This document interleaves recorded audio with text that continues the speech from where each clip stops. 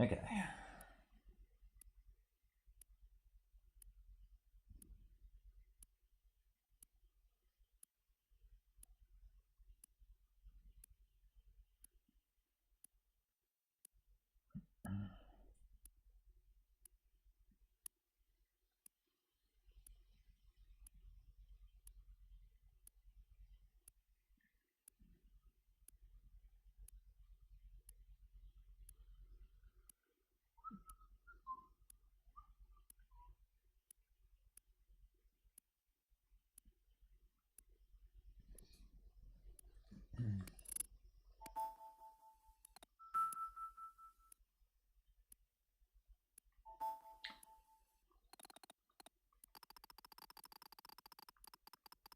Okay. Whew. Do you want? Do you want?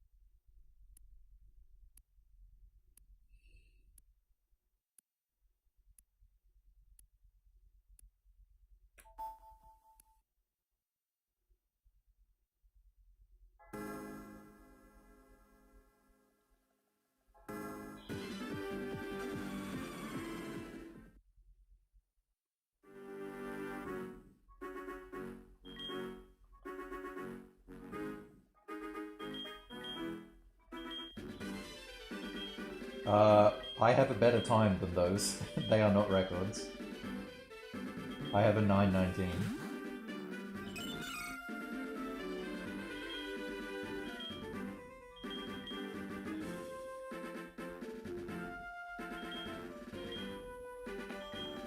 But I have been seeing them.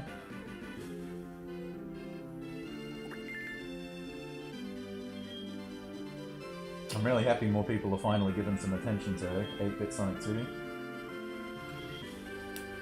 Because it's a great game, and it's honestly, like, of the 2D Sonics, it's the easiest to run, in my opinion.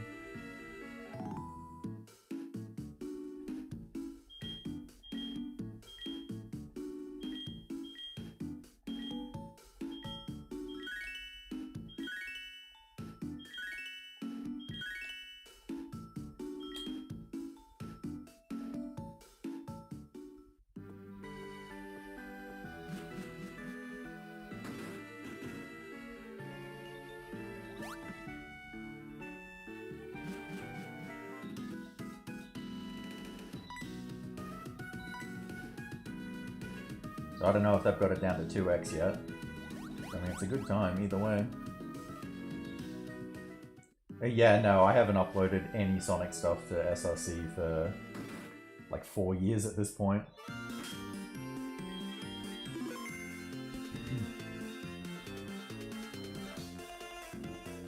Might even be longer, I'm not sure.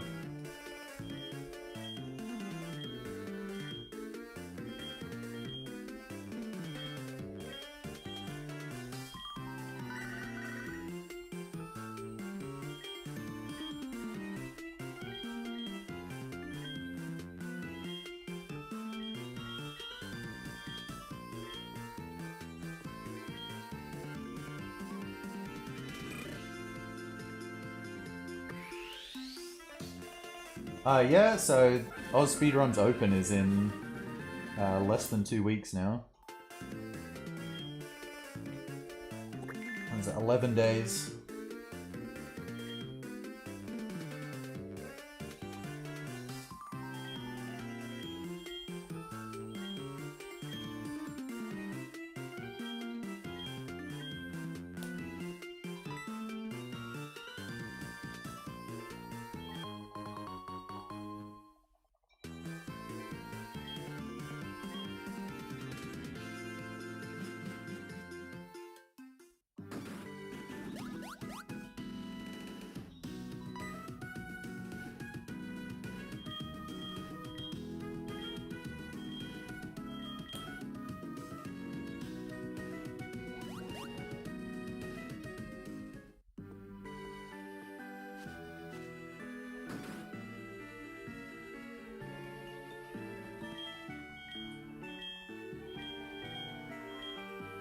Oh, I'm not doing any runs at it, actually. I'm organizing the event this time.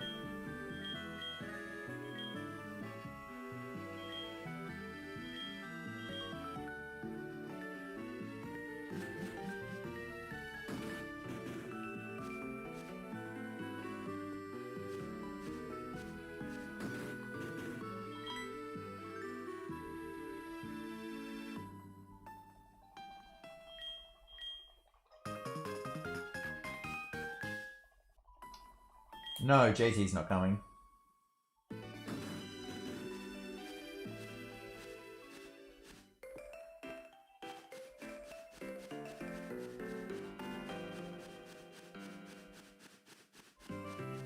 Yo, TY.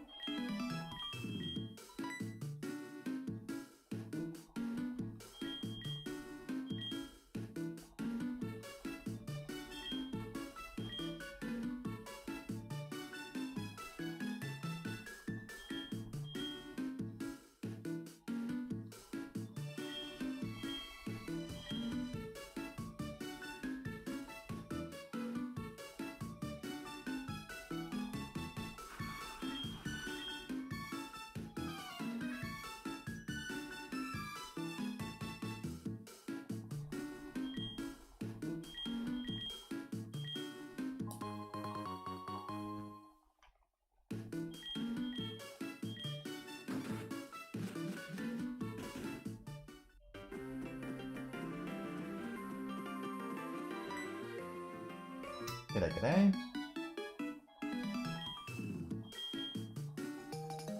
Yeah, you can't choose Aipom as a starter.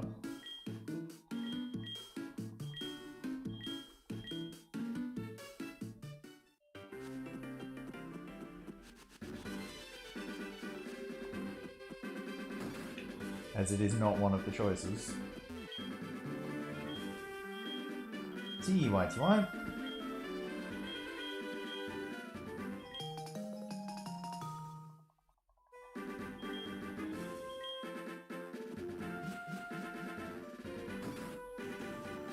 Oh.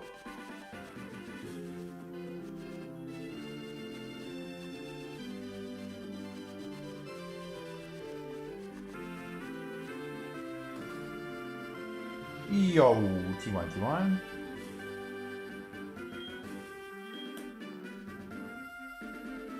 I mean, so this is the only one that I've actually, like, made public there at the moment, but there's a few reasons pastebin is not desirable. One, they take down pastes for no fucking reason sometimes. Like, I still get messages from people being like, yo, this thing that you uploaded 7 years ago has been taken down for harmful content.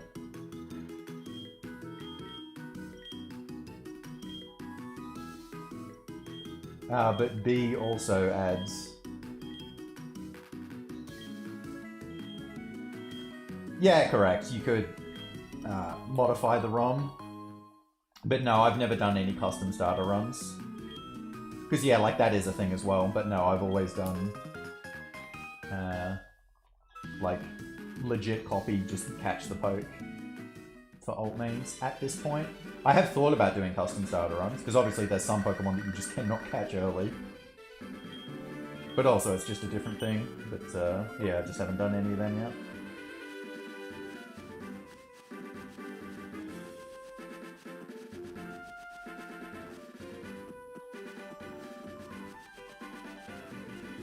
Oh my god.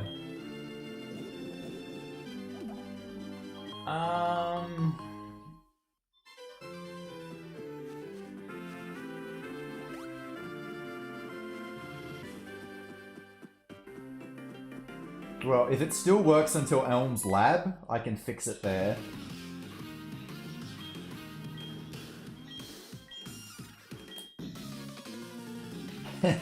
Yeah, when I was a kid playing on emulator, especially on like Emerald, I would just game shark in encounters and catch like level 2 Suicune at the start of the game.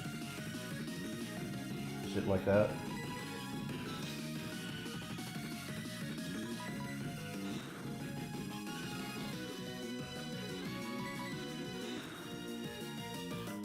It is possible to manip fights, but it is very difficult.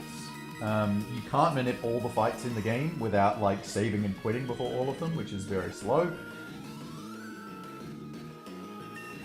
You can't really specifically engineer a manip without save and quitting before a fight, but there is battle identification, which I use for some of the more optimized runs, so like glitchless.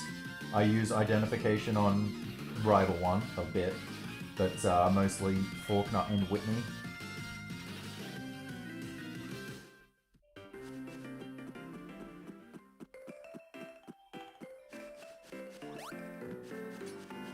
That is wrong already. How is that wrong already?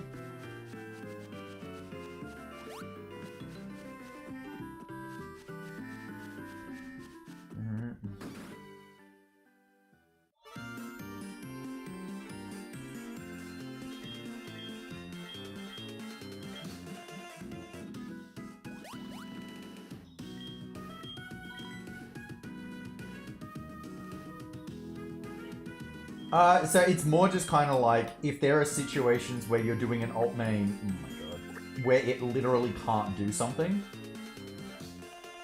then it's okay to like switch train it instead of forcing something ridiculous. Because it's like, you think if you're doing like an alt main with Magikarp or something, like until you get it the experience to evolve, it's not winning. So it's like it's okay to switch train it to evolve the Gyarados, and then you're going to use Gyarados.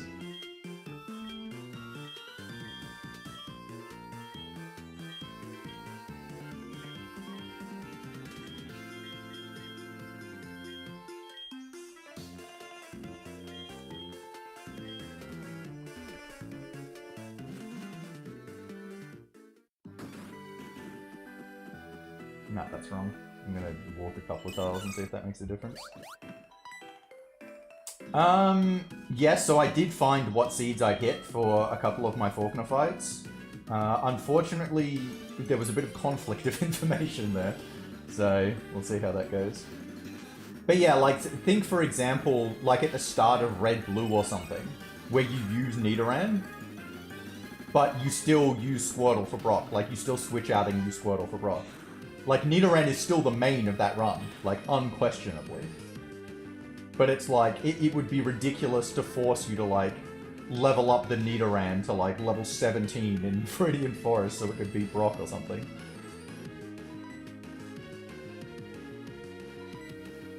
That's for the Manipulus run where you use the level 50. If you were doing an alt main with Magikarp, you can't catch the level 50 Carp. That's illegitimate. Because it's too late.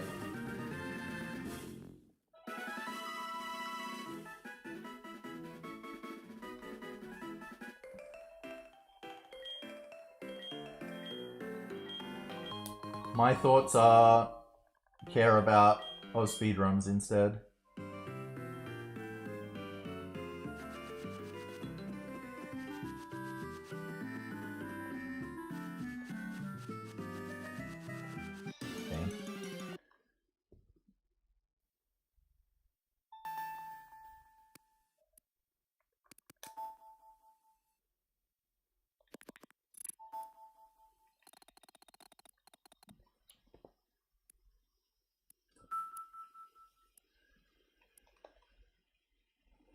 Yep.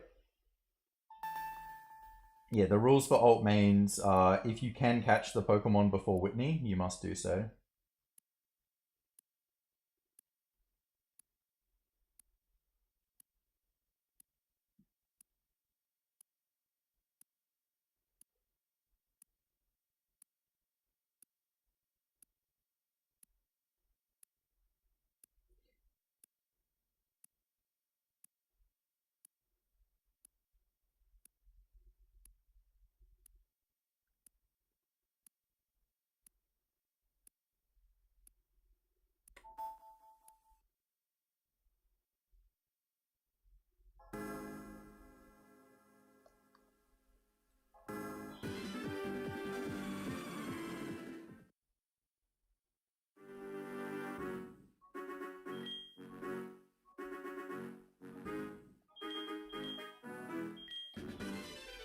Yeah, it's pretty hard to call that emerald, isn't it?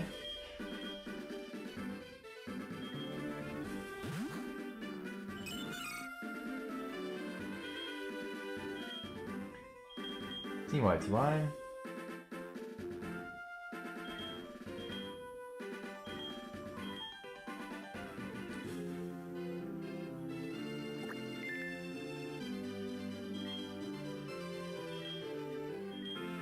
I do find it funny that it was like... Someone came in here, I think at the start of the run, and was like, oh, they're doing Emerald. And I had no idea what the run was, but I was like, I'd be very surprised if that's actually Emerald. And then like 10 minutes later, people were like, holy shit, this is not Emerald.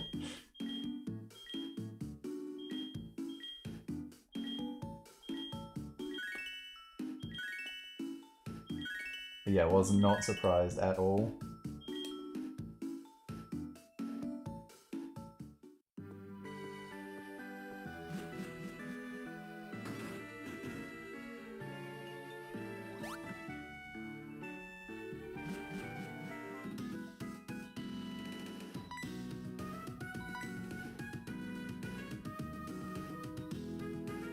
But yeah, I don't know. I've been saying for a long time, I just wish people would, like, stop being like, oh, I wish it was like the good old days or whatever. Because it's like, there are plenty of events that are exactly like that. Just watch them instead.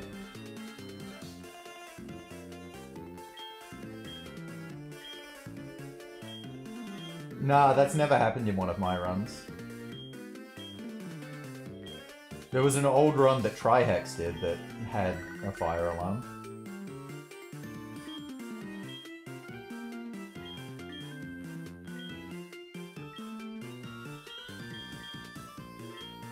So you could do that, but you would have to use Aipom as well. So like you would have to start the fight with Aipom and then switch to the Gyarados. And that's like, that's never going to be a tactical benefit unless the Pokemon you're using is incredibly shit.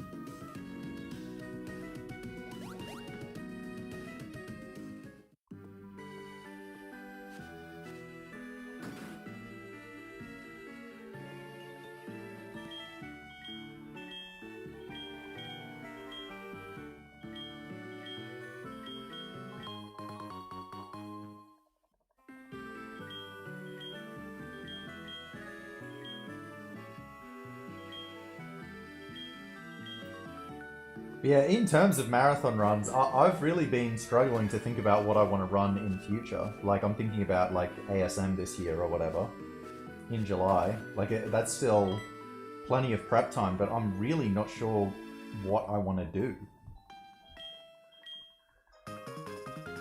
Because I like doing something new, like... I don't like, you know, going to events and doing the same run every fucking year. I'm never going to be one of those people. But obviously I've been going to events for so long that I've kind of tapped most of the things that I think would be interesting to run.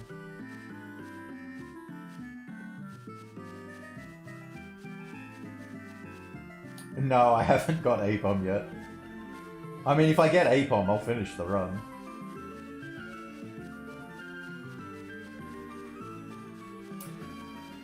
Yeah, no, I haven't had time to do those for the last couple of years.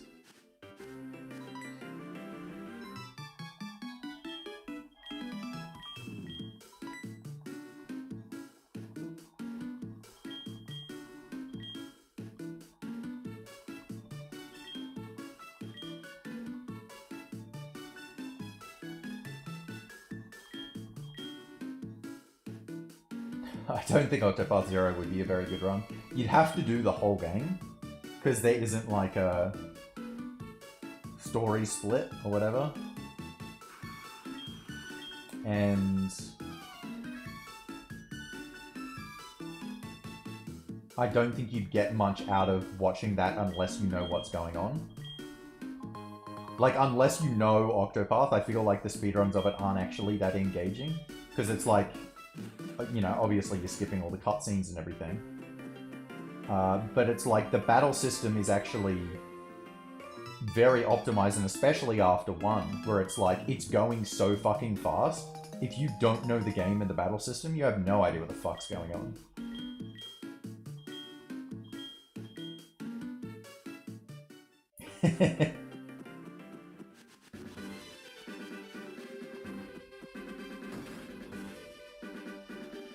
I did run Complete World Tournament one time with a 10-hour estimate. That was during COVID when it was online. That was a great run as well. Such a good run.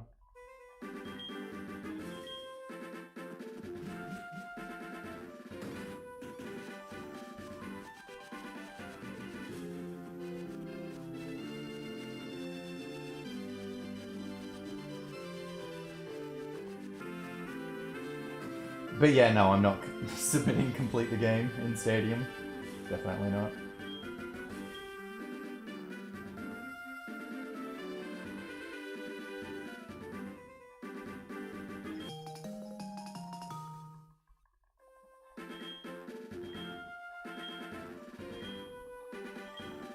World Tournament, yeah, it is. It is.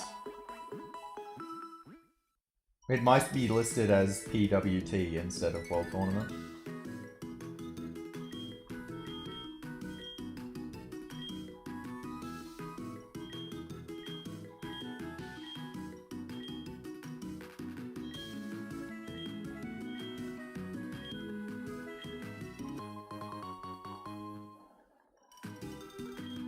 Yeah, I do. They're all in a playlist.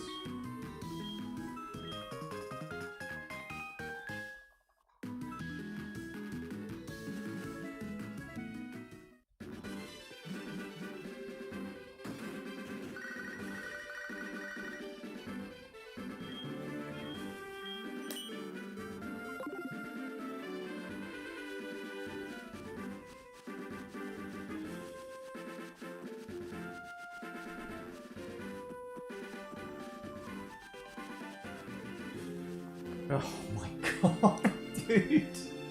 Why am I so bad at this? It is not a hard minute path.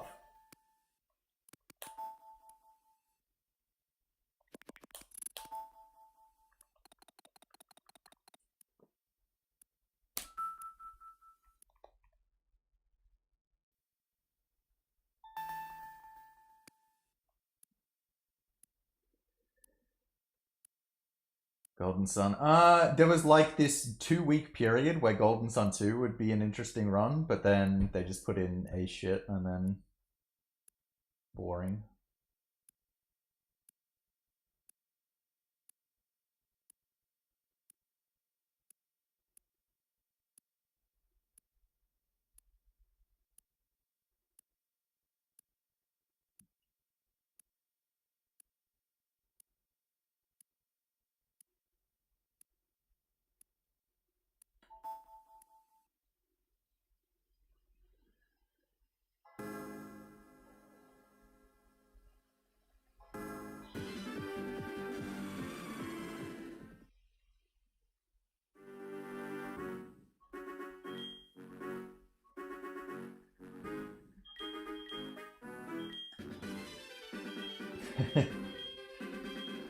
G'day, CY.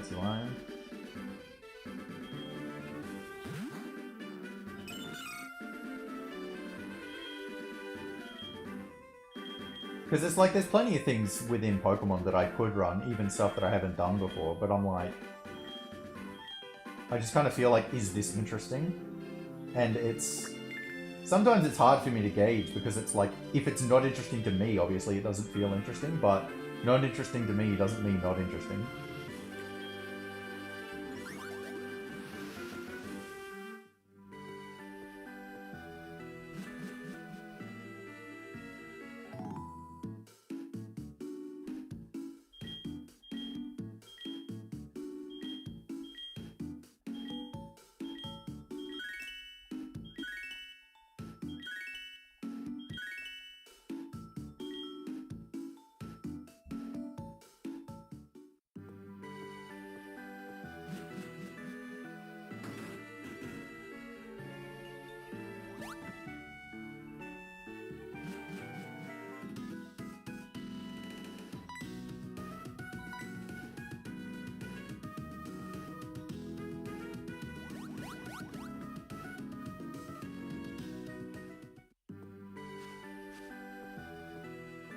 At least I'm doing good at hitting the seed today.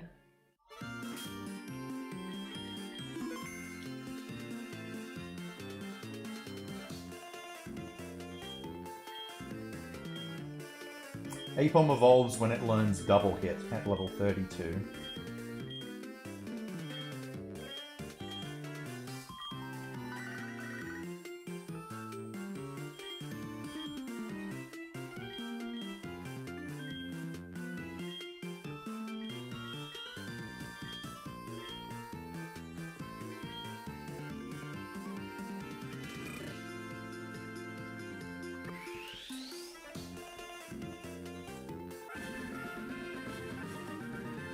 I feel like I shouldn't do Fire Red, Leaf Green, or Heart Gold, Soul Silver, given those have been the big ones that I've done the past couple of years.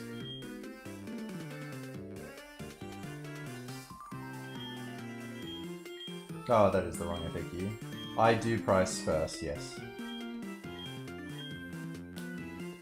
It's because I want to go to Mahogany to get Hidden Power before I do Jasmine. And then once I'm in Mahogany, it's like, well, I may as well do price while I'm here.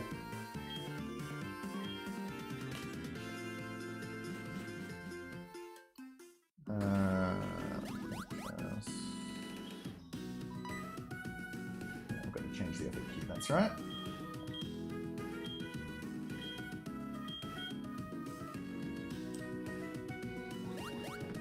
Alright, fixed.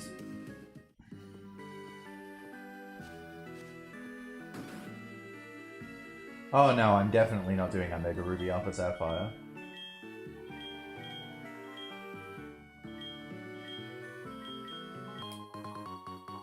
But no, so like maybe a Platinum. It's like I could do something like Red Classic as well. I don't think I've ever run Red Blue at a marathon. I've run Yellow in 2019. And then Gen 2 I've like basically never run as well, but I don't know how to make Gen 2 interesting. Like it's my favorite game, and it's so fun, but in a marathon setting, I just don't know how to make it interesting. Yeah, I did win that. Yeah, so I did think about the transfer runs. I think one of the big problems with the transfer runs is I don't think in a marathon setting, like Dodrio Tower can be pretty off-putting for people.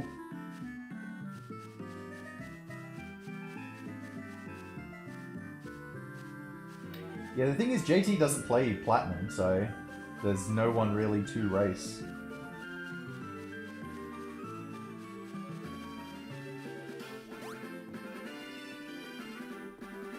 No, so we already did Gym Leader Castle in Stadium.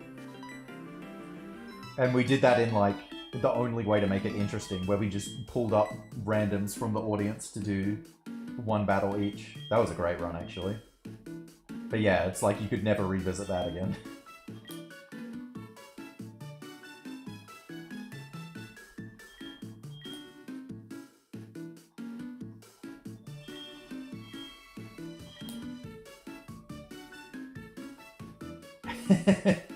I definitely won't be doing Kururin this year. Can't bring that back so soon. I'd love to do it again at some point and like expand on, do like a whole fucking block, get the whole series in there.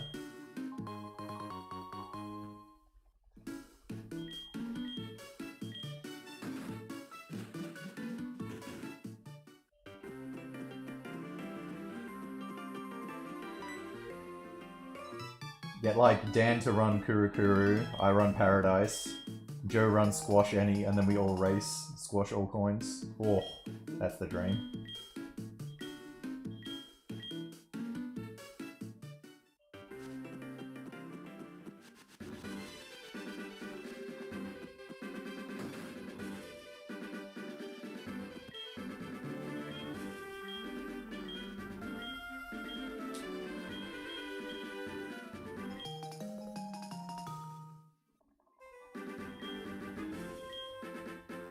Yeah, so I think if I was doing Plat, I'd be doing it by myself.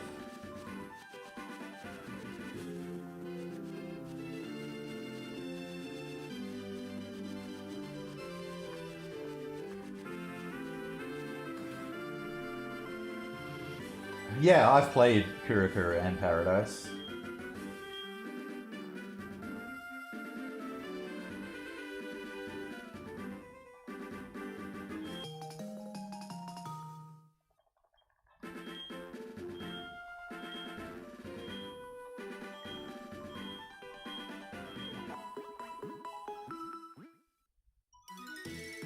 No, I'd always want to do a Maniplus category at events. If I was doing it by myself, it'd either be any percent Maniplus or Baton Pass. Baton Pass in Platinum is pretty cool as well. Baton Pass in White 2 is also really cool.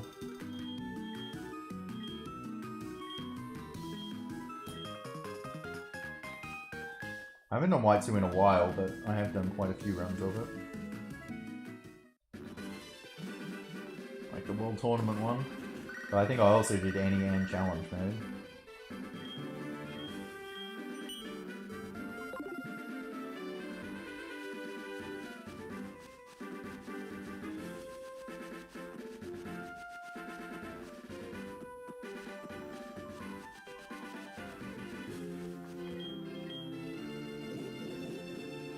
No!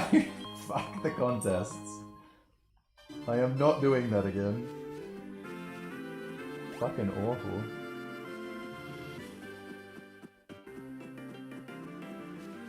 If by Tentacruel you mean Golduck, then yes.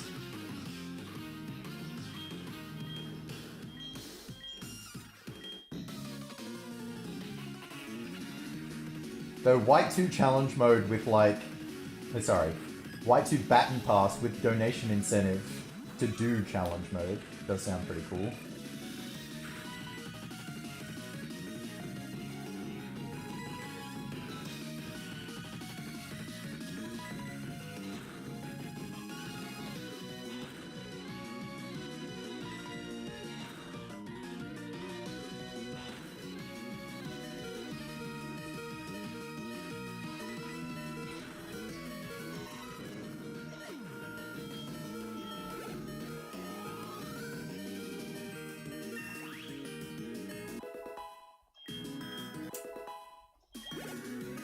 Don't worry, PokerStar Studios is a part of Master Medalist. You'll just have to wait for that.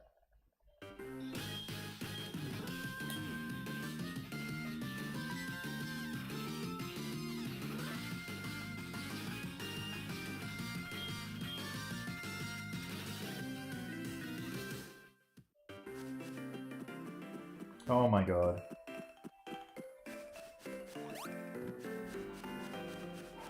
That's wrong again. Oh my god.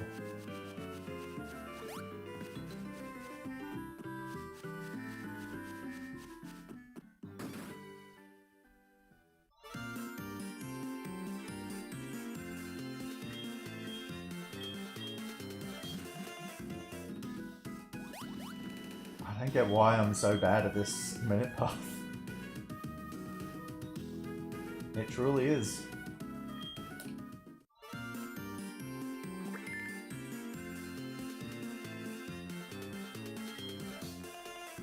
I'll have a look to see if it realigned. If it doesn't, I'm just always guessing.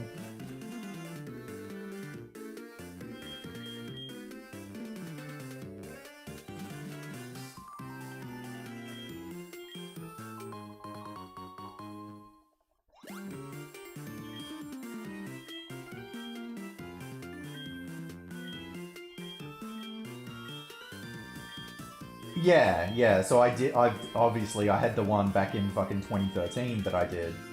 But then I also did Gensu no Ace at PAX one year. That is a fun category, but like I said, I'm trying to not repeat categories. Nope, that's wrong.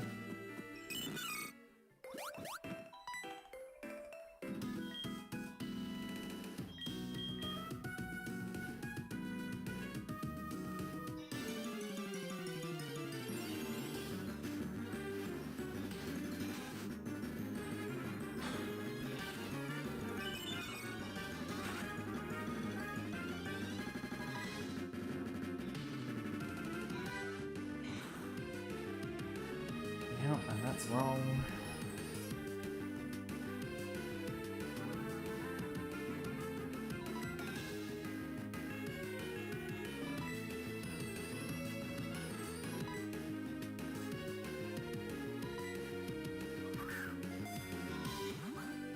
Yeah, in the context of speedrunning, stuff with trading isn't very interesting. Like, just watching a poke move from one game to another is like, oh, there it is. You know what I mean? Like, even those ones where it's like, you know, glitchless and complete the decks and whatever. It's just like, okay, so there's the poke and then it moves over there. Why am I clapping?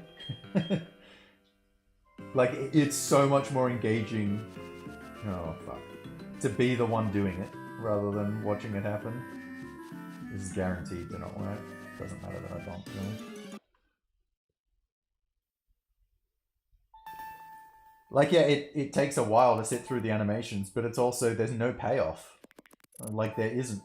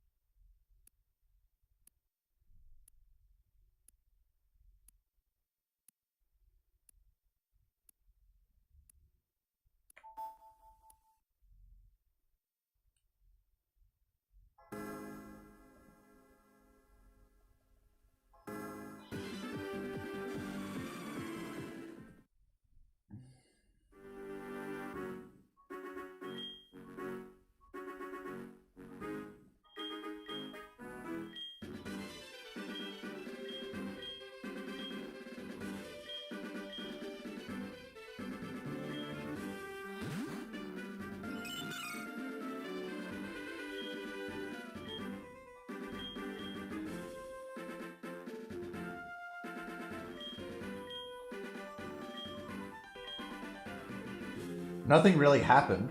It's just... there's finally something else that I can just easily export to that I think is better.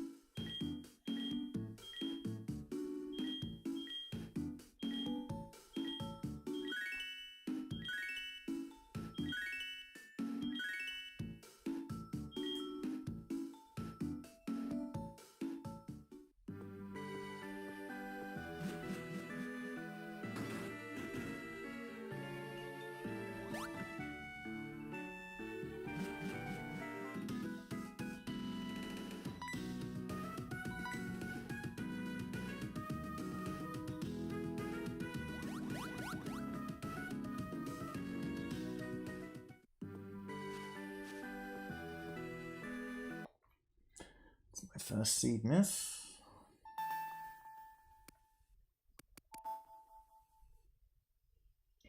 Yeah, I don't really know any way that it could be engaging. Like, I feel like it'd need to just be a completely different game.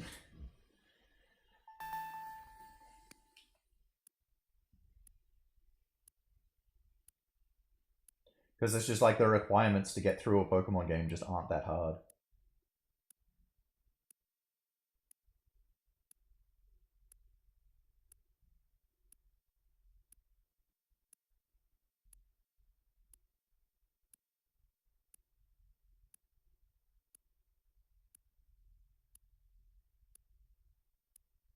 Actually, I tell you what it would be. No, I just thought of it. I just thought of it.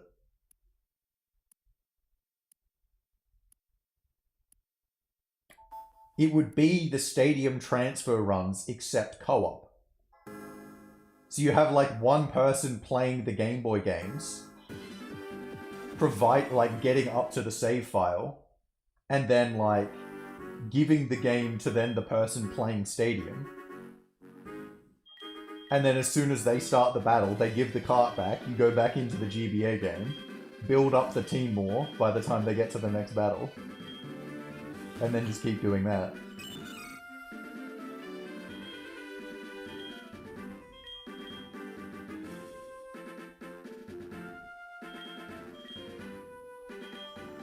Because it's like, it's the only way where there's actually a requirement that's hard enough to justify somebody else playing the game in the meantime to assist.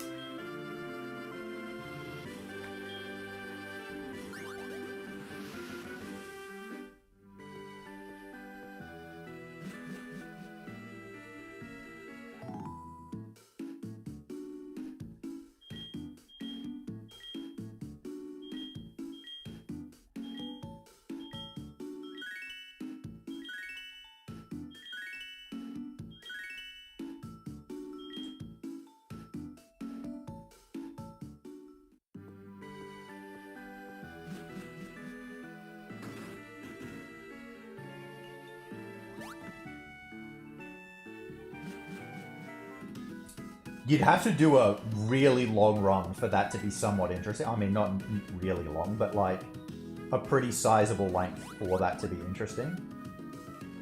I was just thinking one of the other problems is like it takes a decently long time in the Game Boy game to get something like that can win anything in Stadium. But what you would do is, and like you'd want both players active all the time. So what you do is you do it in Stadium 2.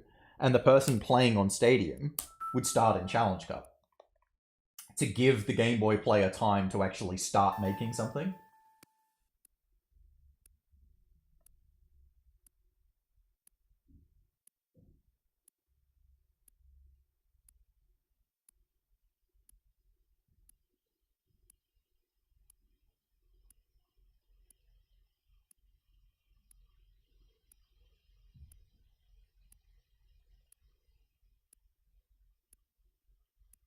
Nah, commentary for that would be fucking easy. You got two people doing separate things. So much to talk about. Very easy.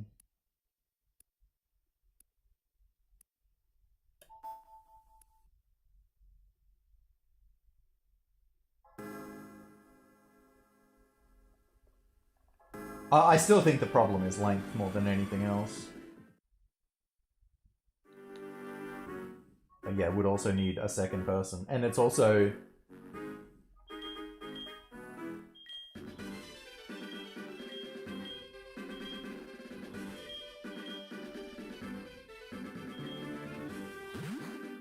I'm trying to think what the easier run would be. The easier run would probably be Stadium, rather than the Game Boy game, but then they would have to know how to do Challenge Cup.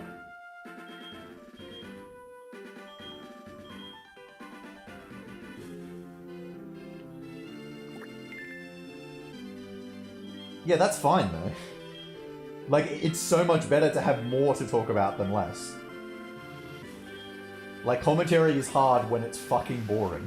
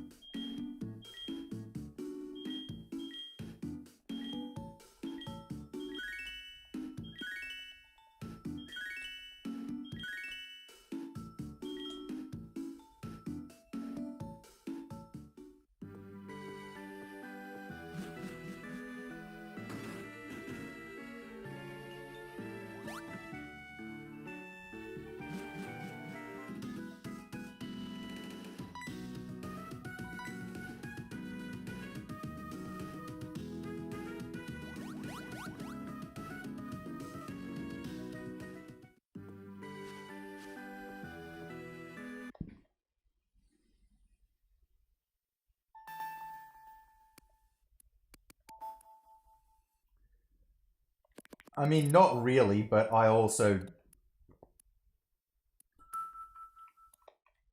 have thought I haven't sworn and actually have on occasion. But it's like, it's just kind of being like in a professional setting. It's like, you just naturally don't do it.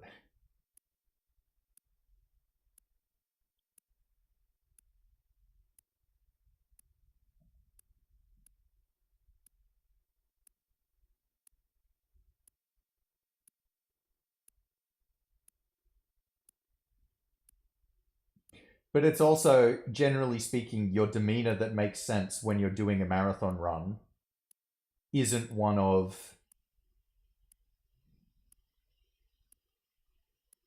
like that would be befitting to be swearing all the time. Like obviously I don't fucking care about swearing, but it's like when you're doing a marathon run, you are, well, at least I think you should be, being more descriptive and being more explaining what's going on and whatever, but also being positive. Like, I can't stand people who do marathon runs and are just like, oh, that's really unlucky. God, this is so bad. Blah, blah, blah. And just being like really negative about the run. Like, something unlucky happening should be funny and amusing in the context of a marathon run, not, oh, this sucks, now my time's gonna be bad. Like, who fucking cares?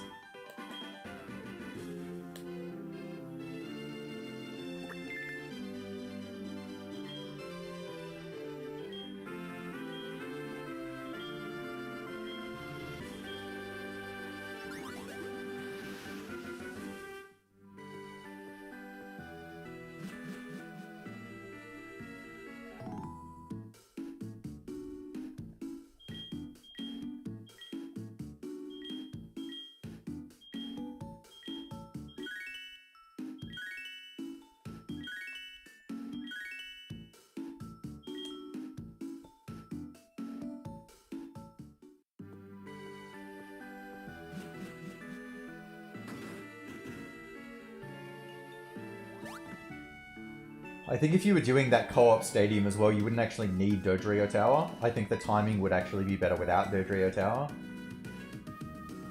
Challenge Cups take just a bit under 3 hours. It's over 2. By then, you would definitely be able to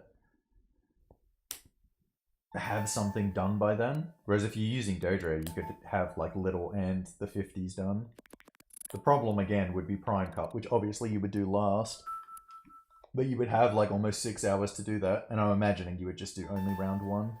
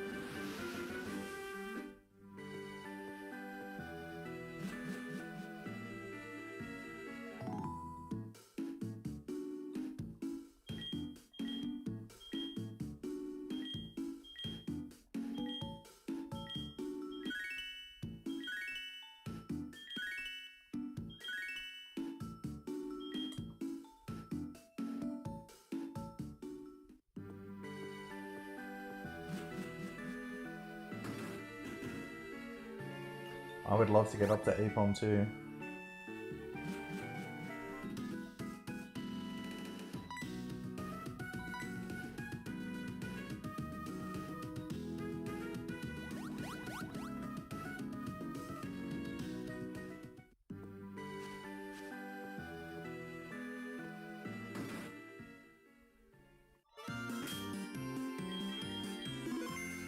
I could stop messing up my movement, that'd be great.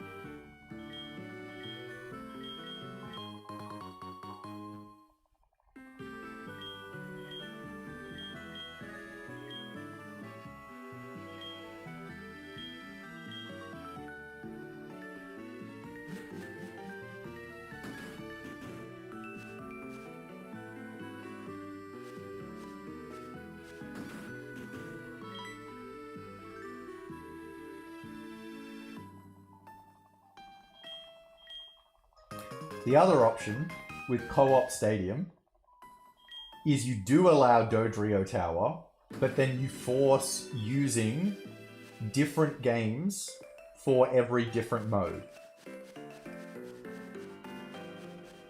So like, use red-blue for Gym Leader Castle, and use yellow for Prime Cup, and use gold-silver for Poker Cup, and use crystal for Little Cup.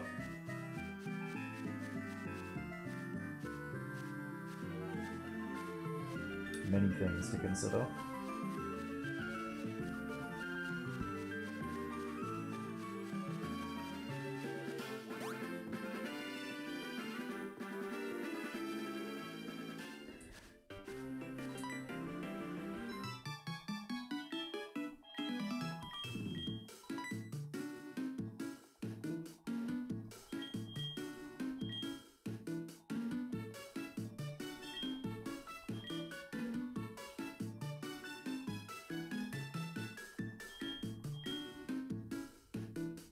I think even if you didn't allow Dodrio Tower, maybe you would still use two separate games, because it's just like... Prime Cup, like getting to level 100, is fucking bad, and especially bad in Gen 2. A, your level up options are fucking low. B, your rare candies are fucking low. And C, your high level Pokemon are really fucking low. Like, you've got the option for the level 70 Ho-Oh Alugia in Gold or Silver, not in Crystal. But even then, you'd rather be getting Mewtwo in Gen 1 to be able to dominate Prime Cup than Ho-Oh Alugia.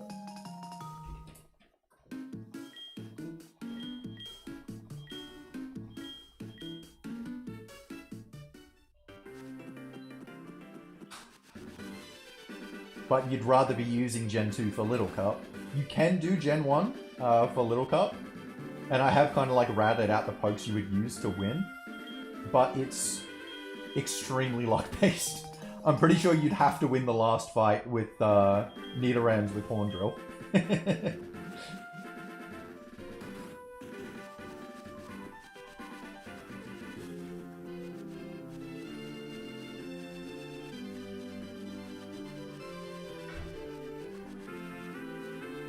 But you might have enough time to do both games even without Dodrio Tower.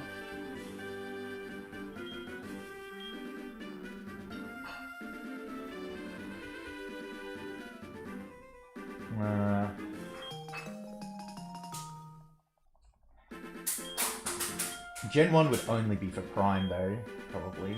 Only one master.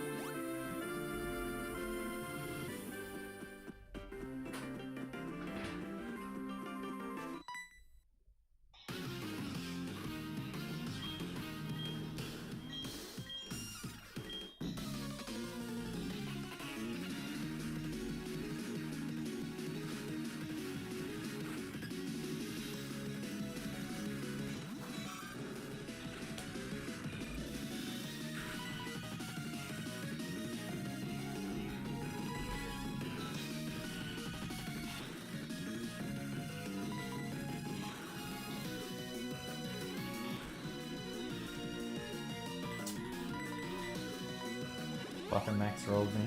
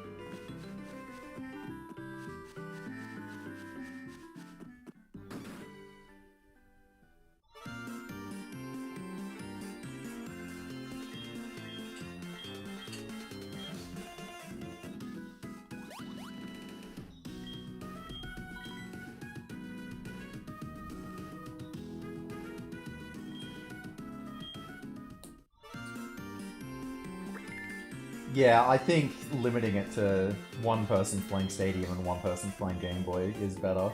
Like, if you had others, I feel like it's actually too easy as well. But yeah, too much to follow. I do like the idea of multiple games, though, also because it's like, it makes the swapping easier, where it's like, okay, I've got this team done, now I can give you that one, and then just immediately boot up another game.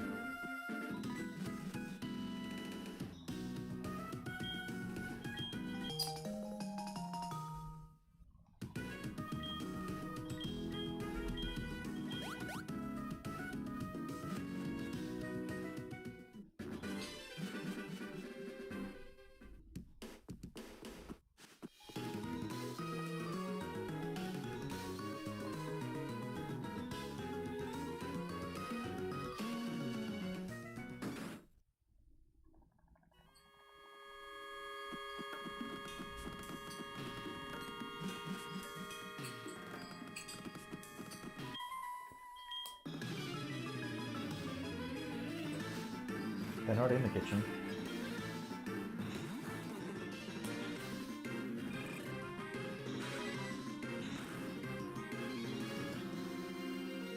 Nice crit.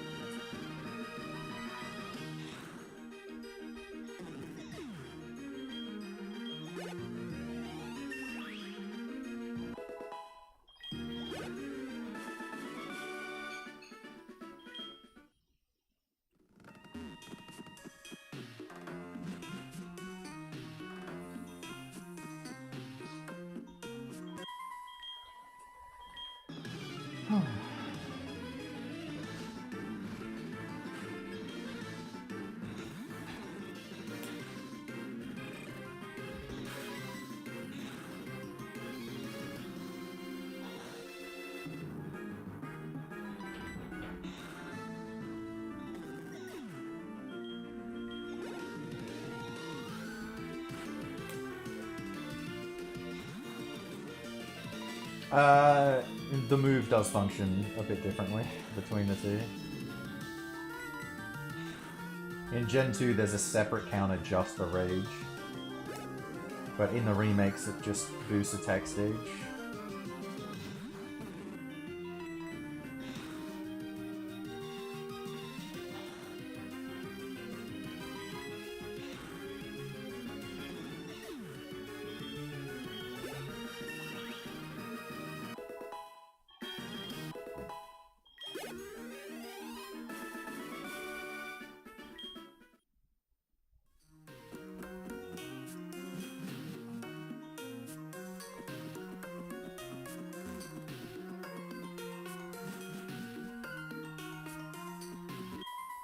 Well, I mean, boosting your attack stage is actually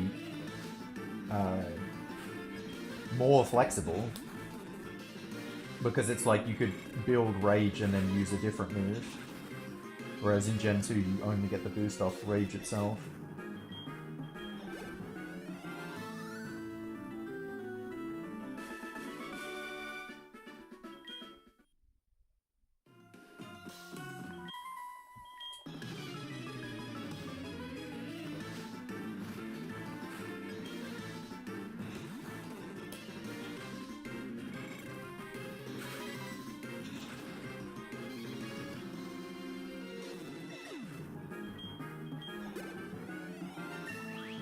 Yeah, Rage was very bad in Gen 1.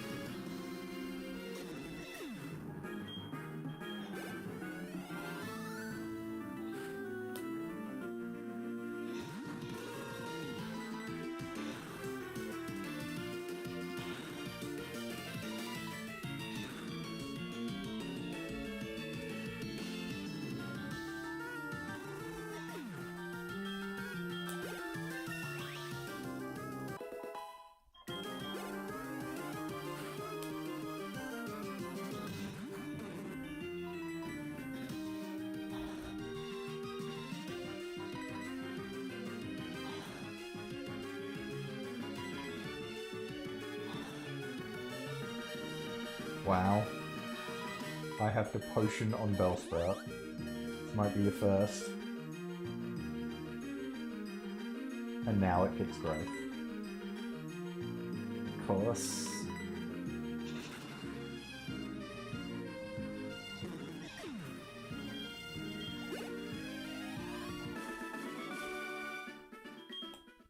I mean, I didn't have to do that. I could have risked it, but obviously I didn't.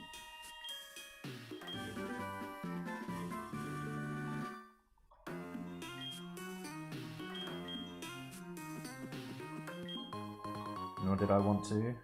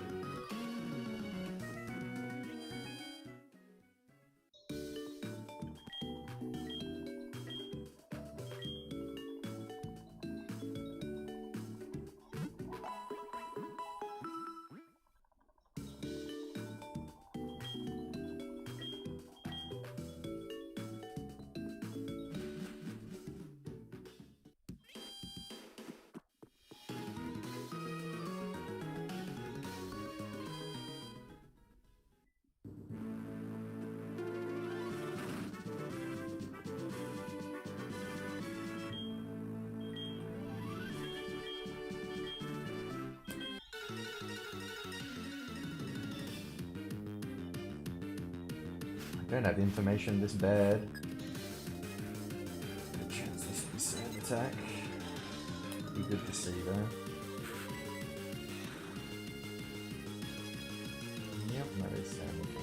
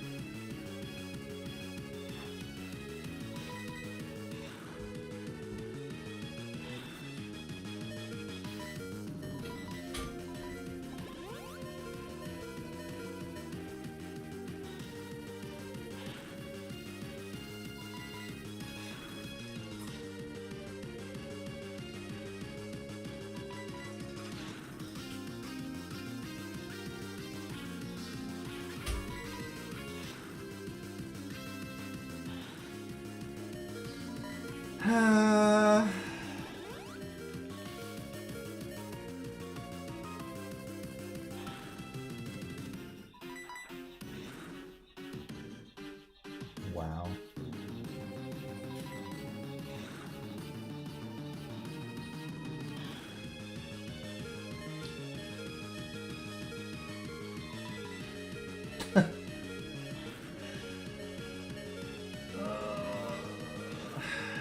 I have 11 embers.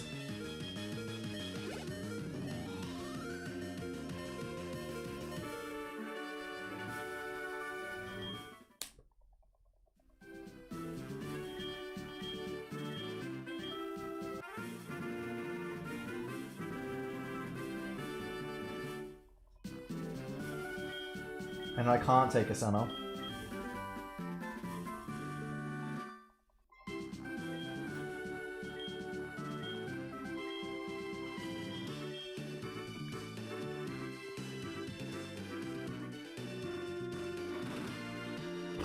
Well, this is going to be filthy.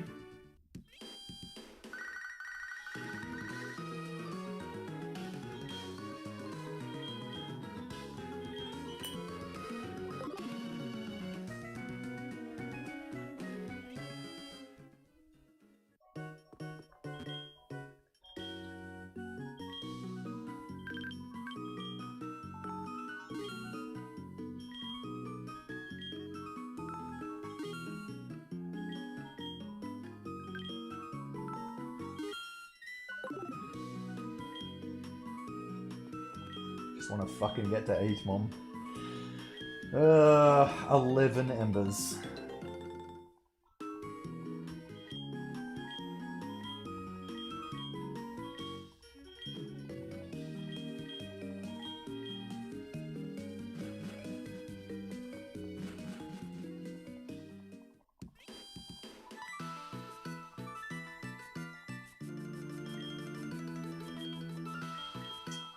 So I think I'm gonna have to quick attack every Rattata in Slowpoke Well.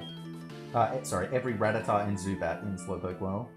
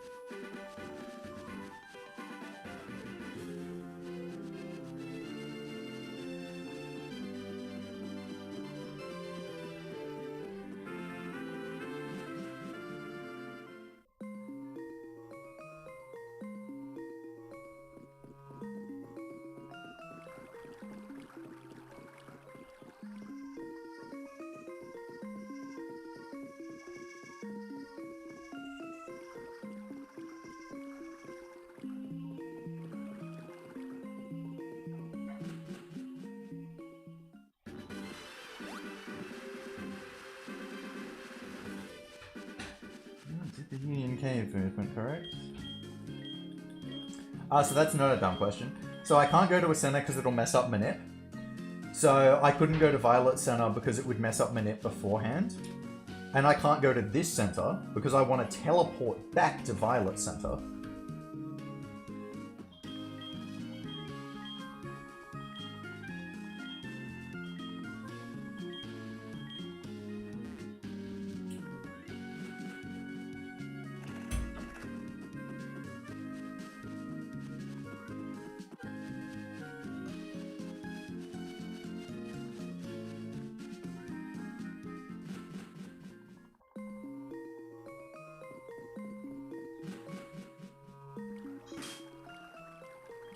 As well, super here.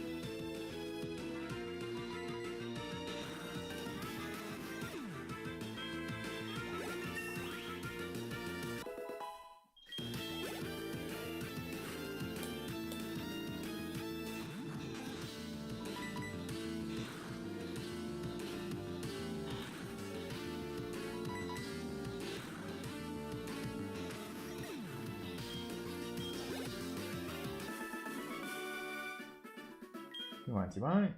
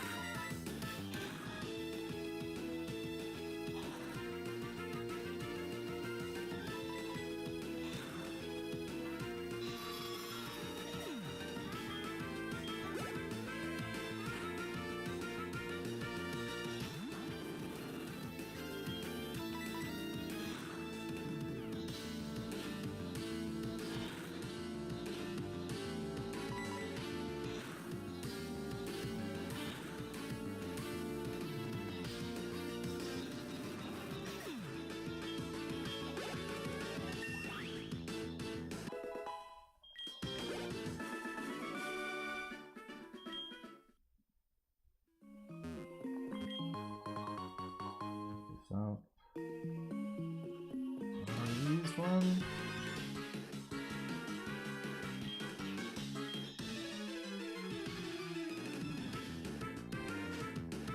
Yeah, the burn was helpful.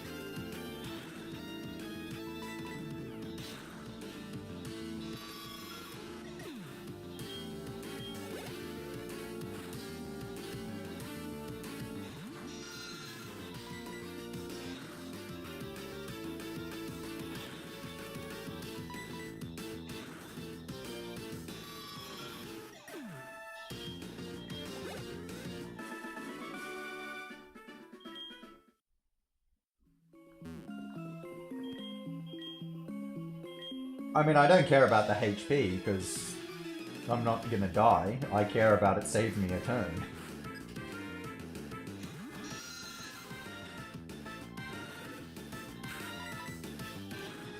Or maybe even two.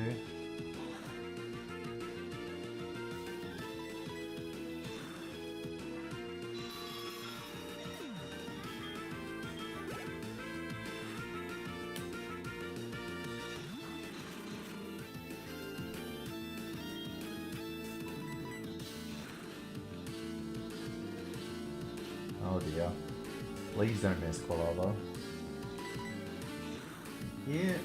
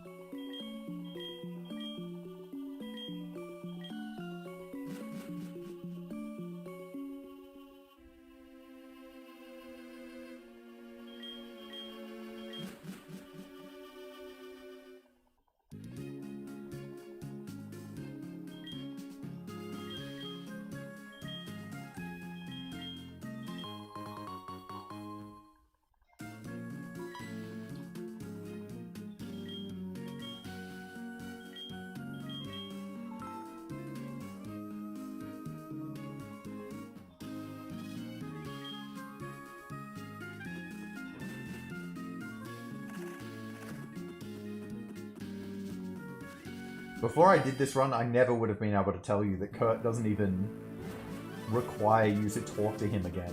If you've got apricons, once you save him, he's just like, give me them apricons.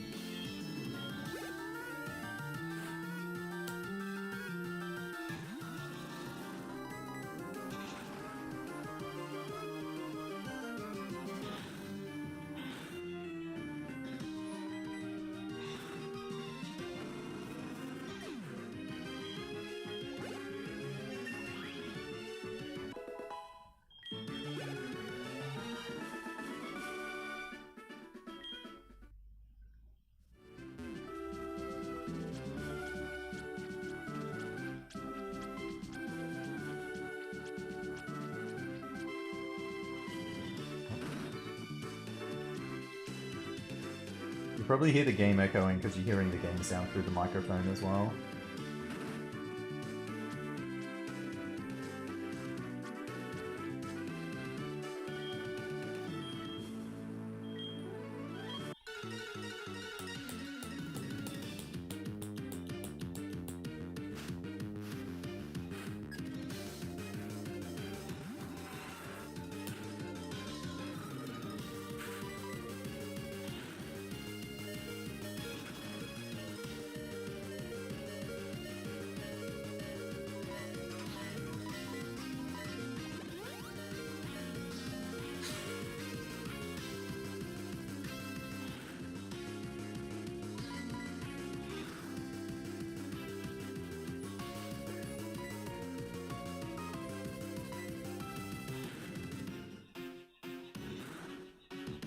Oh no. Oh no!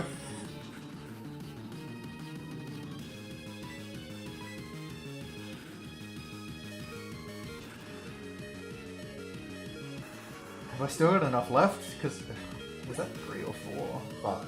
Please tell me I've got enough left. Do I have 2 or 3? Okay, I've got 3. Okay.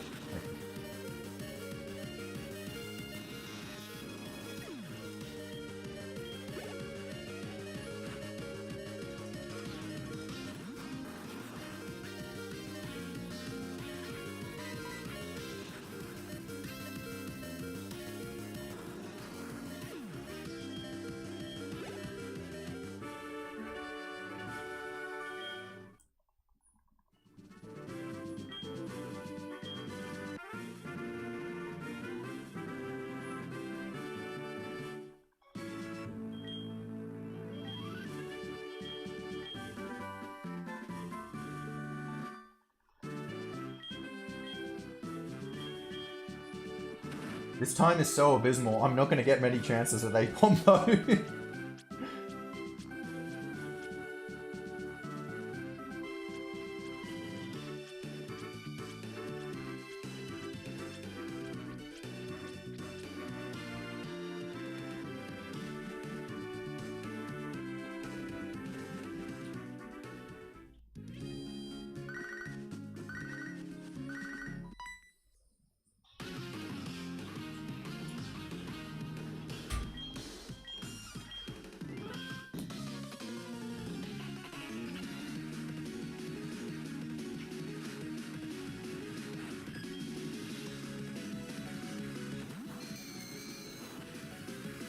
Yep. After the minutes go past 14, I can't get Aipom anymore.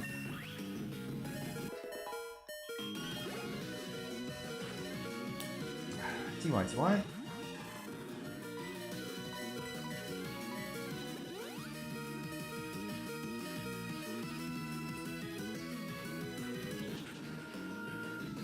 Yeah, of course it is. Not a single scary face.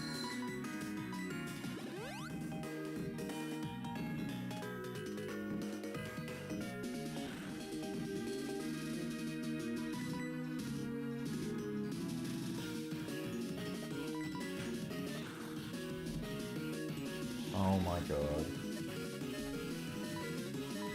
I still haven't been hit by Scary Face yet.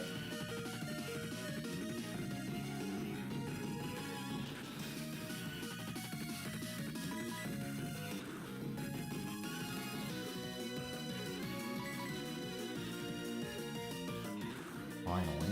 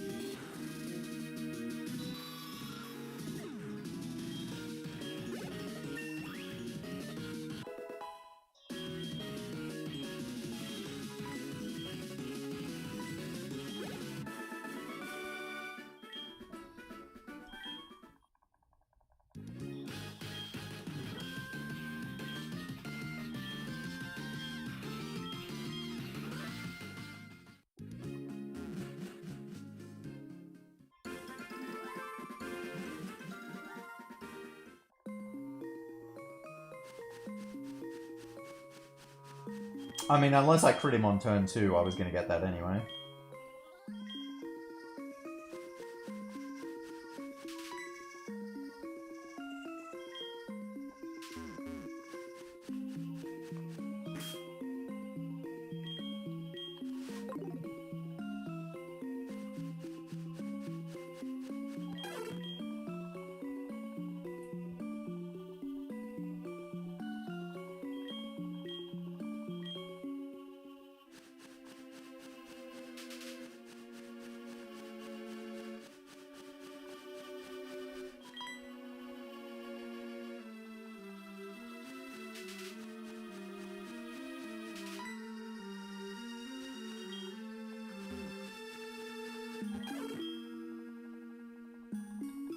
YTY.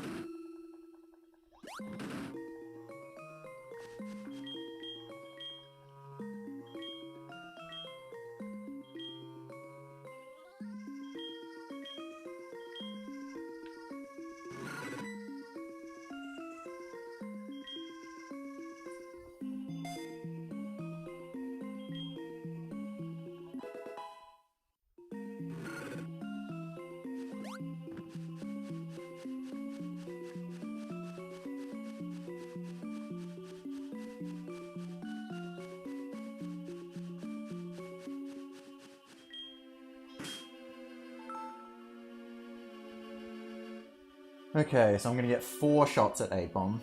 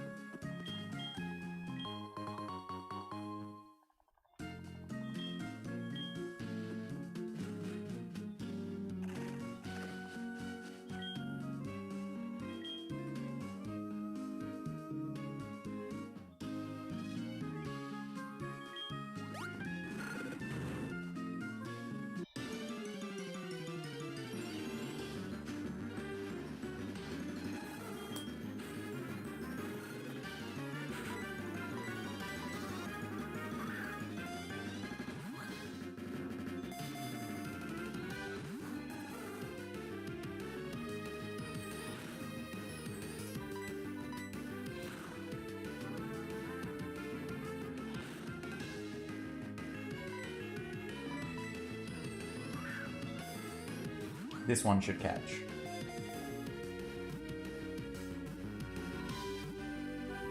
Beautiful.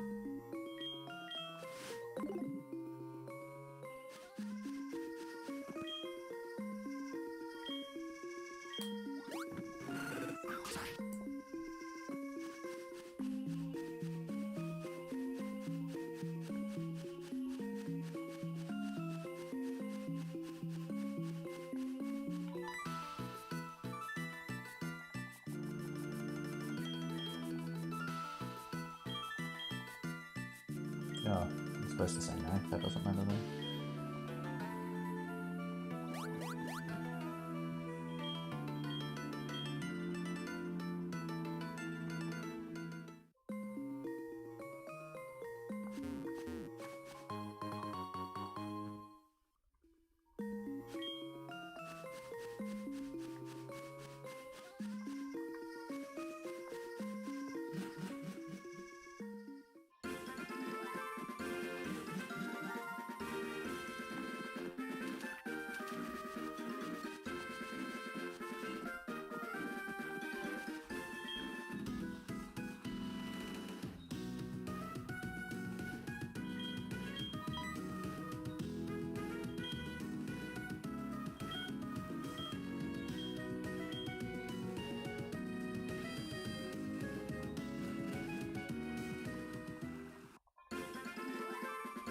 Friend ball makes the friendship start at 200.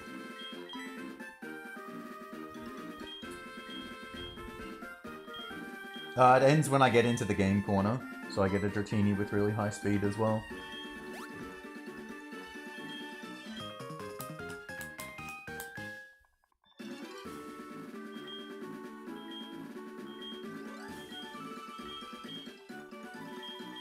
Hopefully Voltorb flip works as well. So one of the stupidest fucking things that I also did not know until I routed this game was I can't put Aipom in the daycare there because I only have 2 Pokemon. They don't let you put 1 of 2 in the daycare. You have to have more than that.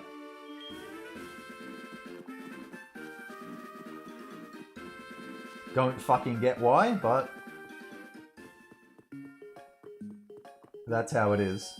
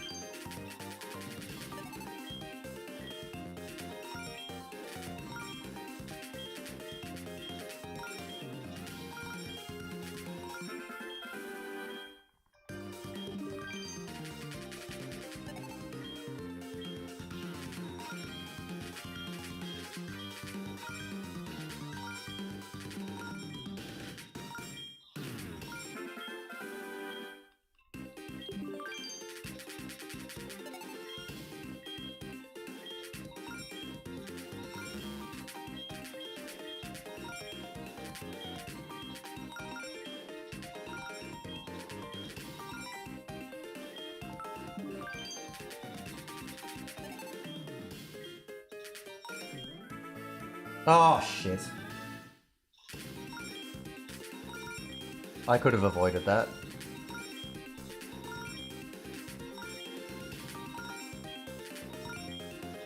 I'm supposed to do bottom left first, not top left. That was a mistake.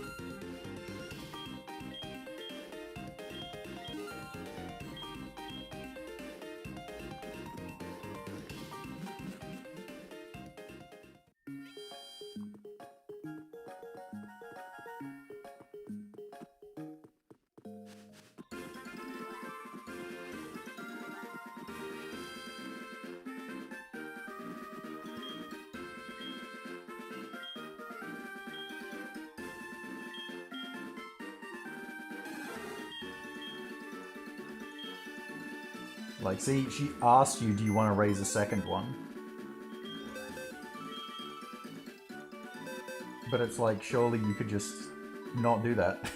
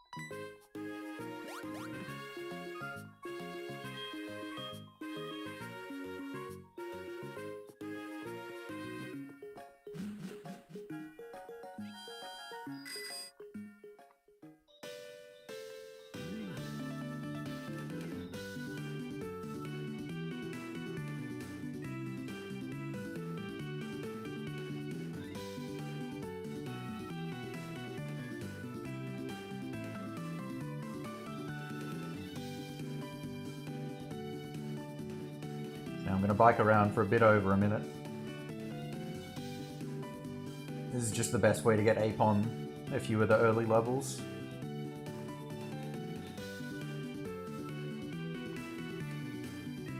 So I just want to get it to level 13. At the same time, biking around is also increasing Quilava's happiness, so I can get the return TM with Quilava instead of having to get it with Aipom.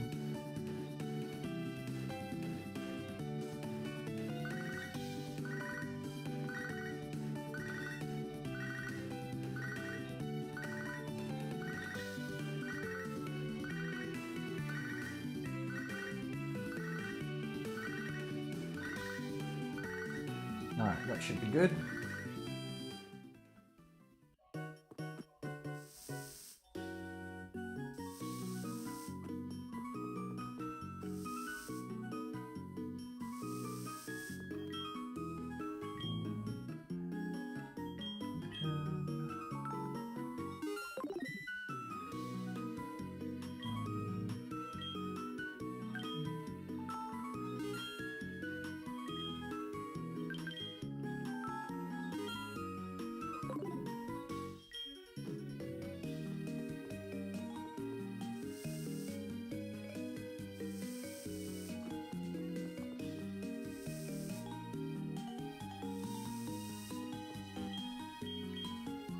Oh my god, Quilava didn't get the happiness. You've got to be fucking kidding me.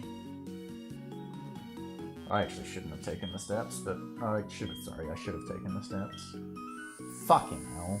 I'm gonna have to go back up there and get returned with Aipom. How did Quilava not get the happiness? That's insane.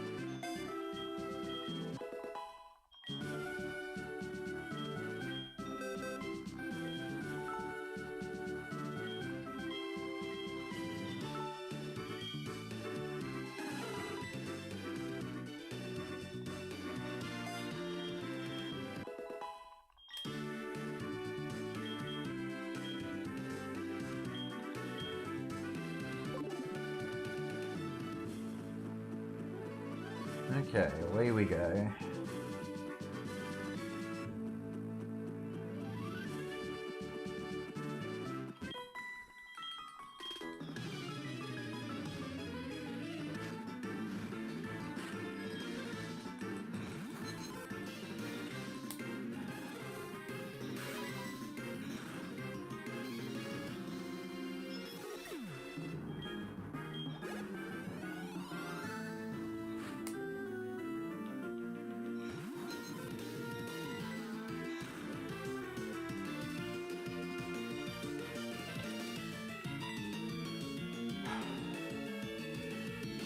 Unreal.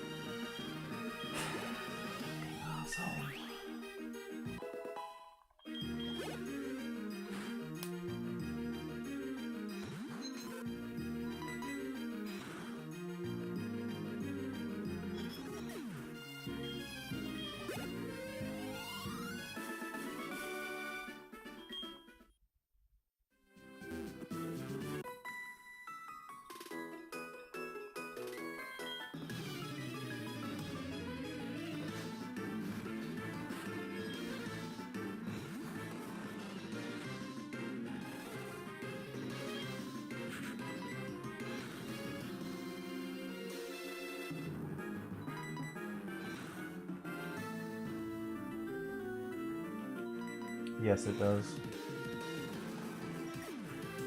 The other thing that would protect is just getting the range and fucking killing it.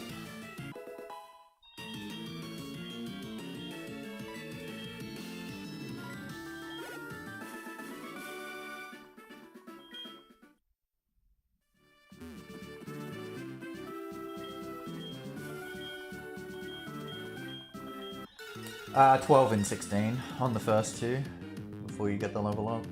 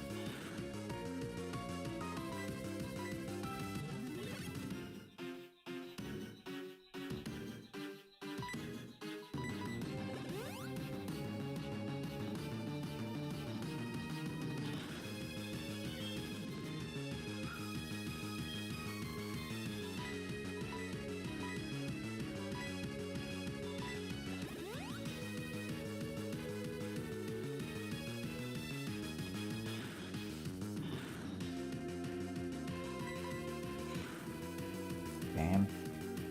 If the sub didn't break, I wouldn't have healed and just would have used the sub for Miltank. Probably just leave the sub anyway.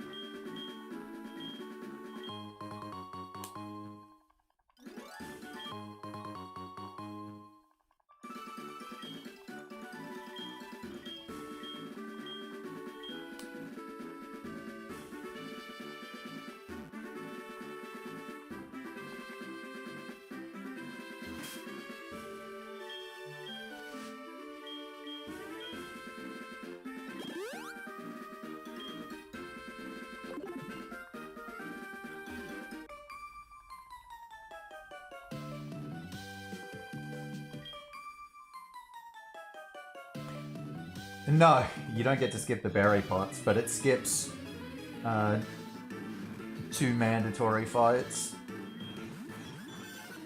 And it's an even slower 2 mandatory fights in this run. Because you have to play at night to get Aipom in a friend ball. And so there's a policeman blocking your way on the route that you go through as well.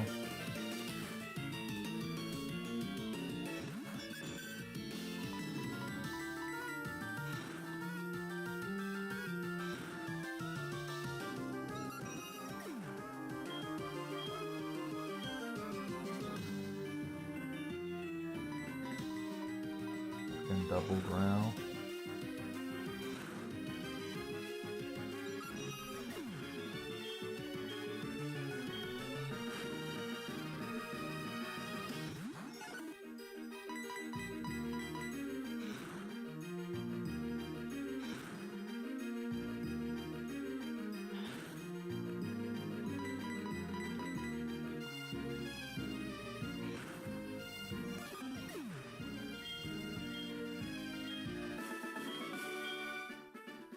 Why did I not get to level 18?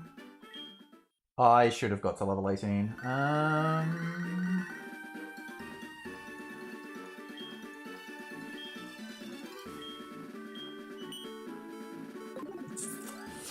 think it's going to be worth doing coughing early then.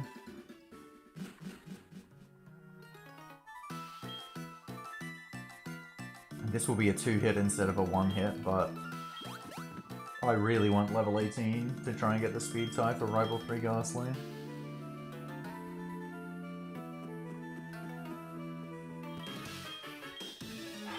Probably because I fucking took the elevator down instead of the stairs. I did bike around a bit more to try and compensate. I want to see just how close I am to level 18 here. Yeah, pretty fucking close.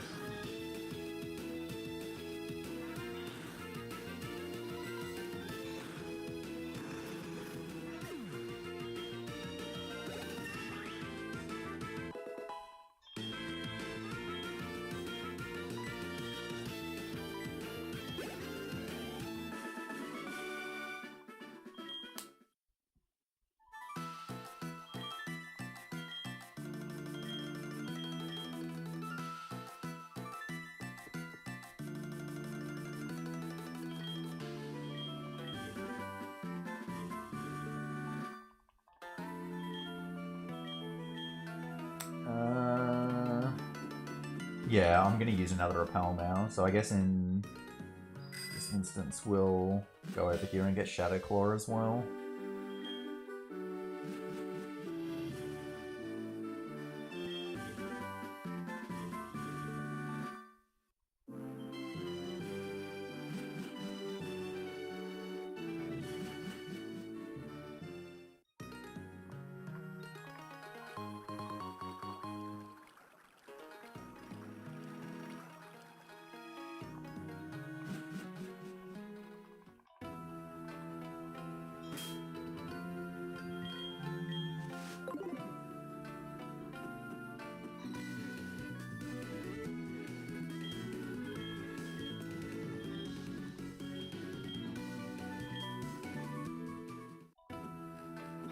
Okay, so this is a speed tie with Ghastly.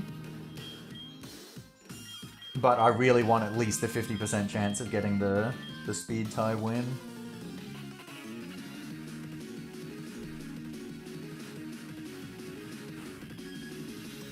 Because getting Curse here is really bad. Okay, I did not win, but it didn't use Curse. Okay.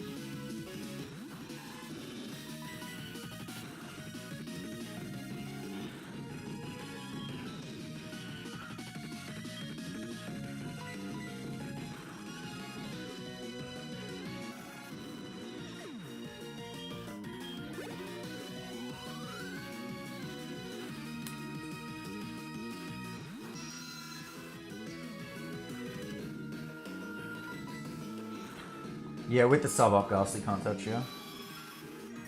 But obviously if it gets Curse out, you're gonna die as you're setting up, so you just have to switch out and then come back and then sub again. Because it's also got Confused Ray.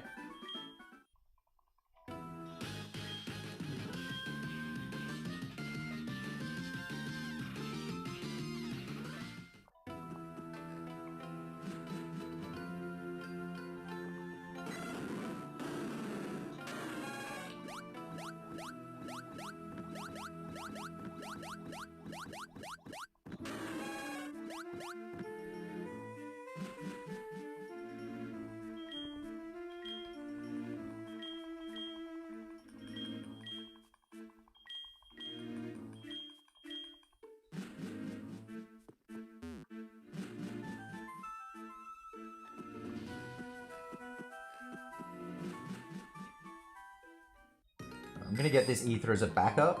I shouldn't have to use it, but just in case something goes wrong at some stage. Given this is not going to be a knockout run.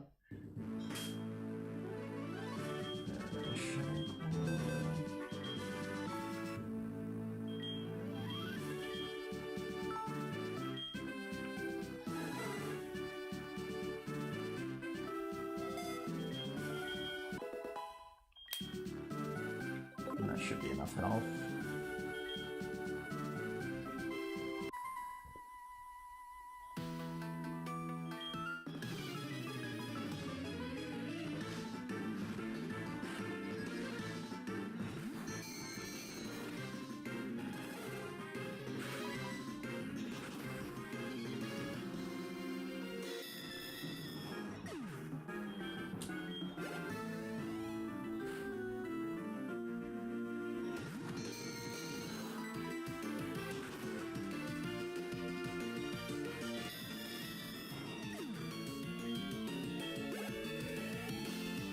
This will be an interesting test run for me as well. Aipom does not have Pokerus yet. In all of my test runs, it got Pokerus by this point. So there's upsides and downsides to that. The downside is obviously it's not getting the double EVs at the moment. However, in this gym, everything you're getting is special attack. And by not getting these special attack EVs, it means the EVs cap out later, which means you can get more attack EVs from Lance. Thing is, by that point, the attack EVs don't really help, and the special attack EVs do mean missing them does mean Brock's going to be a range if I don't get extra experience.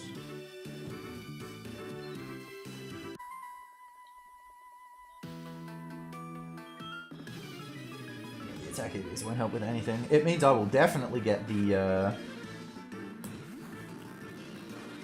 ones that I need to in case there's some extras that get thrown in by hitting spinners.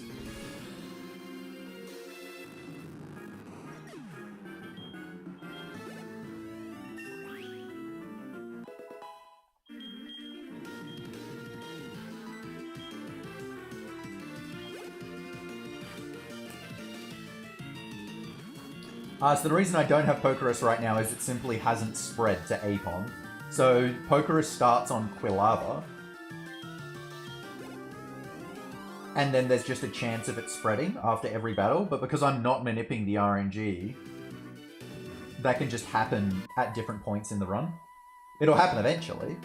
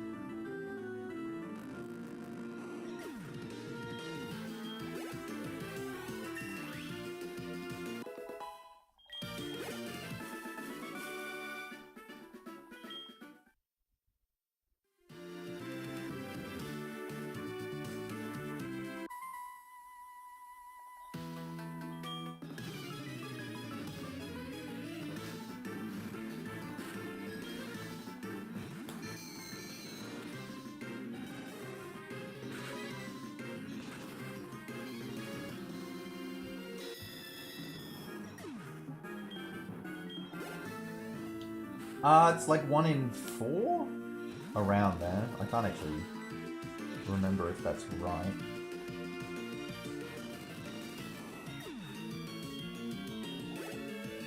But it's around there.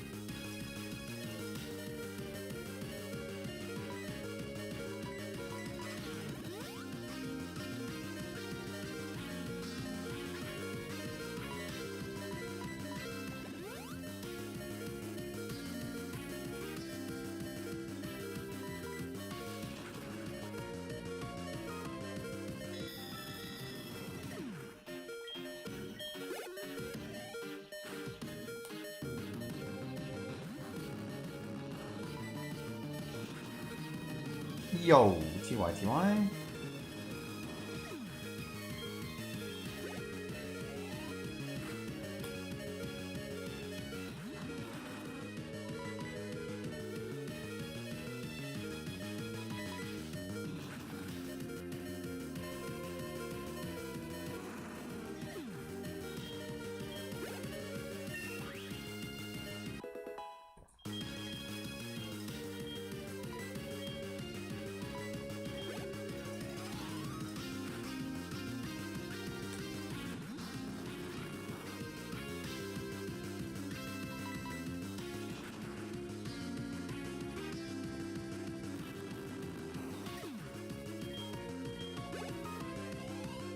Okay, that all went fine.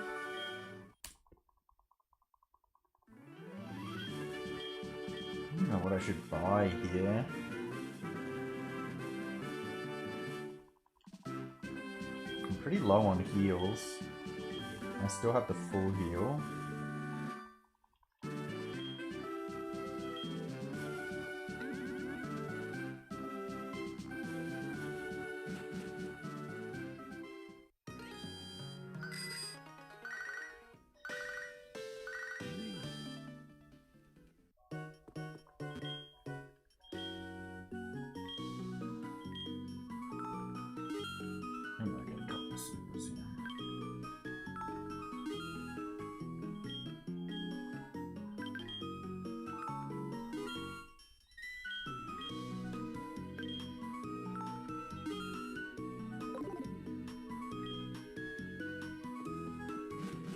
Yo, TY, TY.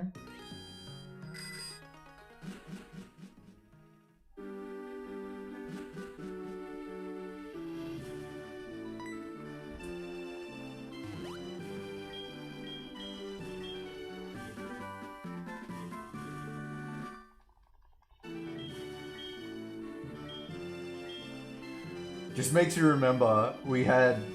I remember this conversation we had in primary school.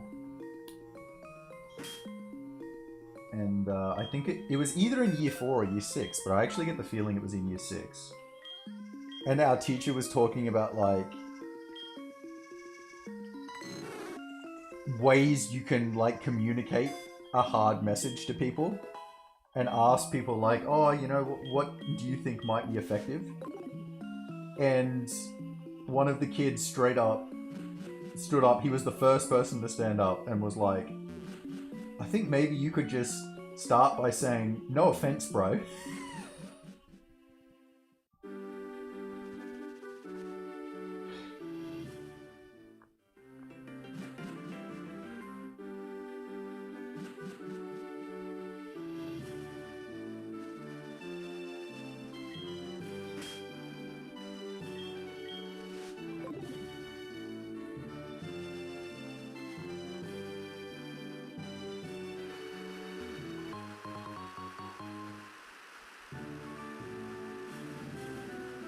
Oh shit.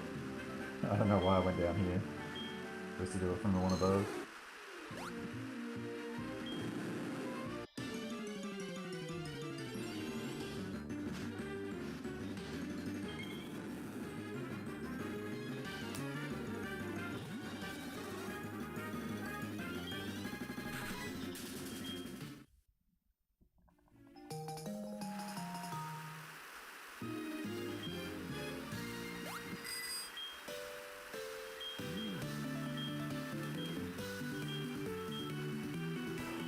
Fuck! I forgot to flag mahogany. Shit!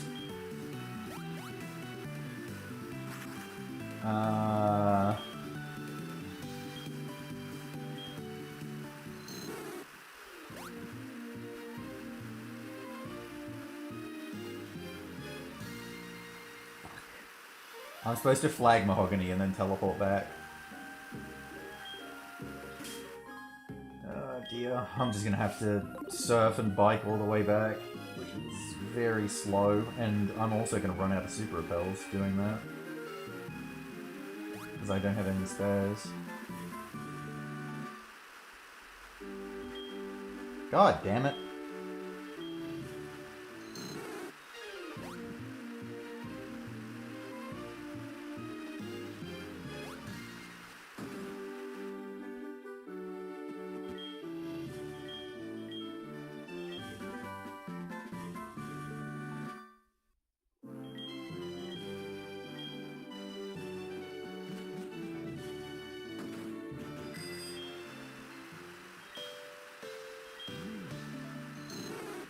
There is zero chance I will ever make a fucking sub notification.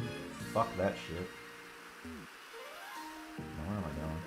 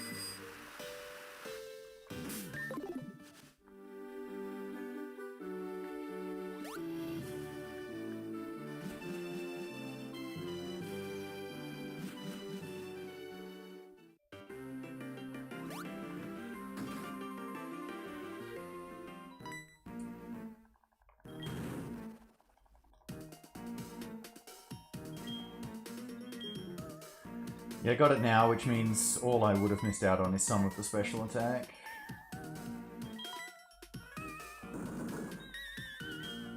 That's good. Obviously don't want to miss out on any attack in the meantime. Speed won't matter, because I outspeed everything very comfortably.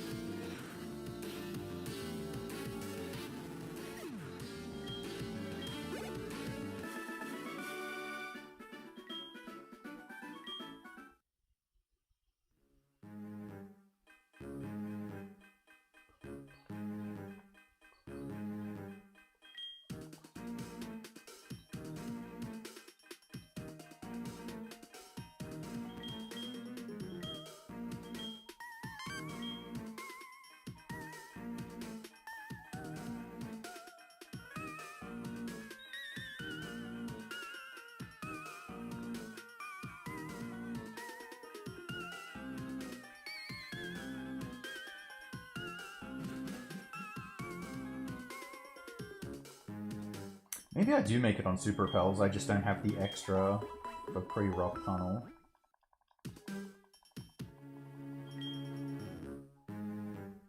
Because I should have one for that.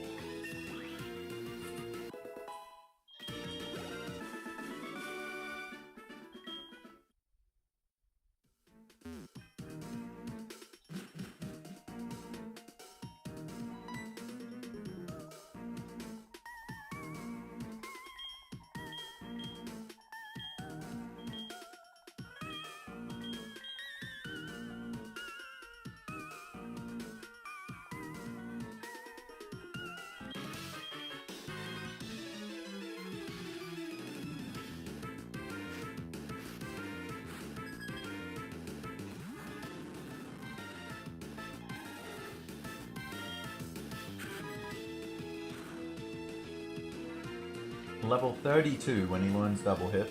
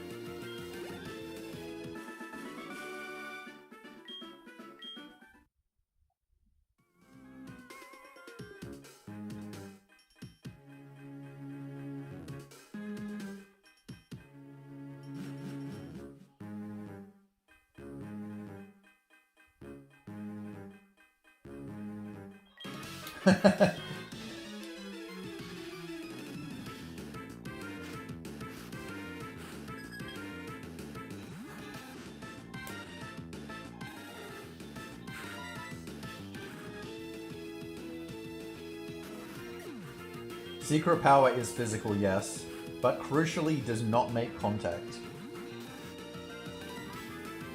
Which is part of why it's good for this run. Allows to be able to kill things with like static and poison point and whatever.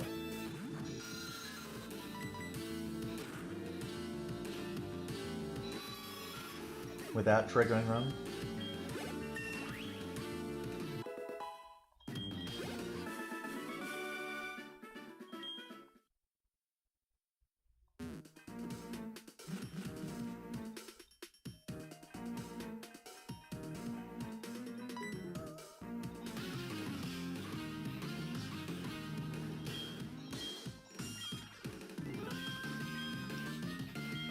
I don't even know what you mean by that.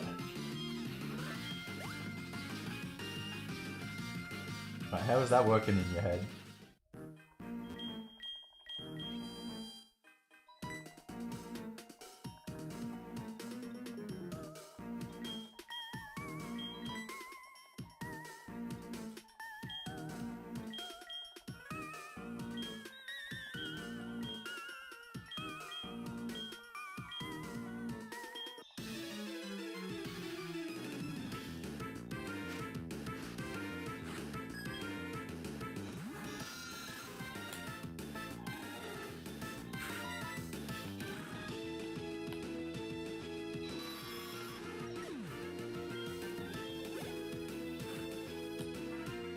T-Bytes live.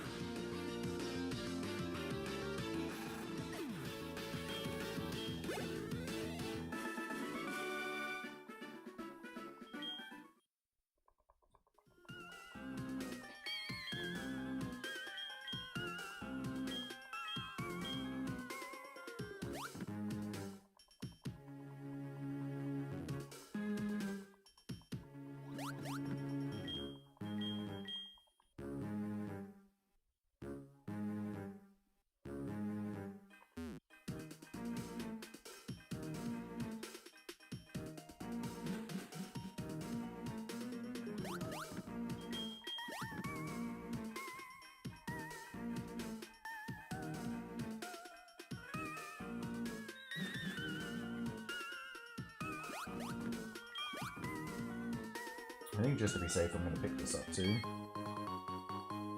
Test run.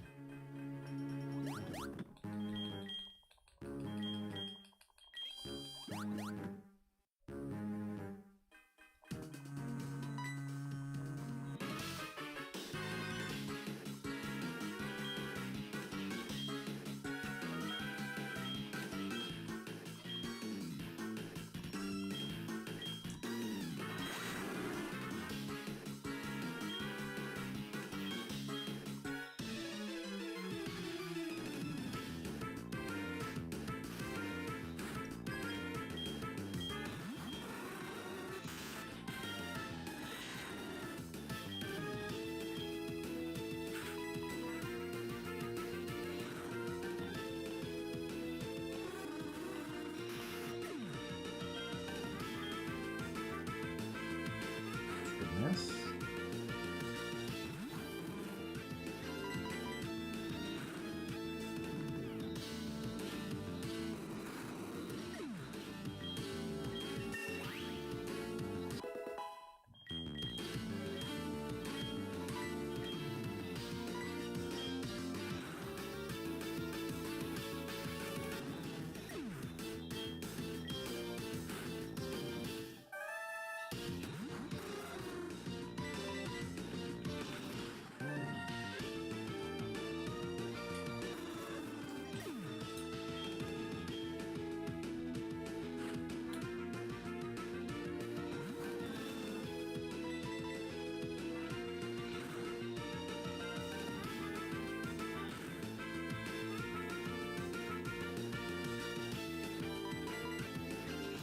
That crit was annoying, but overall, very good fight.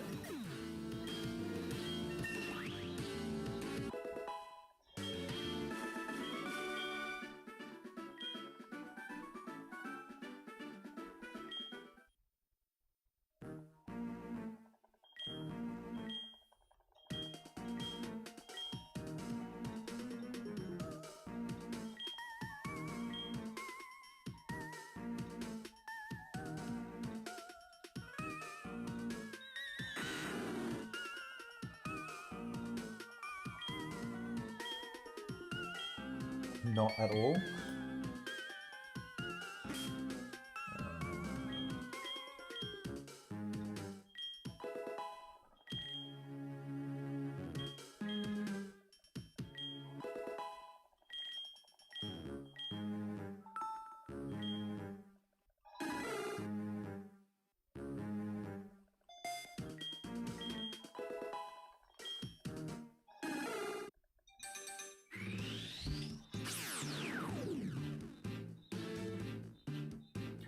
Even when I'm playing casually, I alternate between. Like, seeing the animations when it's just me using the same move over and over and over again isn't particularly engaging. When it's a lot of different moves, I like it. But then also, sometimes even if I'm playing casually, I still want to get the most out of it. In terms of just, you know, getting more battles done and whatever.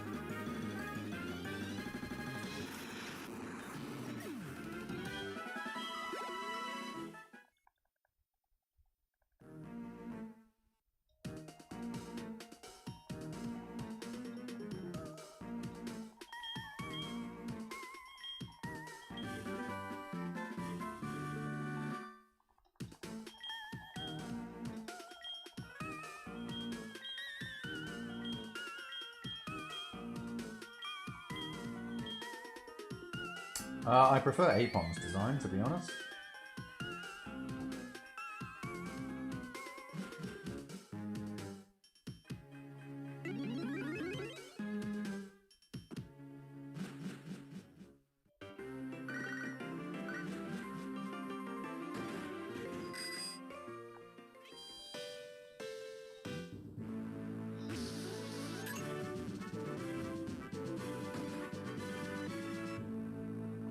Come on, motherfucker.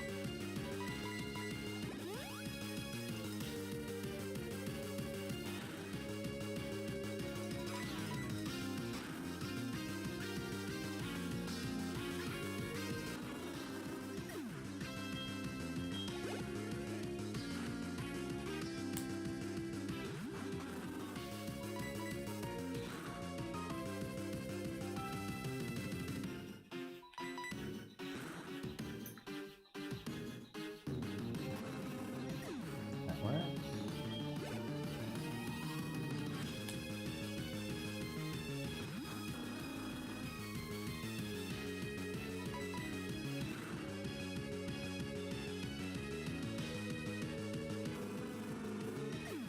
I mean, you can get Mamo as well. Mamo's fine.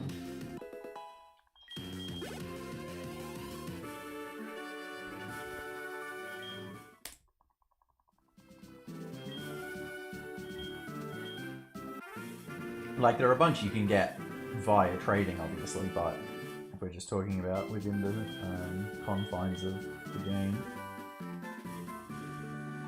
Yeah, Yan Mega.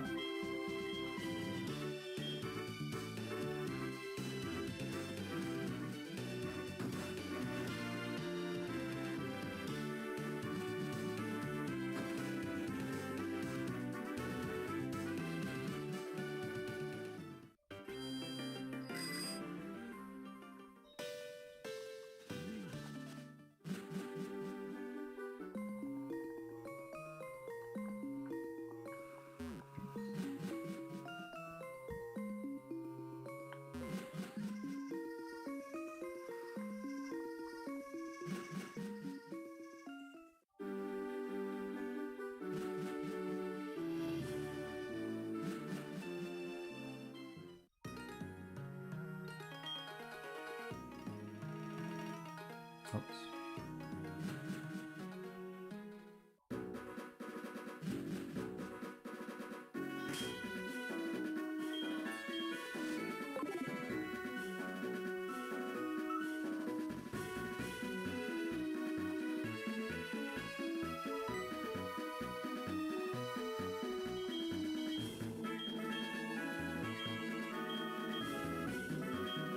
You could definitely get Tangela before Mount Silver. You can get it on route, is it 22 or 23? The one just below Pallet, but I mean obviously that's still can too. I honestly don't know every Pokemon that's available in the Safari Zone. I have never done much work with the Safari Zone in Heart Gold Soul Silver.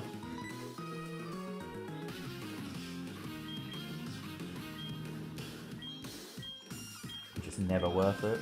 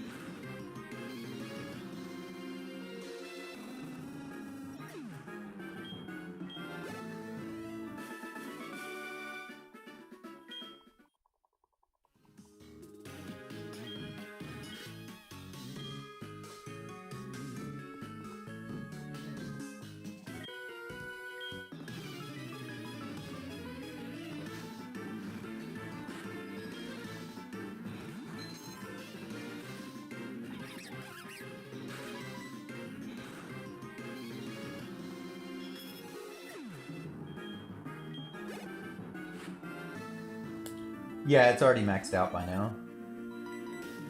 Return maxes out, like, when you're fighting Price, pretty much.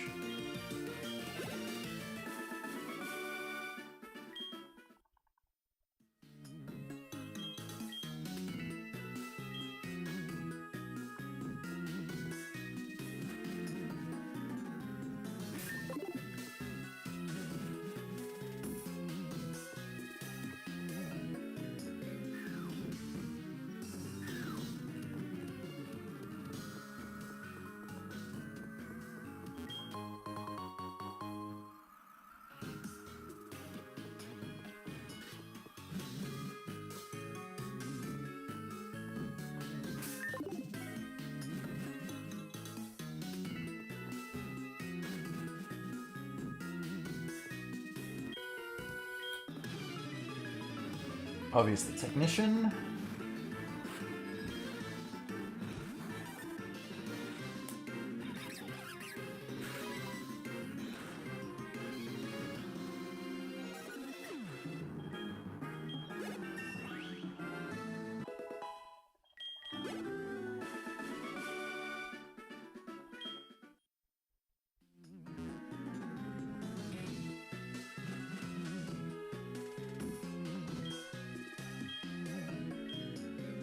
I'm definitely going to do early. I should have been using zones. No big deal.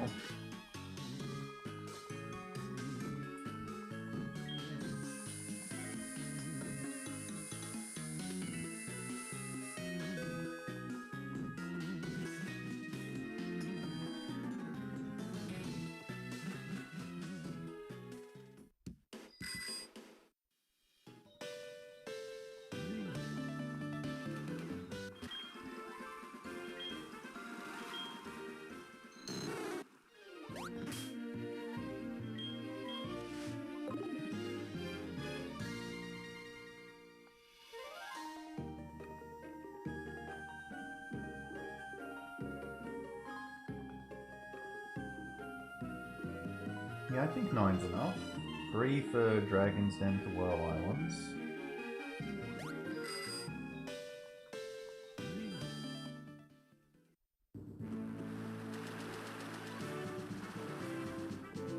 And then 1, 2... Wait, no, that's 9. Yeah, 2 in Ice Path.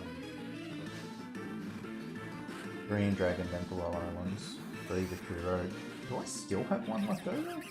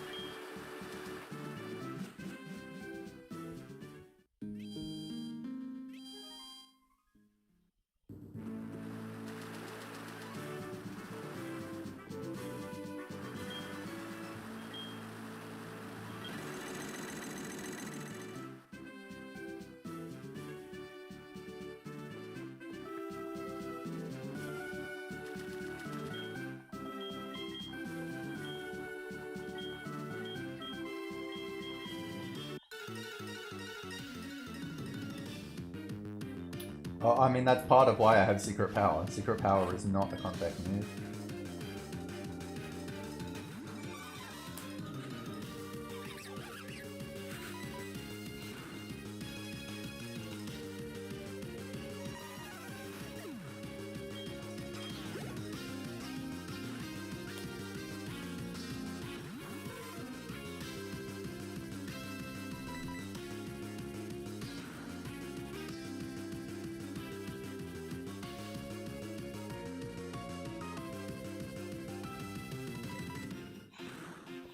Beautiful.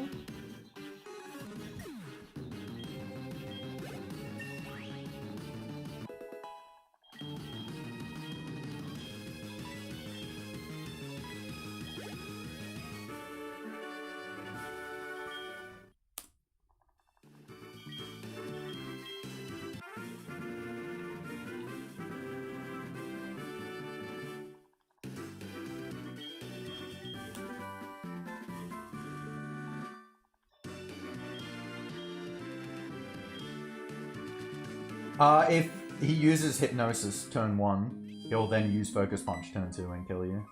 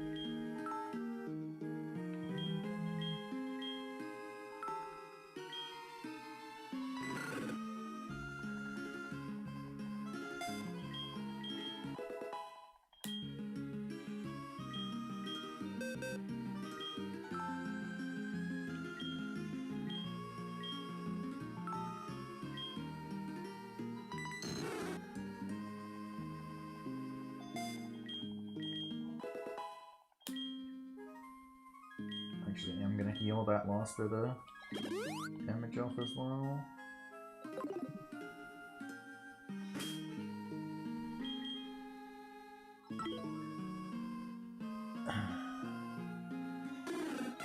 Guess Jasmine would be able to hit me there.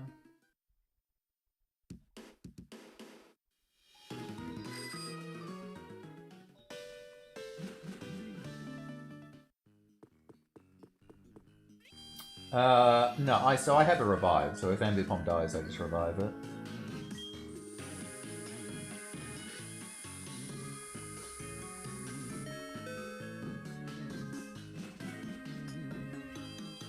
It is almost that all physical moves make contact and special moves don't, but there are some exceptions. So like Secret Power, like Ring Out, like Grass Knot.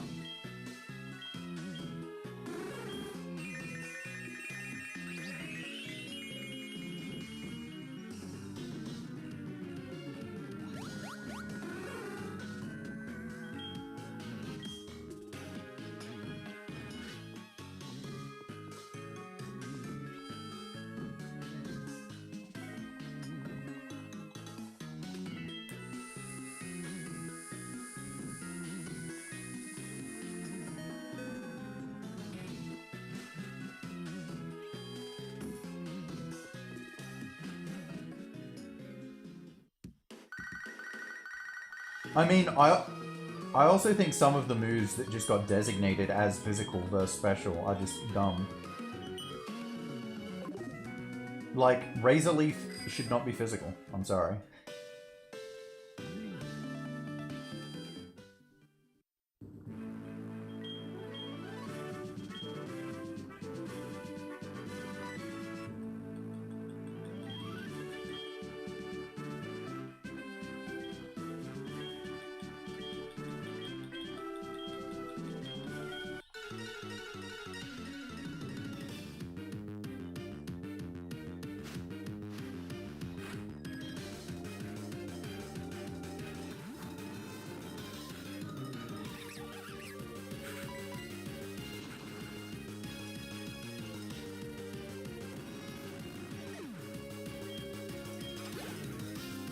Lacks magic.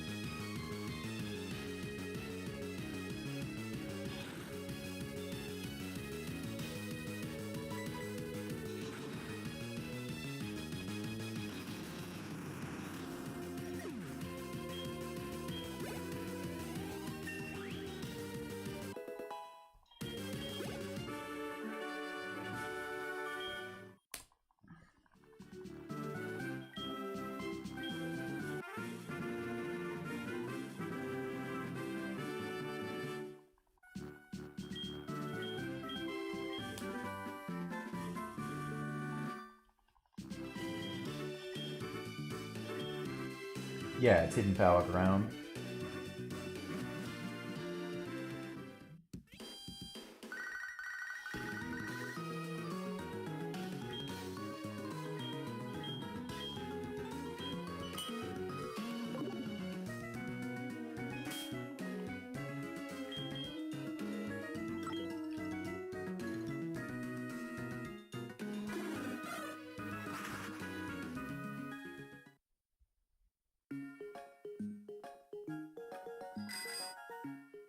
The more you go into it, the more you actually look at the physical special split, and it actually made less sense. Anyway.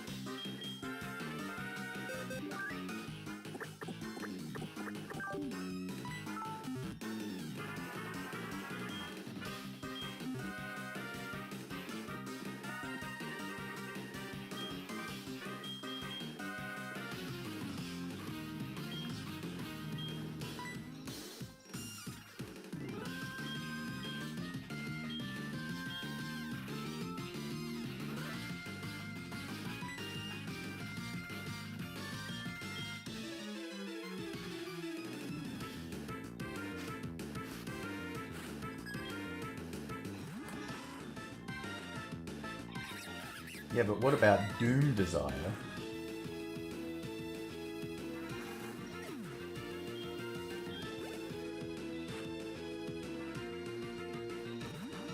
I mean, for the 100th time, I actually think it's great that Shadow Ball dropped special defense when it was physical.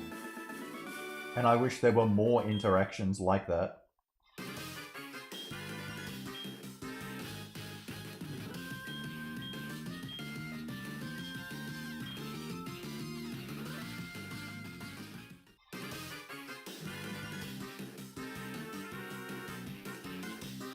Like, use this move to support not itself, but support the other moves that you could have.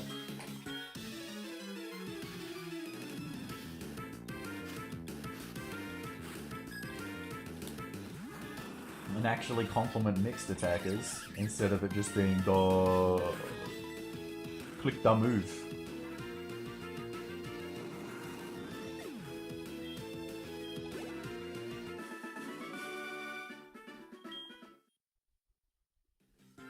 Like, using Shadow Ball, getting the drop, and then it's like, oh, so now a different move actually does more damage. That's cool.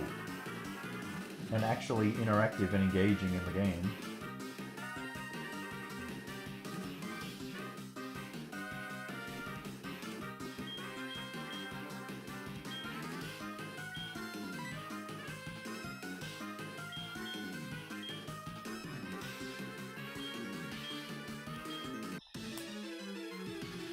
I don't fucking understand how so many people ask that question.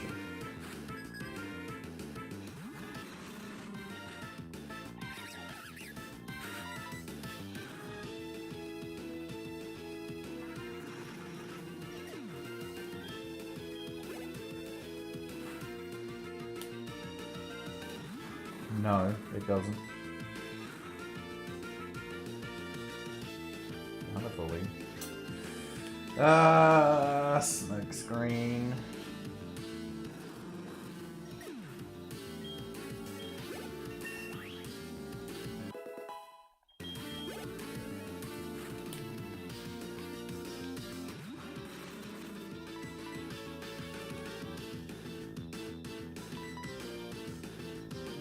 Oh, fucking damn. 4 smoke screens? I'm switching out. Sorry, Bikini.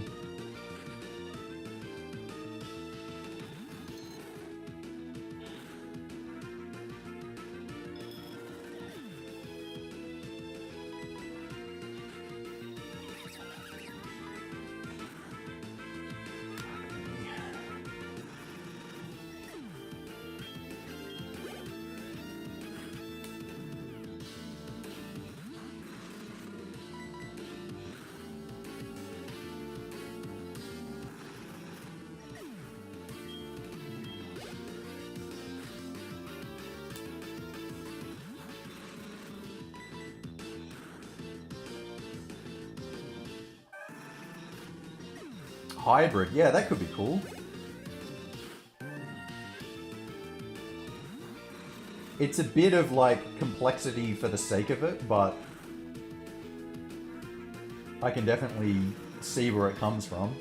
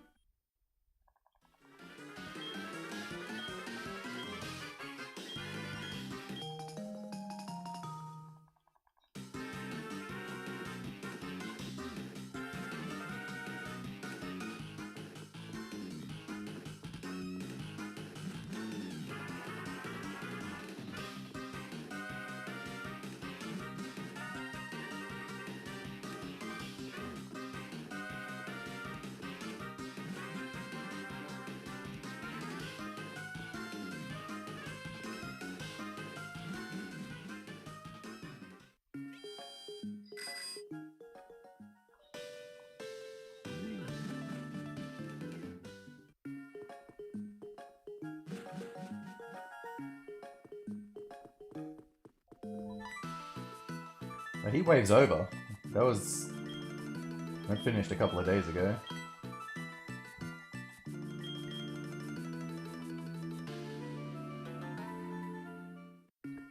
Yeah, I agree. Hidden Power was a much cooler move in Gen 2 and 3. When it could sometimes be physical and sometimes be special, depending on what type you're using.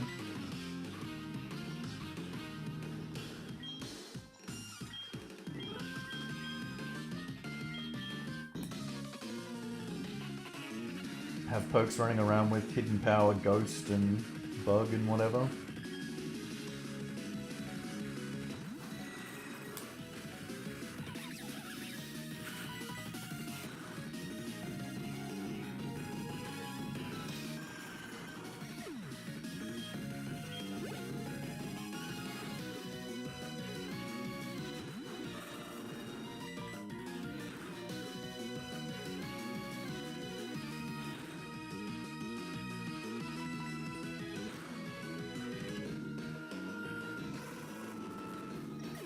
On the wrong time.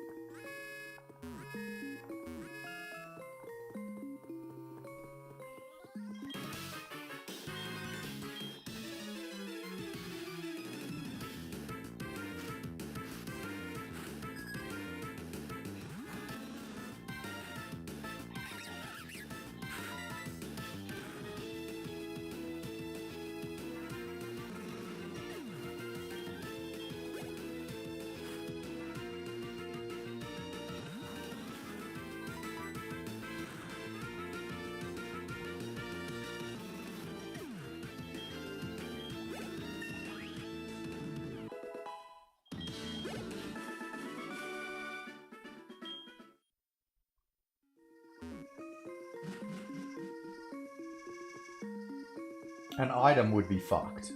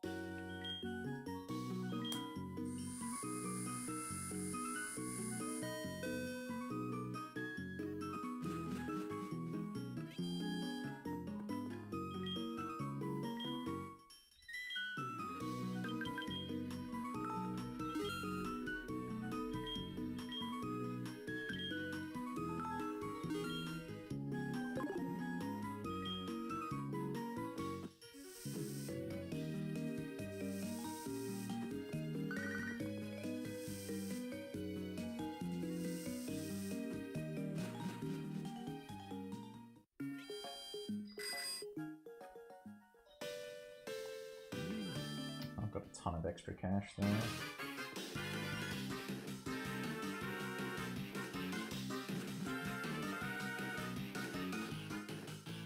Probably buy 11 full heals. I'll just get more revives.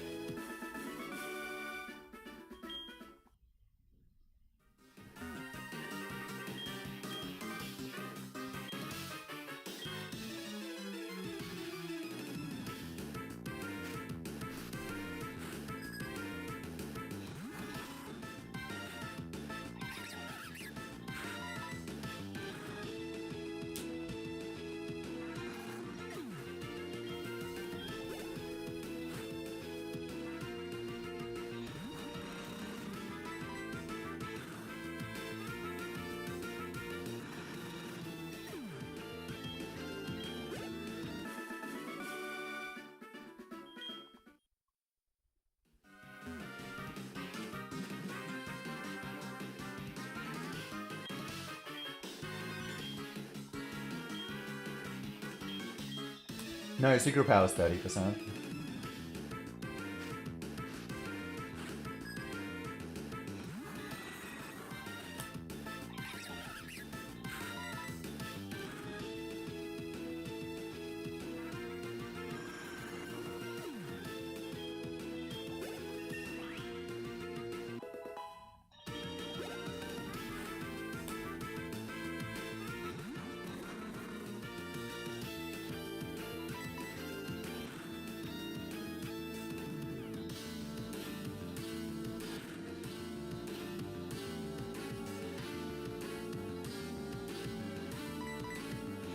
You know what? I'm not going to have enough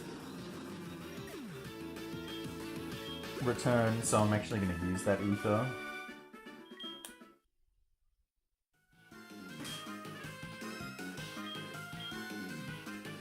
Actually, no, I'm not. I'm going to save the ether. I'm going to use the PC. I've now taken enough damage that I would have to heal, so I'll use the PC. Because that'll get me back to full as well.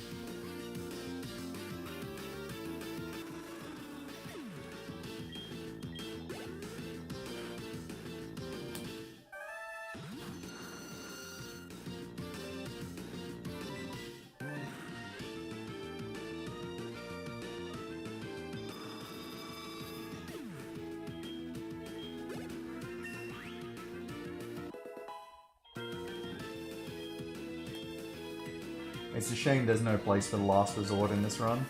Would be a very fun move.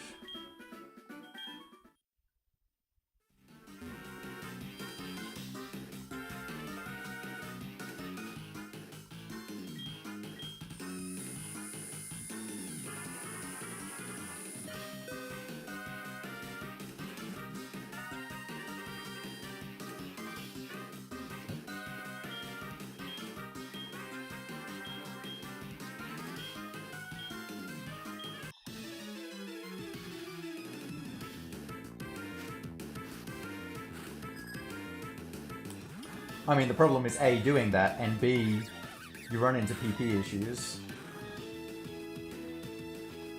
The last resort itself does not have very high PP.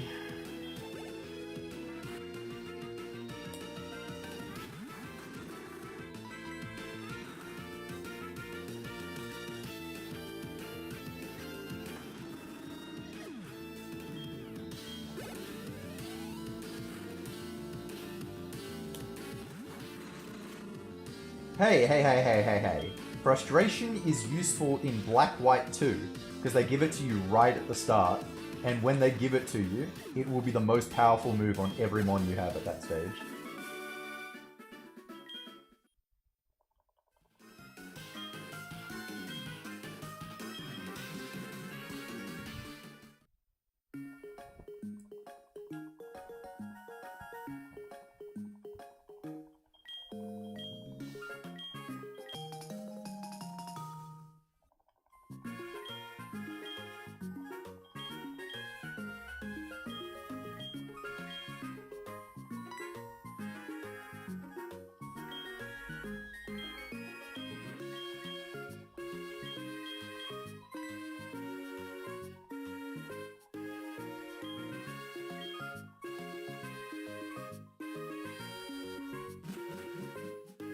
Yeah, I really like Trump Card as well.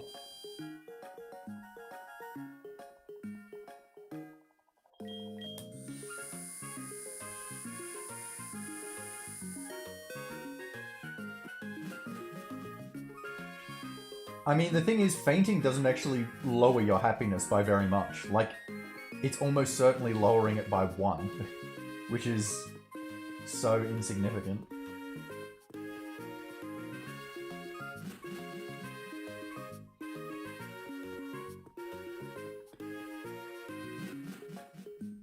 If you want to get it down, you really got to use the herbs.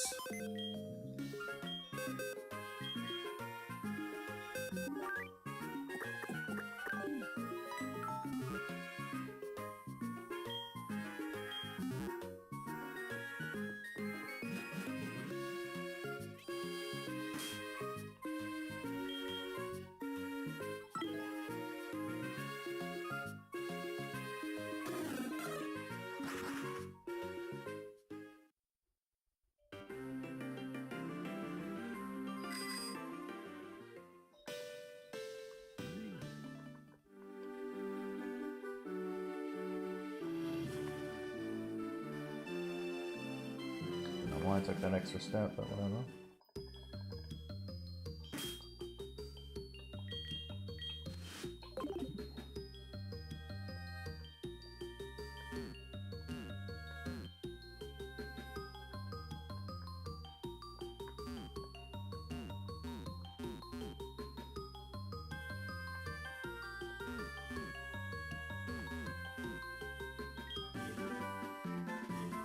I still think at some point they were going to make it so Protect would protect against special moves and Detect would be for physical moves.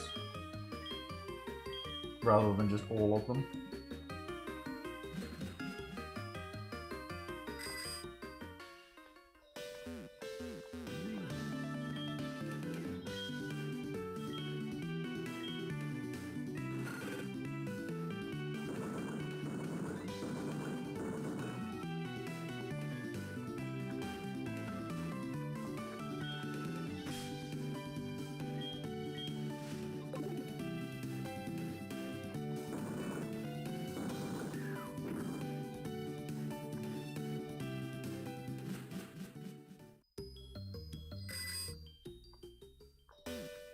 Yeah, but like obviously the thing would be not taking damage.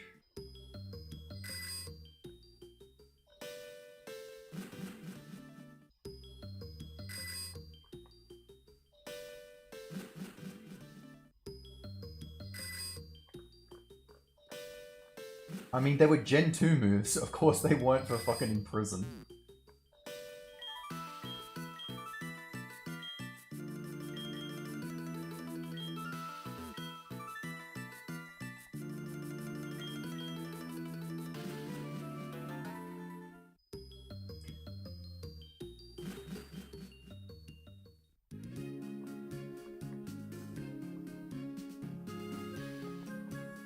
Yep.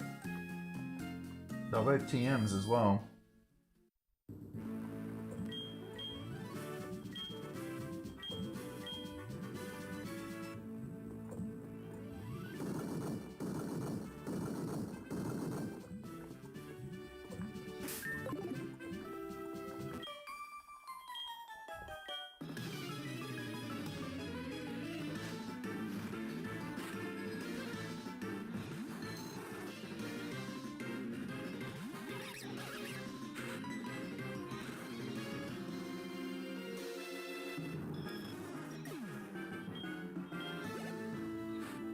I didn't fucking repel, did I?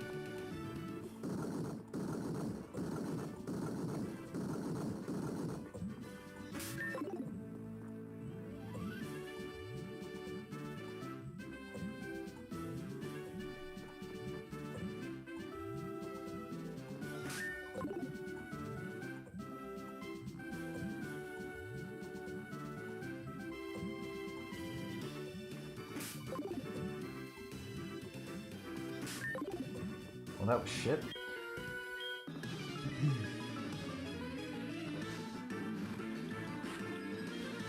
But yeah, like, you think of how Protect and Detect kind of, like, work as well. It would just make sense that one's for special and one's for physical. Like, Detect is they see the move and they're, like, swaying out of the way. And in the anime, it's always dodging physical moves. And Protect is, like, putting up this veil that stops the attack from getting through.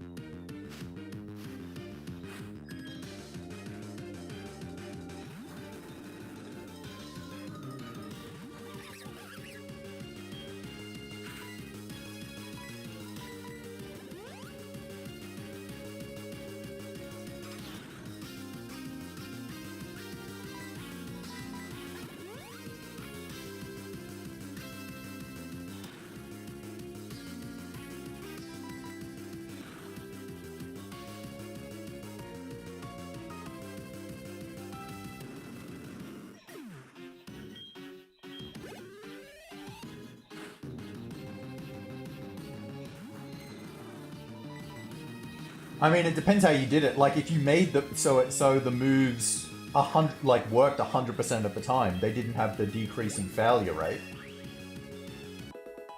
You can argue they'd be better that way.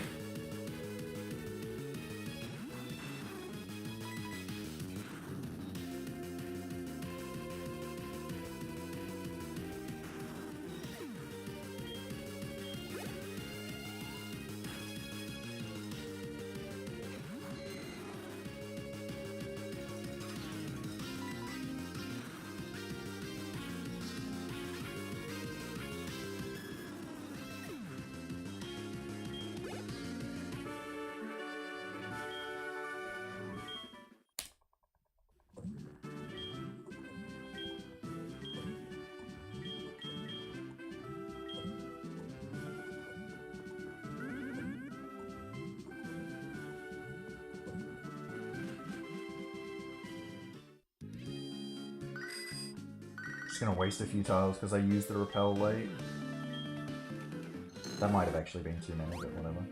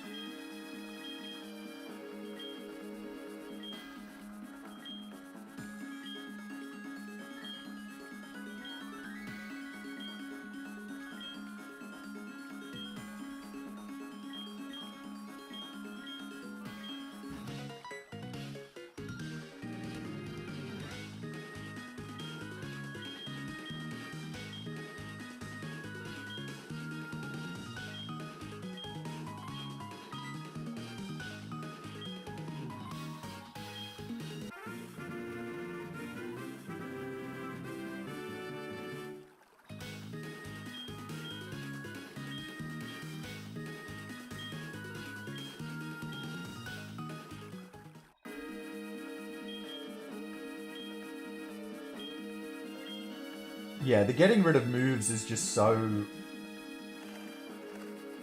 like, objectively lazy. Like, you just can't make a case for it.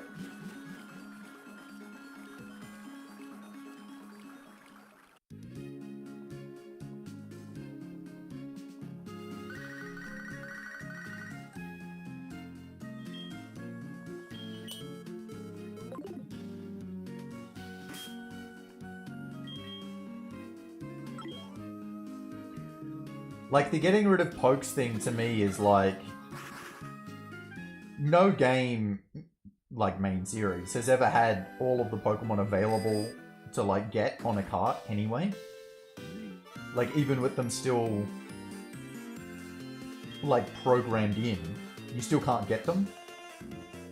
And it doesn't really make that much of a difference to me. One way or the other.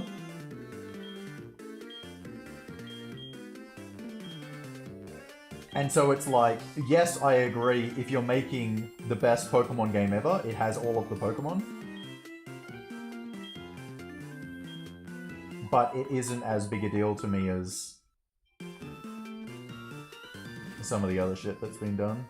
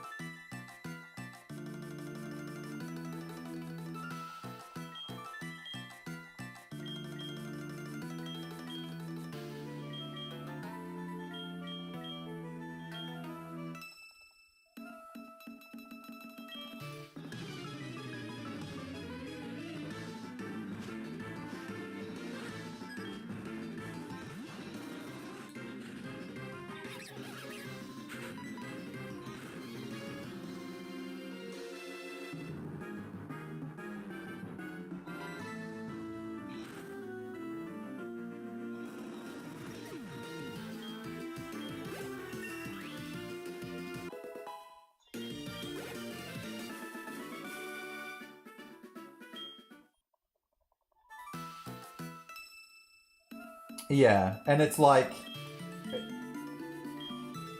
I think making that decision as well makes them able to make more Pokemon as well. Because it's like, if you're always bringing over all of the Pokemon all the time, your compromise is then going to be, well, we have to stop making more Pokemon. Unfortunately, they haven't actually capitalized on that, because so many of the new Pokemon that they make aren't fucking Pokemon at all. It's just like, oh, here's Jigglypuff, but it's fucking bizarre and has a non-name. Here's fucking Hariyama, but it's metallic. We call it Iron Hands. Woo! Fuck off.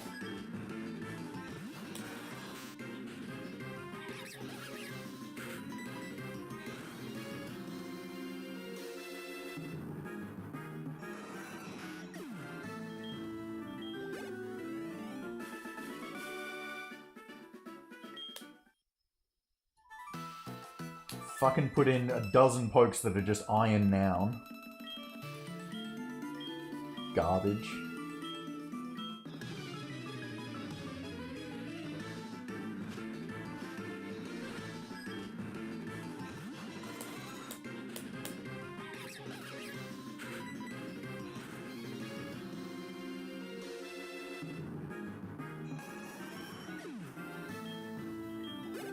But yeah, moves are so much of a Pokemon's personality.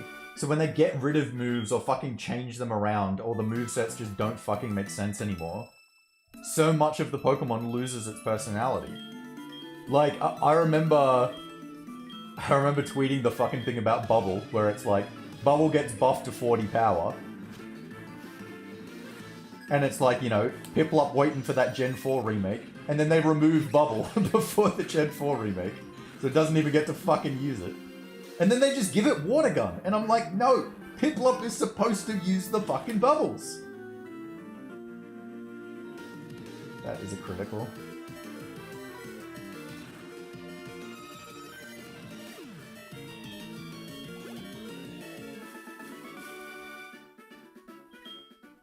And then, yeah, separate issue with them fucking effectively removing Leech Life and then putting in a new move called Leech Life. So now Zubat and Nincada and shit can't start with Leech Life. Because that move doesn't exist anymore. So now they start with fucking Absorb. So dumb. So dumb.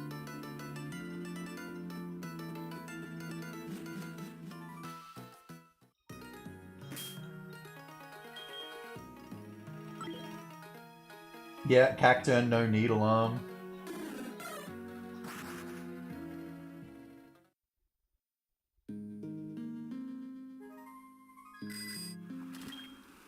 Yeah, I played through, in my one playthrough of Gen 8, I was using Litwick.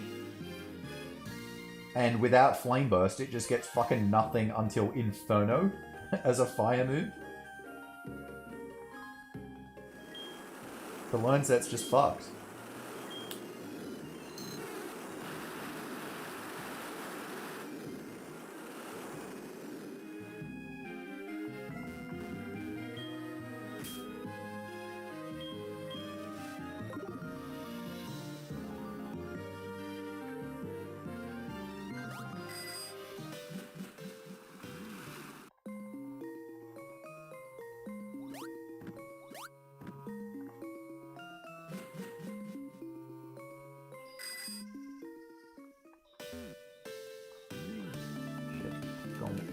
Way too far there.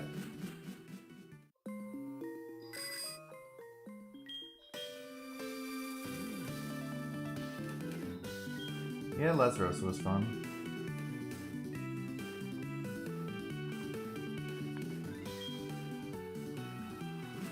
Upstairs.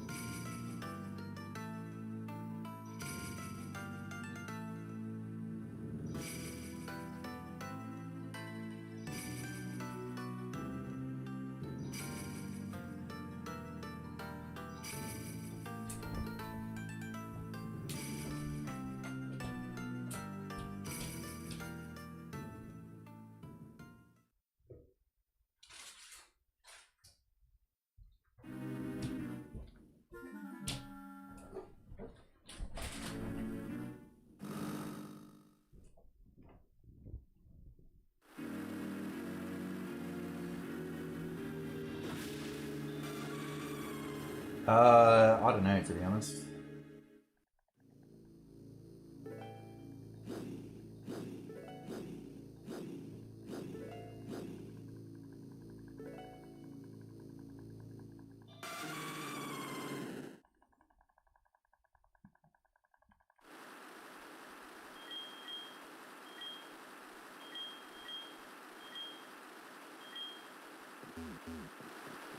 It's just a different thing that you're measuring, because it's like, if I'm looking at the new Pokemon games in a vacuum, I'm saying, yeah, these are better than average games. Like, in terms of how much I would enjoy these games compared to the average game, I would get more out of this. 100%. But it's also, the reason I would get more out of it has absolutely nothing to do with what they've done in that game. And it's all to do with what has been done in the games previous. So what's in that game is very shit.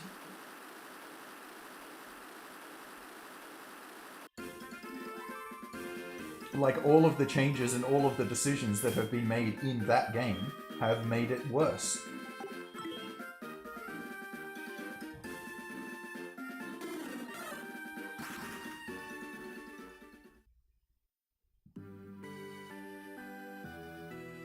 You probably could have used the heal in Victory Road.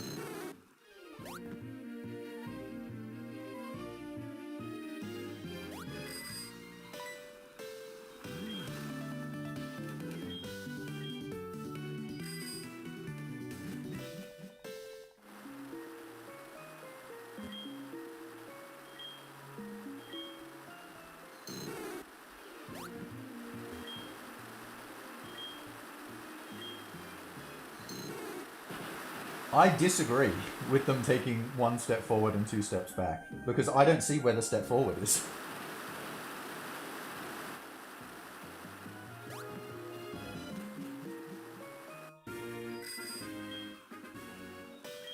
When I'm getting the Moonstone, so when I was doing the E4 round 2 runs, it's faster.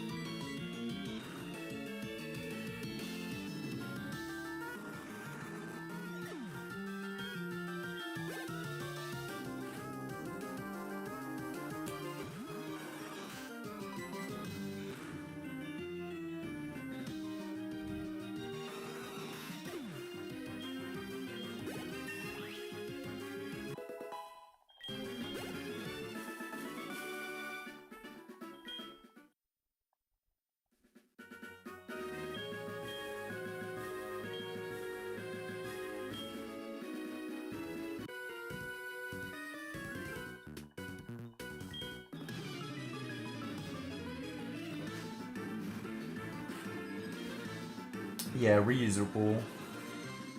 Repel was great.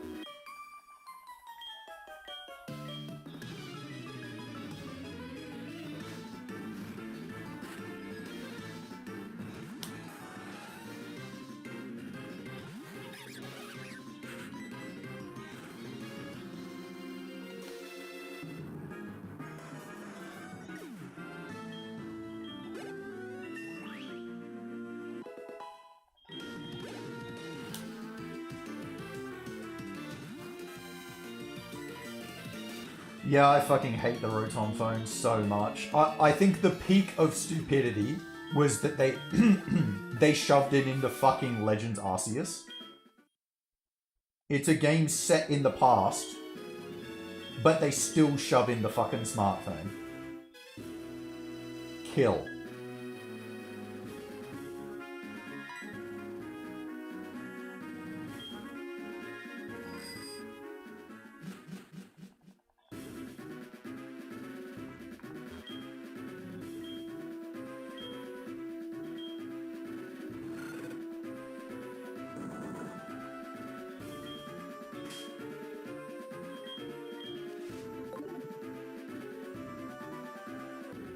Come on, get out of here.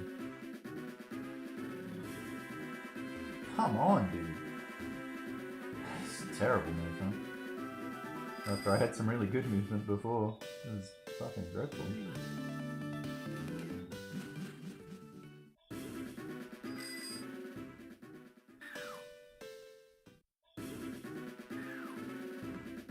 No, that is not a to be fair. I fucking know that. The whole reason they did that was to fucking shoehorn in the phone.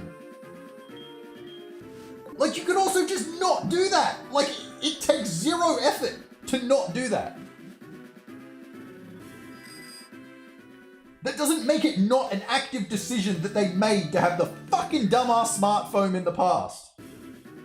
You do not get to say to be fair before that shit. No.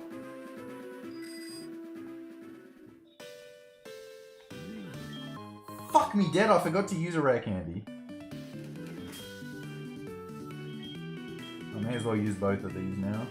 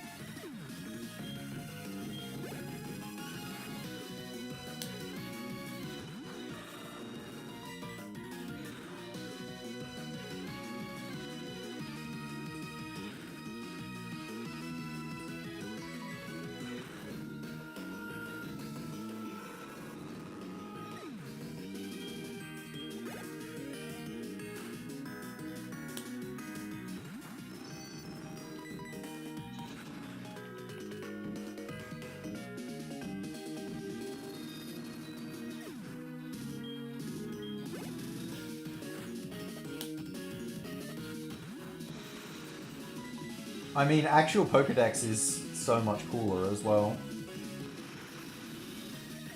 I mean, that if they care so much about merch as well, like that's all they care about. They don't care about the games. If you fucking stuck with the actual Pokedex, that's merch!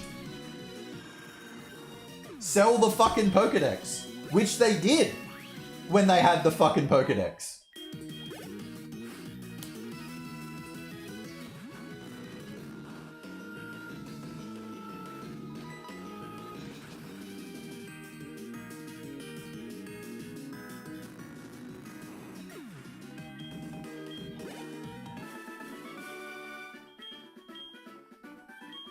I mean, that's a big problem with me for me as well.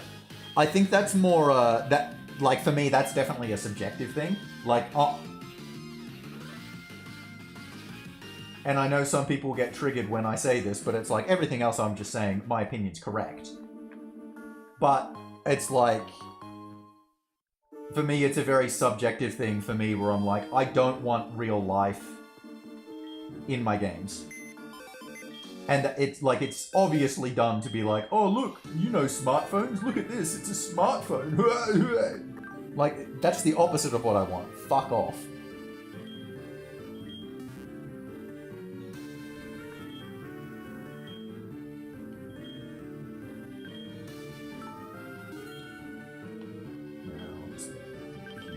franchise, just to be safe.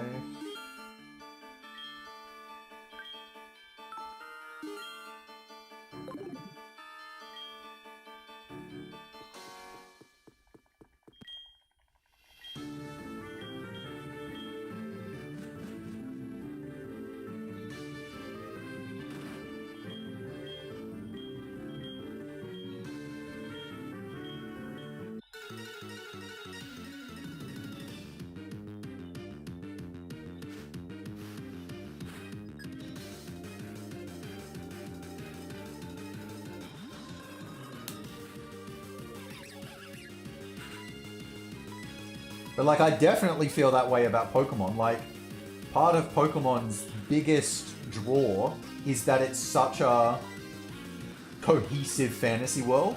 Like, the Pokemon world is something that you can think of in your mind.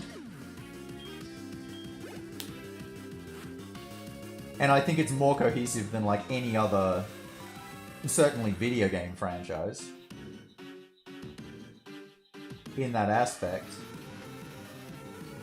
So then when you're trying to, like, shoehorn in real life stuff, it's actually destroying that. Like, you're destroying one of your biggest strengths. IMO. But, like, I feel so strongly about it just, like, in games in general, where it's like, I just don't want real life stuff in any fucking game. And anything that is real life, I just have no interest in. Like, obviously, there are some game concepts where it has to be real life, but I'm just like, I've just got no interest.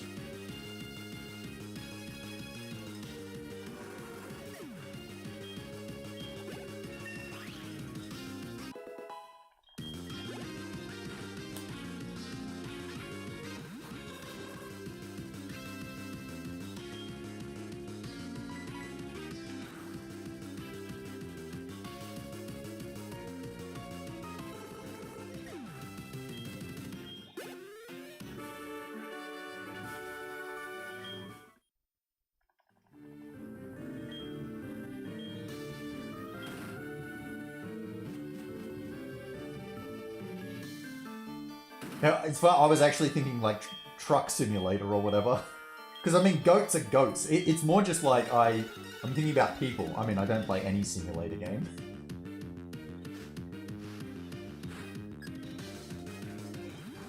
I just like any game that shows me, like, a person that's supposed to look like a person is an instant turn off for me.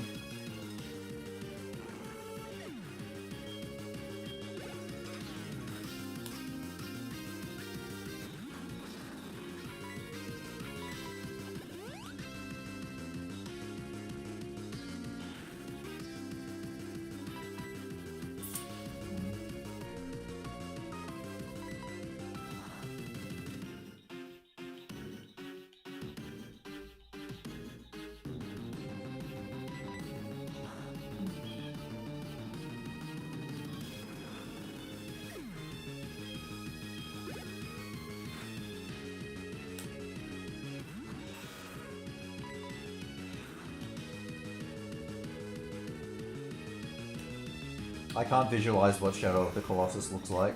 I have not played it. I think I've seen it, but I can't remember.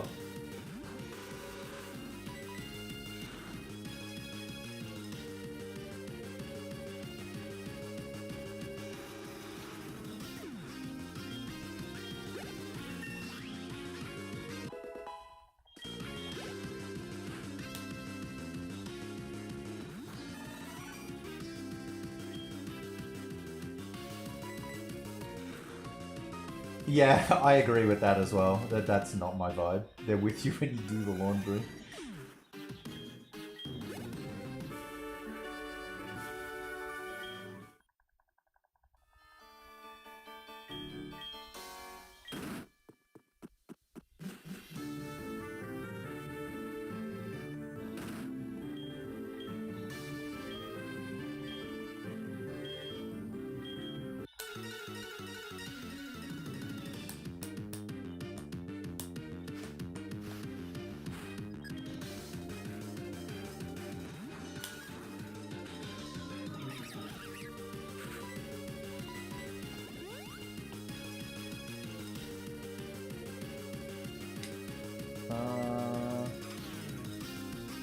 I don't remember what I'm supposed to do here.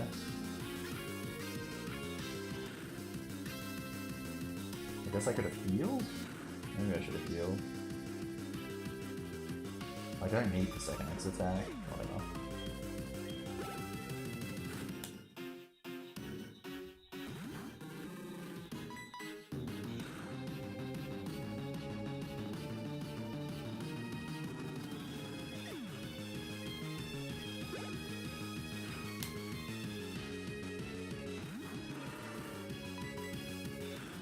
Yeah, like, I'm not thinking about a fantasy world in the Pokemon world where I'm fucking doing laundry.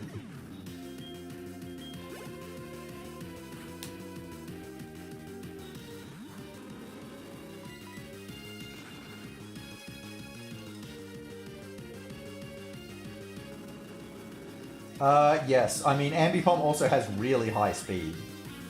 And quite decent attacks, so...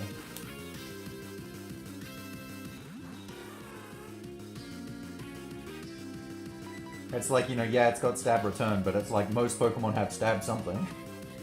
It's not like return is better than Thunderbolt or whatever.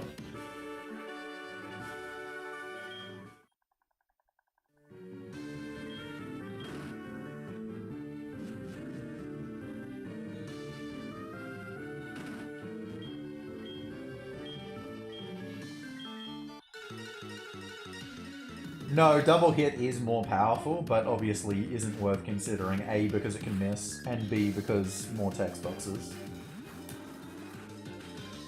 And C, it's extremely negligible, the difference.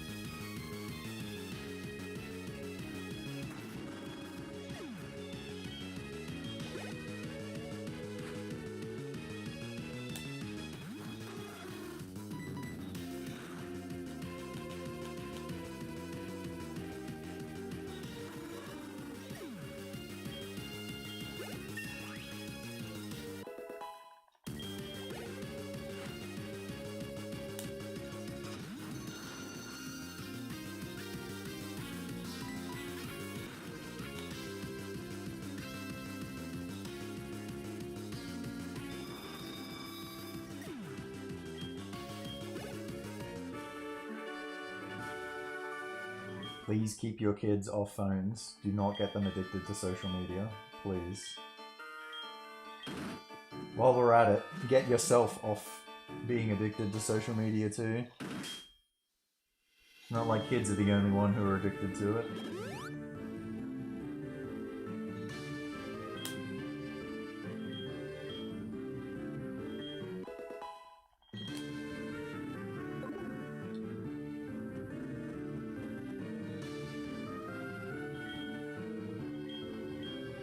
TikTok, Instagram Reels, YouTube Shorts, fuck it all.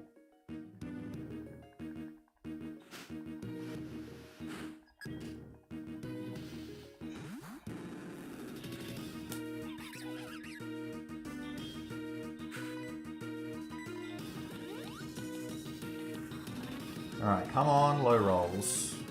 Come on, the low rolls. That's not that low. Give me a low one. Come on. Oh, nah. I'm not risking that. The range is 51 to 61. I'm not gonna risk that.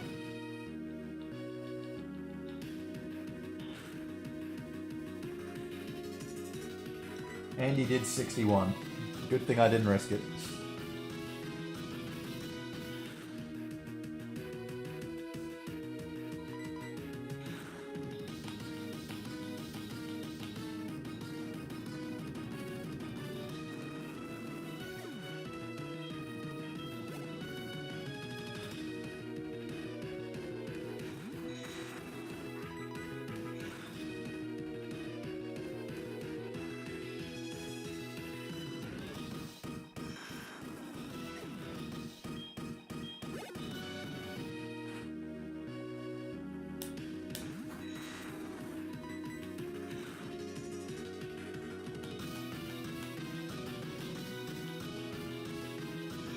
TY.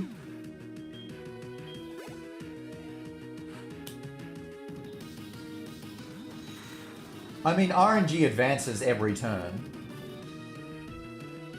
Like, as things are happening. So anything that you're, like, using to expiring a turn is advancing the RNG.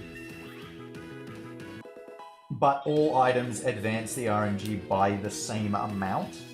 The only exception to that is if you're throwing a ball and trying to catch something. If you throw a ball in a trainer battle, it still does the same as every other item. But there are extra RNG calls for, like, checking to see if you're getting shakes and the catch.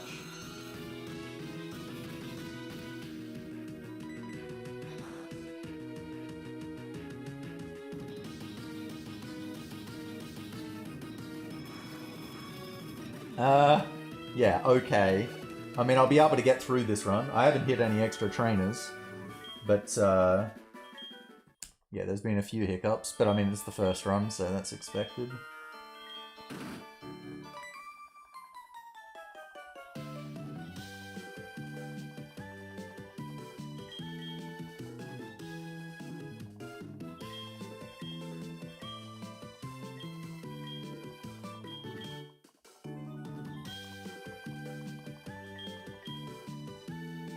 Yeah, I mean, I'm not a photo guy at all as well. I also just think it actively makes you more boring. Like, if you're going around taking pictures of things to document them, and then people are looking at those photos or whatever, then you lose the chance to tell the story. And actually interact with people on a meaningful way. Like, I mean, my use of social media is entirely to not interact with people. Like, it's... You know, I got this record, you know?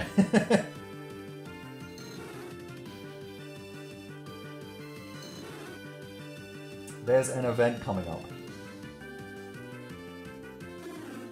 It's not here's what I did in my day.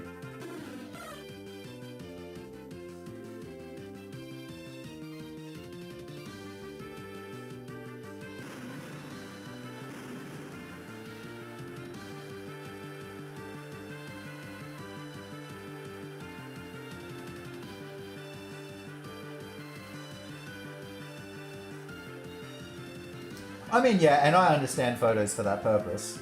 It's not, like, I'm not anti-photo, I'm just not a photo person myself. The thing I do get, like, insane crow's feet over is when people are posting pictures of their kids online. Fuck that. Massive fuck that.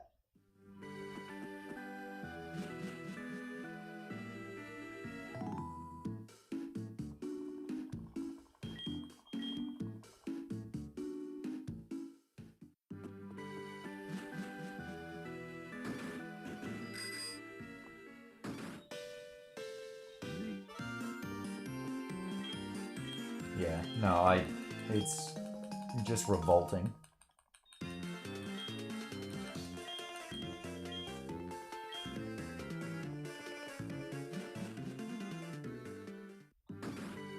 And people just think it's fucking normal.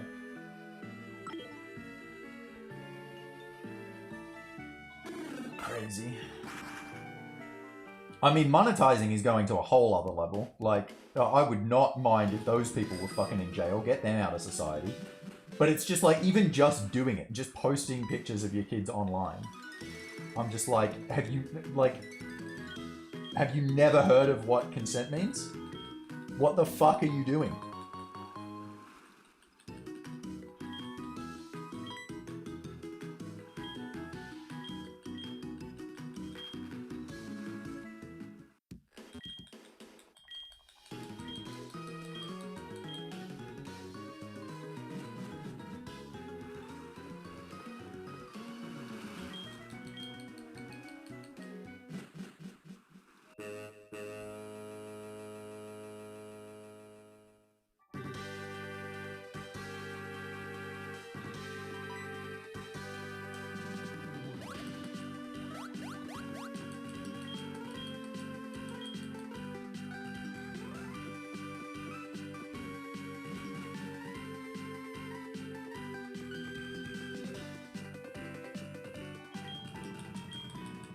I mean, for the ones who are monetizing it, sure, but I think if you're going to make a statement like that, it's less about seeing it as a resource and more about seeing it as an extension of themselves rather than an independent human.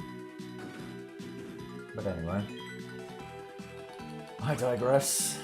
There are a lot of different things that go into it. I mean, some people just aren't thinking about it at all. It's not really a conscious decision. It's just, oh, this is normal. I will do the normal thing.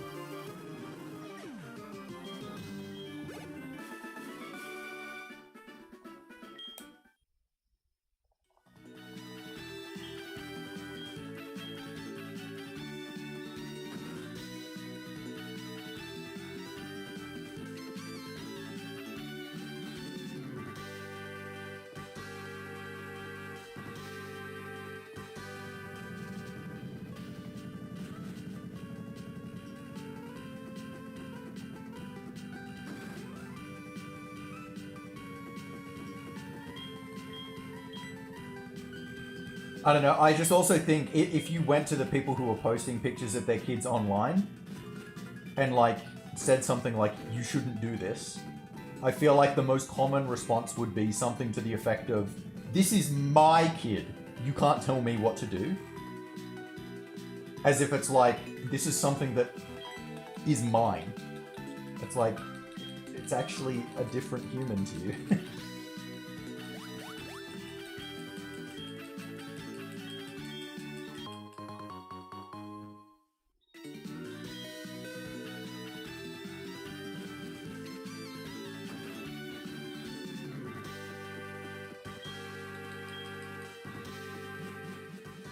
Oh, 100%, 100%. I had a very awkward conversation, so I've got a younger brother who's 4 years old. So I had an awkward conversation when my grandmother sent me an obviously AI-generated image of him. And I was just like, what the fuck is this? And she was like, oh, someone must have drawn him. I'm like, oh, Jesus fucking Christ. Time for the chat.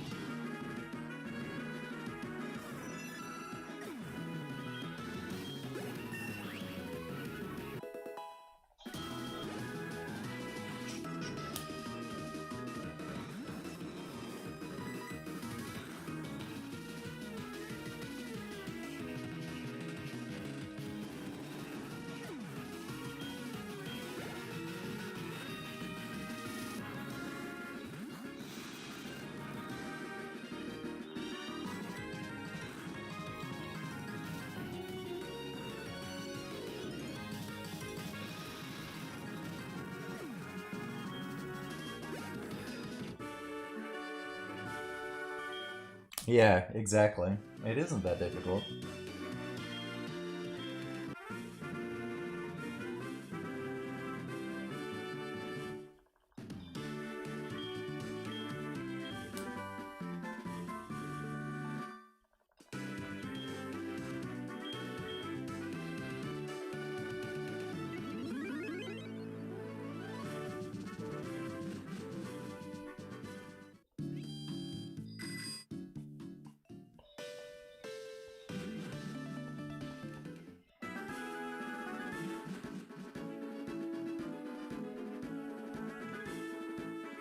I mean, like, I understand some people not understanding, like, the dangers or privacy or whatever.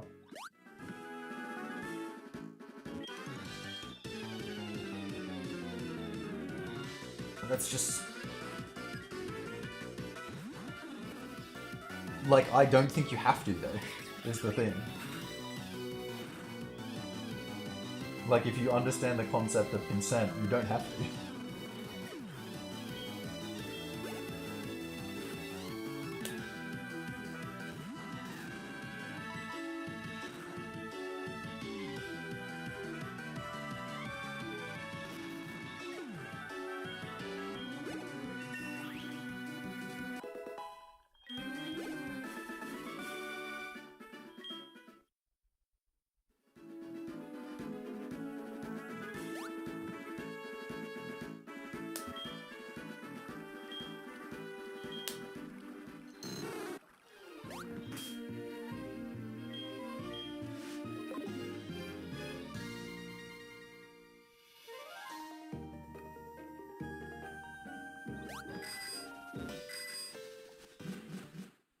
But yeah, 100%. Like, even outside of the fucking creepy side of it, you're fucking documenting a human's, like, entire fucking life online. It's gonna be much easier to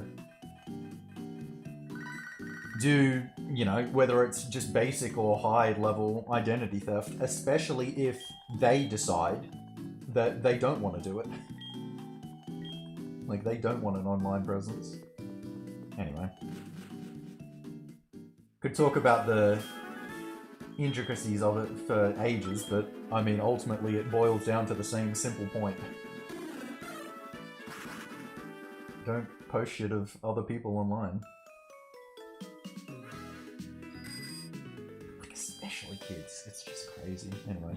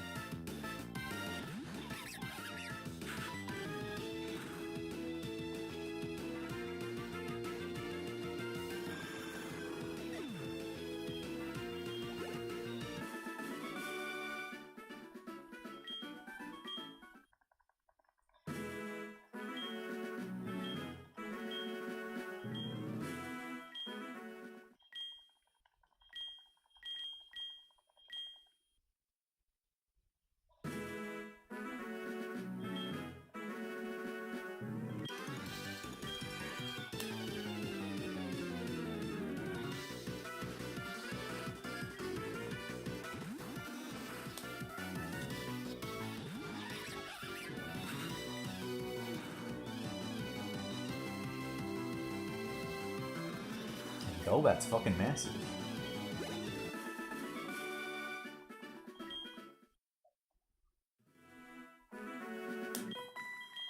I don't have any extra experience, so I'm gonna do late Erica. So I should use more returns.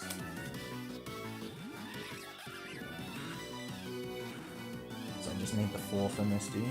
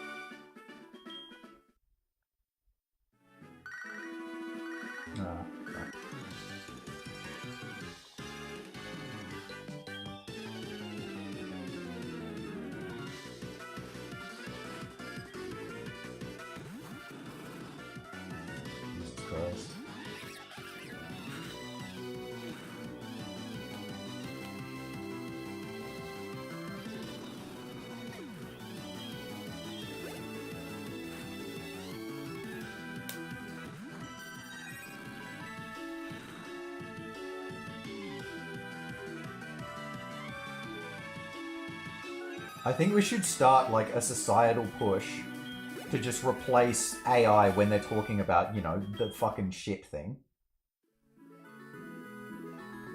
And just call it, like, guess machine instead. Because that, like, that would give a better idea to people what is really going on.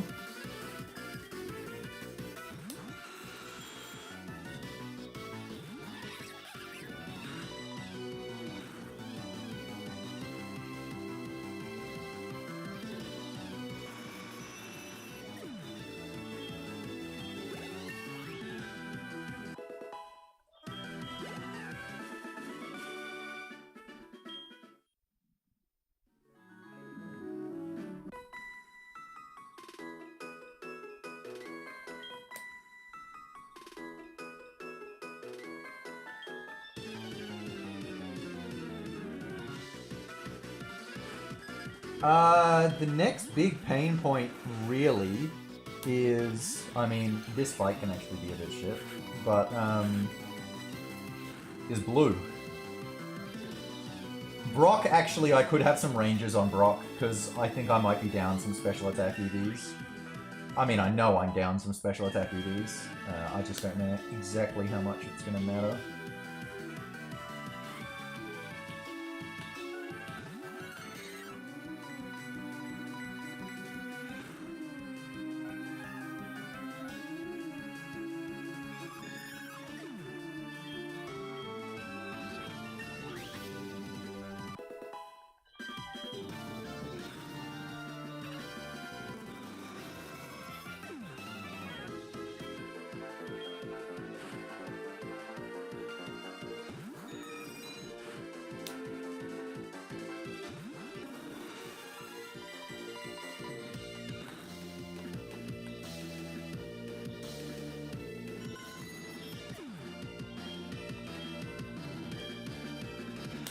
I think garbage.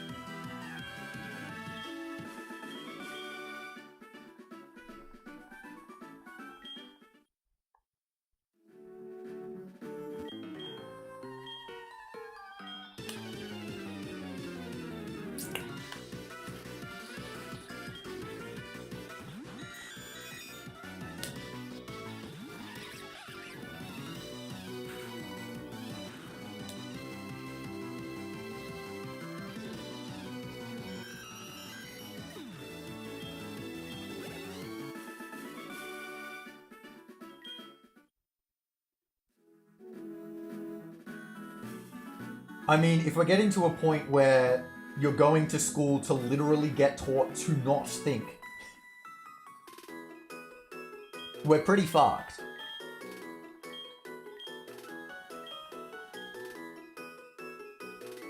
Like, actively harming your ability to learn things.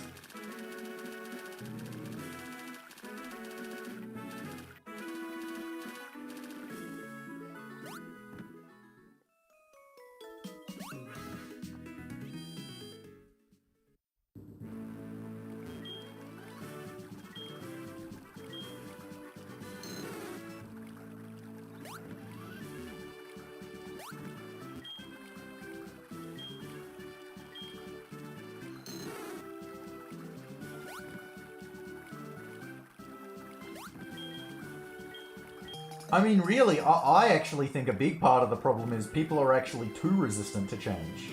That when... Because, like, yeah, there is a massive amount of people basically cheating using AI, and there have been for a while now.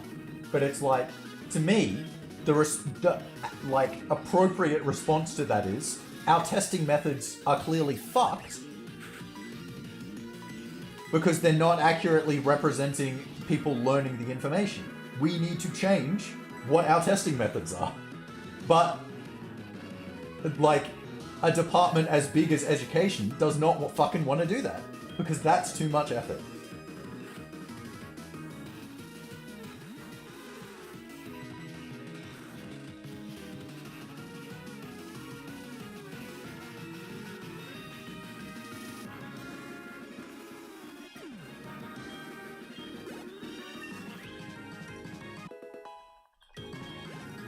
And I mean, ultimately, like, even when I was in school, so we're talking like 15, 20 years ago, I felt that about tests. Like, so, like, even at high school level, even before you get to uni, it was like, so much of the testing method was just about passing the test. It wasn't actually about learning or retaining the information. I was just like, that's fucking shit.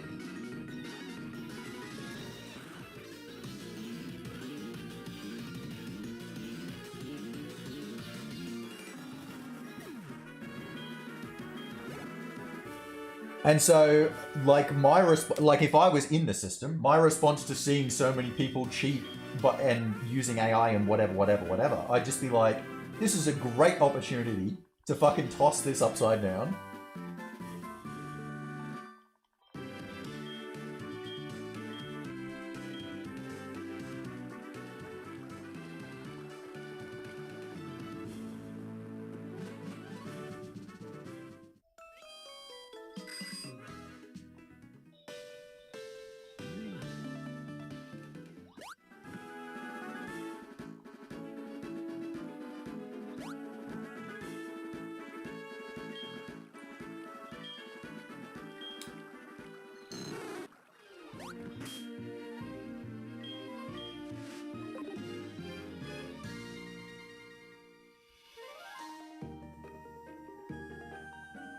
Oops.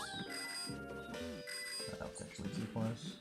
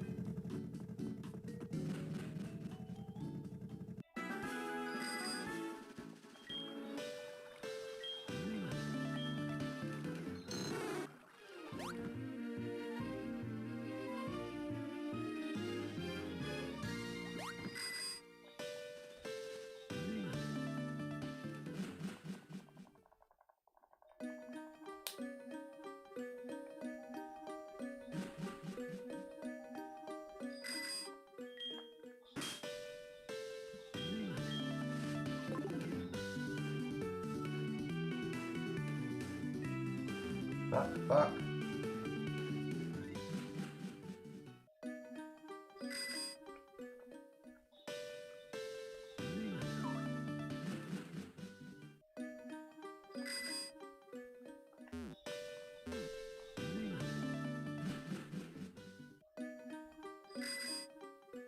Oh my god.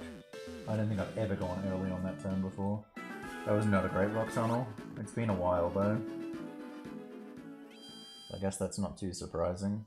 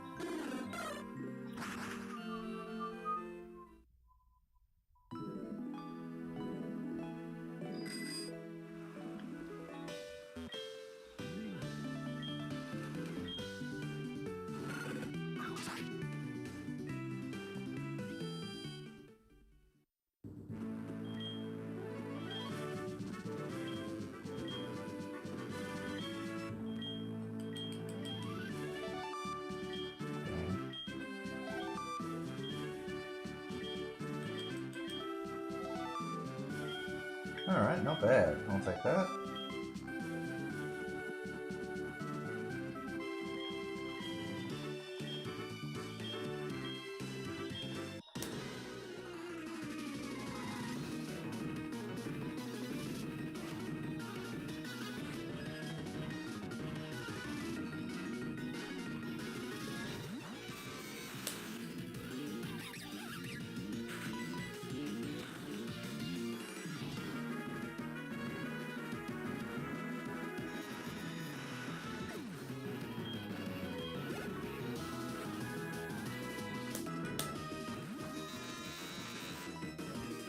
Secret power, very useful for this fight to avoid all the statics.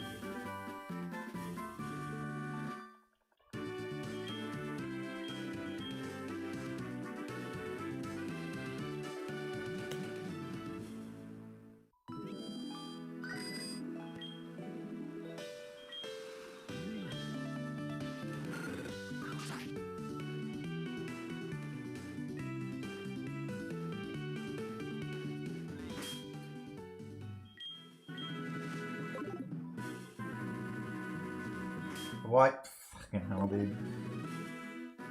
Miss Poker Gear.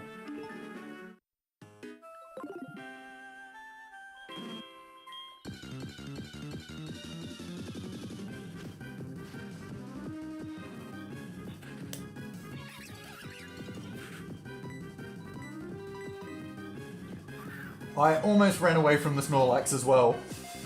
I was tapping the button like half a second before it actually became clickable. Like, hold up, I need this for rock climb.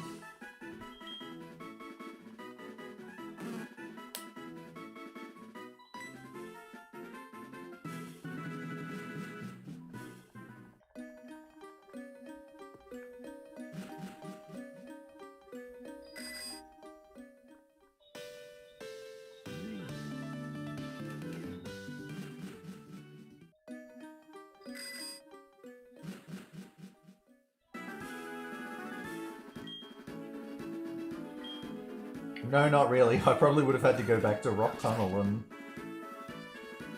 wait until a Machop or a Geodude showed up.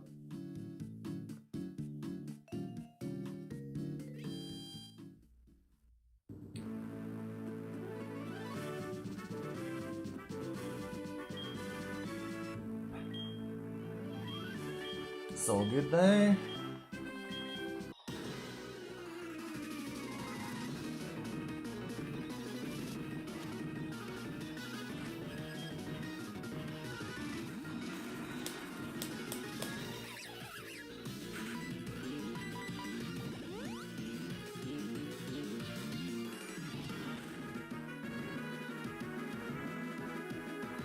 Would have much preferred that to use defense girl, but whatever.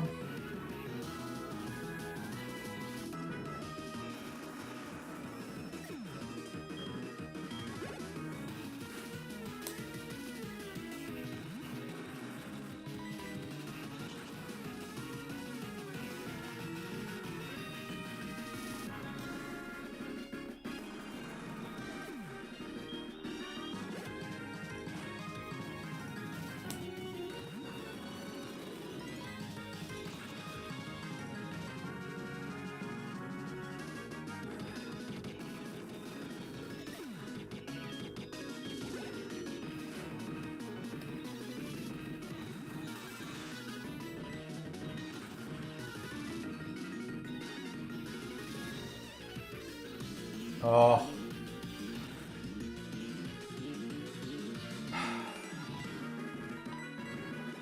Fucking missed the range, that's ridiculous. So if I get Pokerus before Morty, that isn't even a range. So I was probably like one special attack short, and then it becomes like a, 15 or 14 and 16, and then I miss it again. God, I just have terrible luck with these fucking fossils.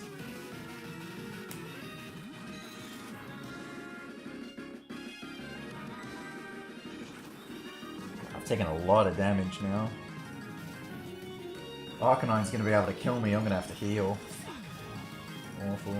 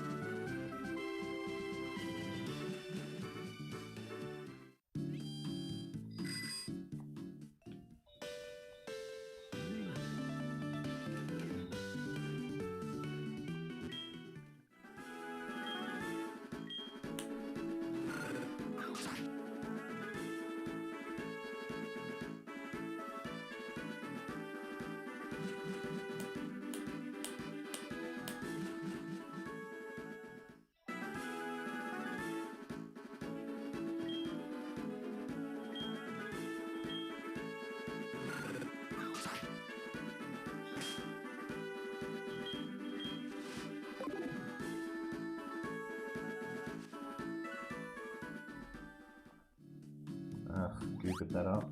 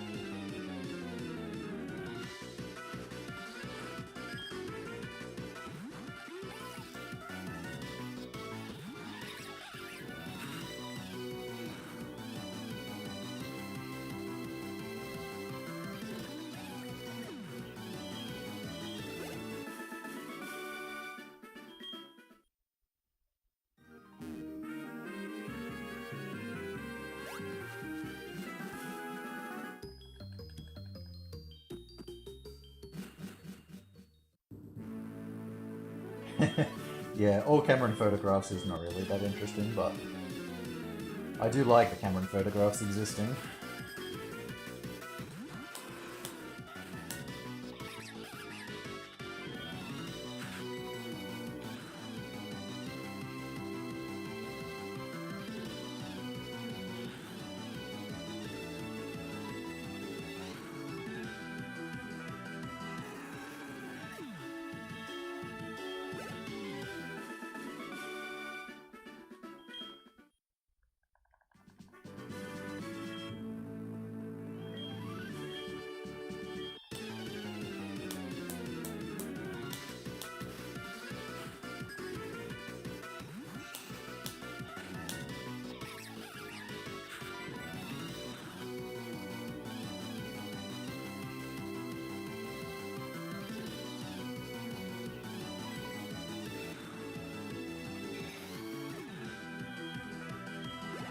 No, not friend.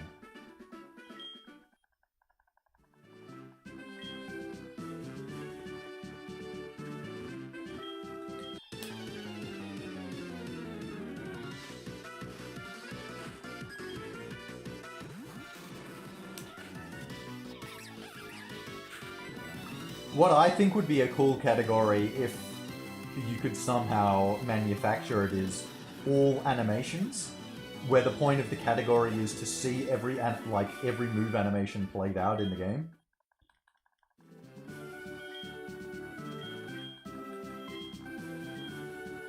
Unfortunately, I think it would actually end up being a cheesed out thing where you would just actually be using metronome for like all of them. And then it would just be a rush to get the other moves that you can't call with metronome.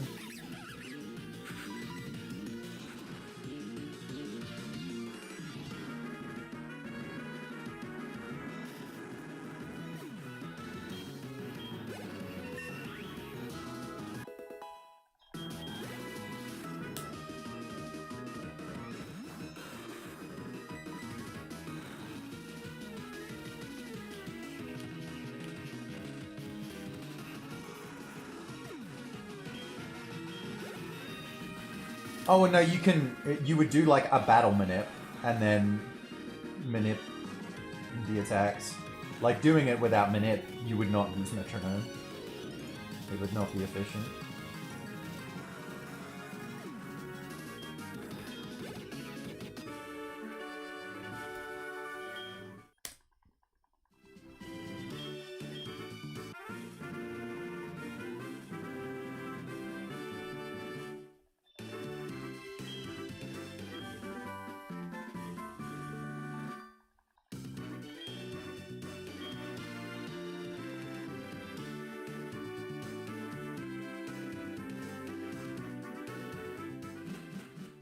I have done Caterpie Plus, actually.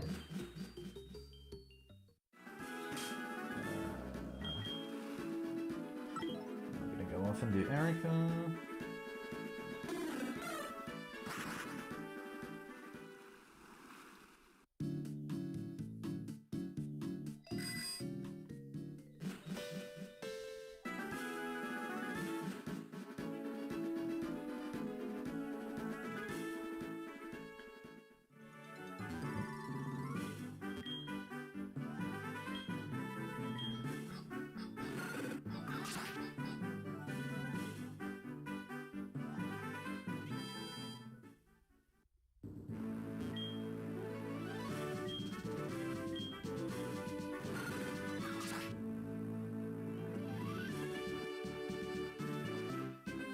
I do know someone who leveled up a Caterpie to 100 in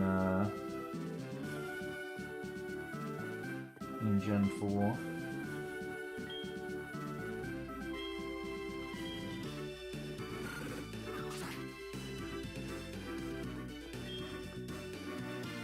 It depends on the game how hard it is to learn RNG manip, and it depends like to what end. Like there are some things that are pretty easy, and there are some things that are very difficult.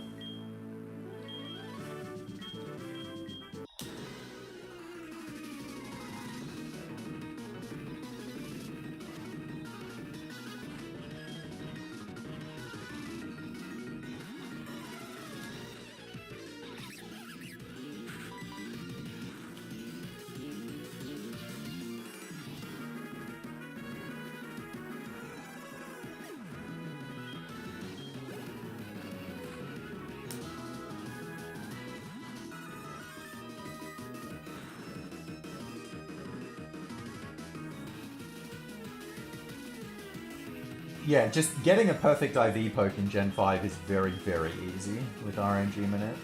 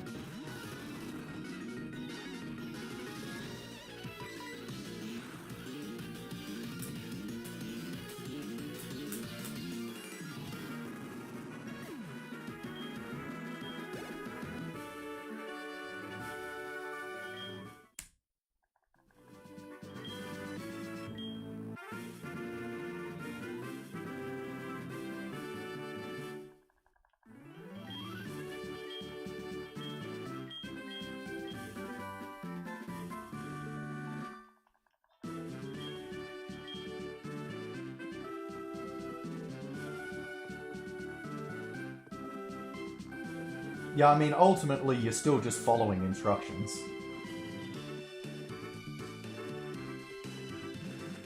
In terms of doing, like, a simple manip just for a good IV poke. You're not really creating anything. In terms of, like, the really hard manips.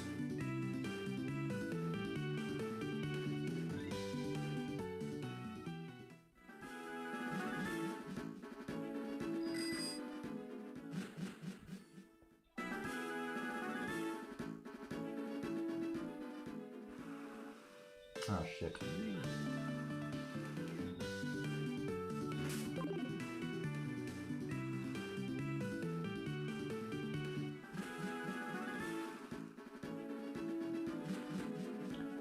Black White 1 uses Stoutland, Black White 2 uses Excadrill.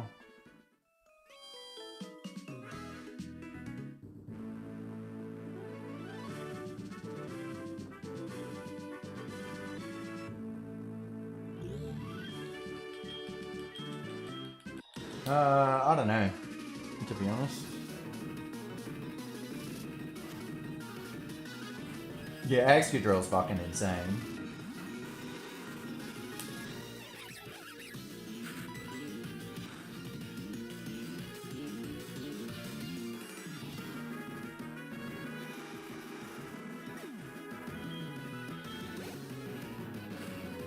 Like, the gap between Excadrill and everything else in Black White 2 might be the biggest in the series.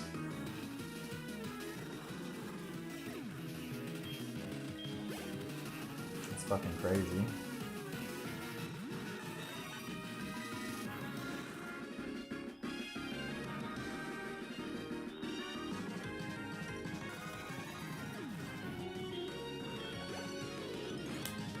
Ridiculous stats, ridiculous typing, and ridiculous moves. And like in Black 2, White 2 as well, like the fact that it gets stat boosting moves, and like it gets Swords Dance reasonably early, but Home Claws before that as well, is really important, because X items are really late in that game.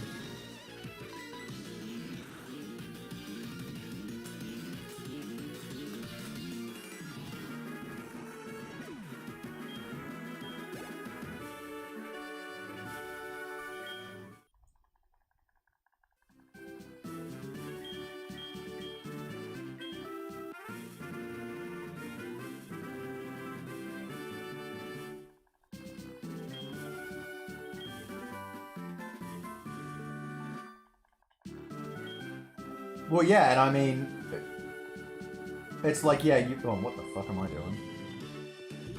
You've got Drillbur before you've got Excadrill, and Drillbur's nowhere near as good.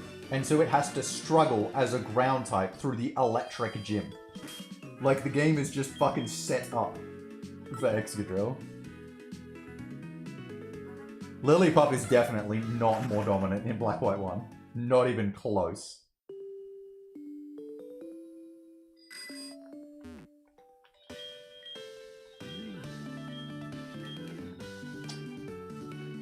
Like, I had to convince people that Lillipup was better than Tepig. It's close enough for that. No one had to be convinced about Excadrill.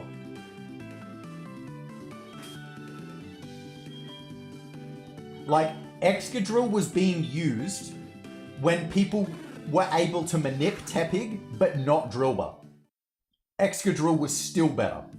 Non-manip Drillbur that you had to get from the fucking Dust Cloud was still better than perfect manip anything else.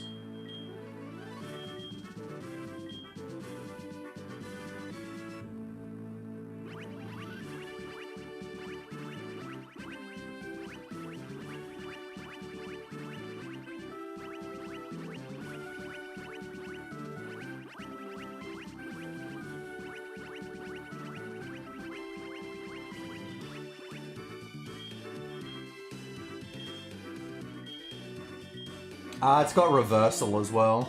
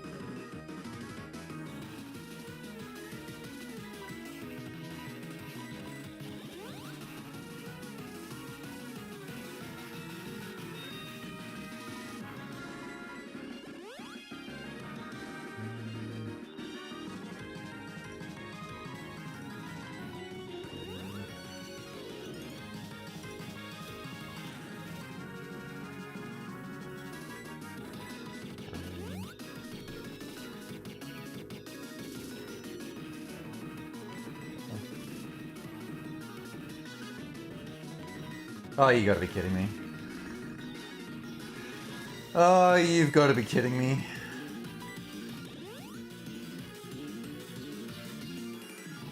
One.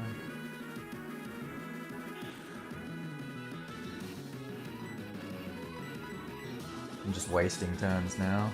2.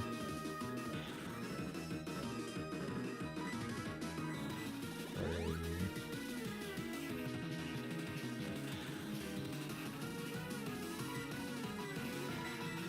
4. Wow, this has been revoltingly bad.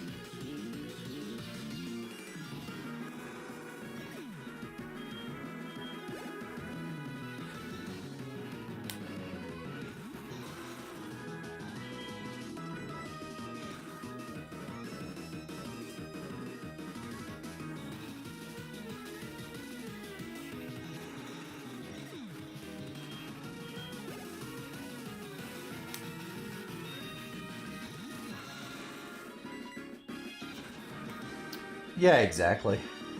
Like, given how this run started, it was never going to be the Amazeballs run.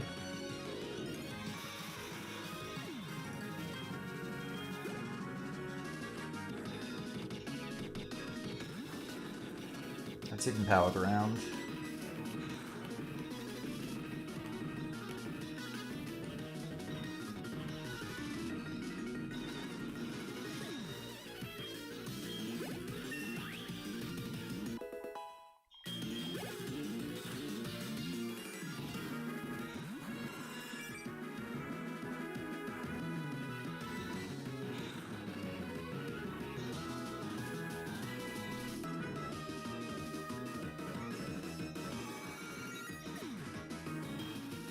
It is.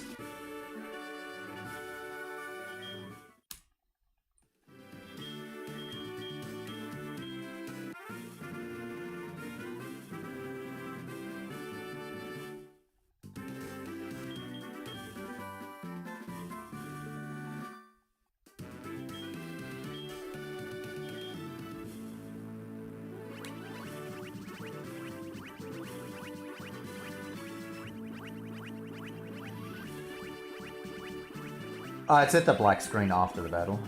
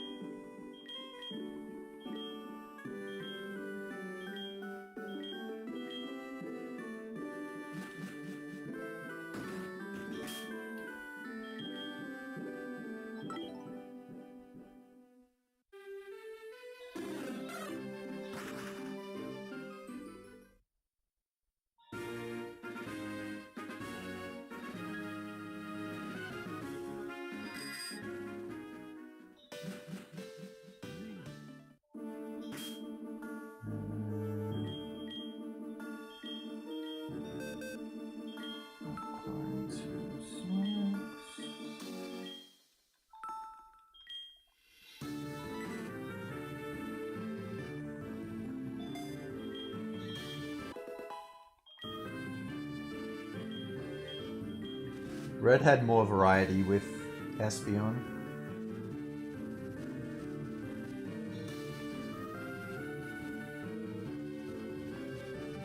And was also a nice tie-in to the manga.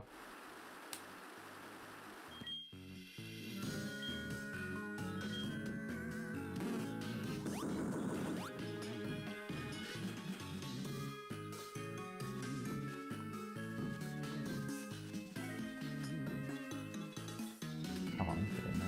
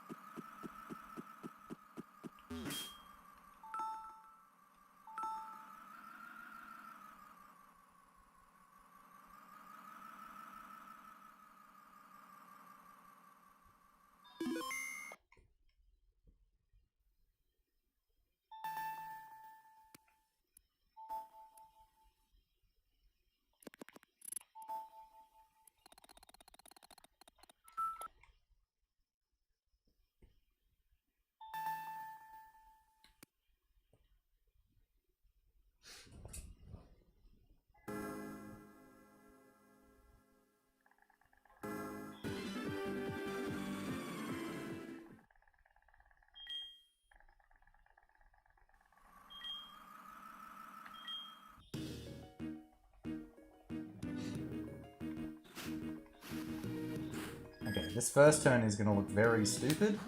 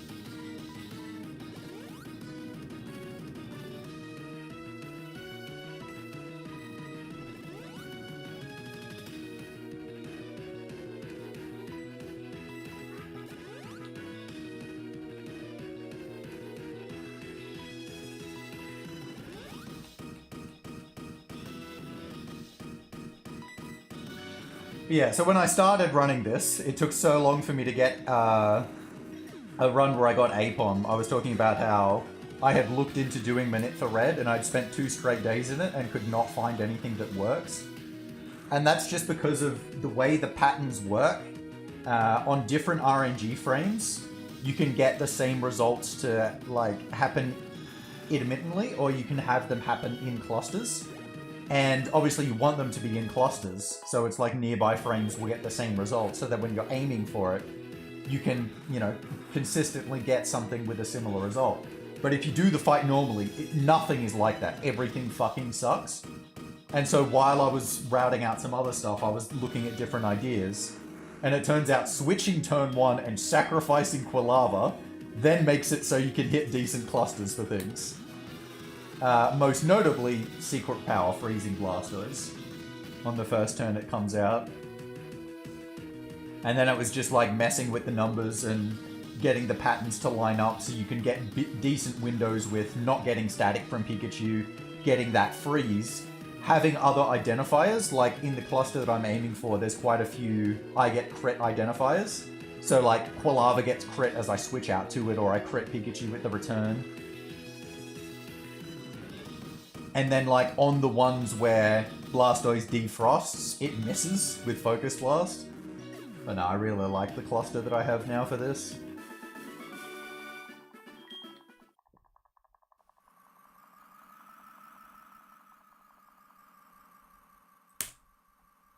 It does look very fucking weird though, switching to Quilava turn 1. Alright, 355. Got the sub 4 first run. I like that.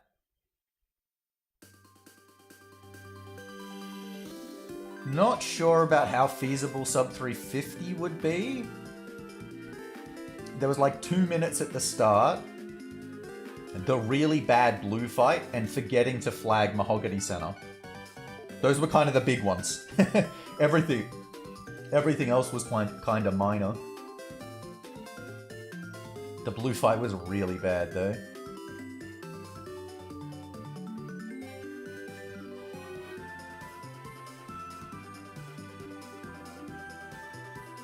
But yeah, I'm happy with the cluster. So I got it to the point where I don't have to buy any other extra X items as well. Because you can do stuff and make it easier if you like map in, oh, you can use an X special defend and then still take a hit from Blastoise. But I mapped out a cluster where none of them take damage, so you don't have to worry about that.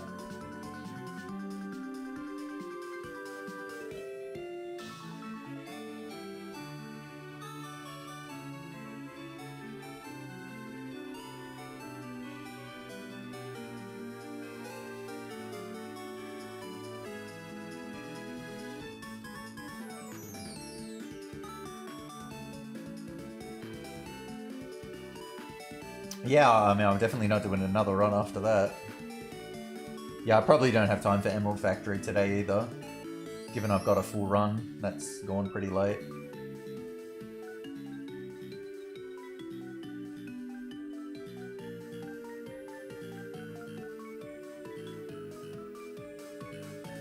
I might actually upload this run in the meantime though.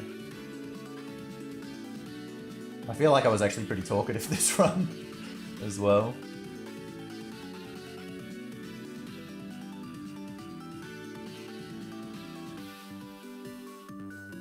I got the Aipom seed first try as well.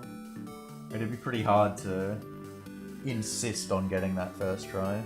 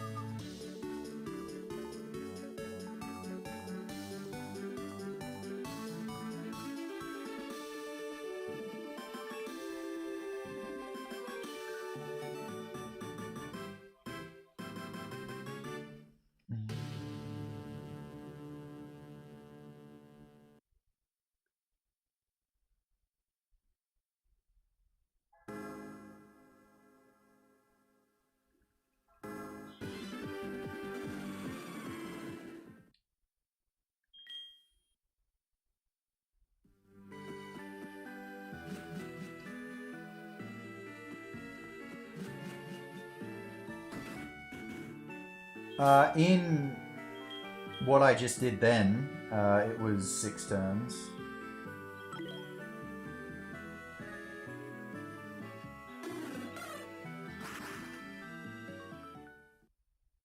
He's not frozen for that long in every run though.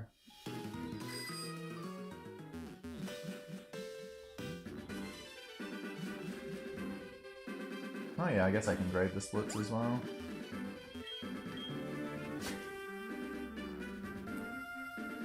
This guy's text cracks me up every time.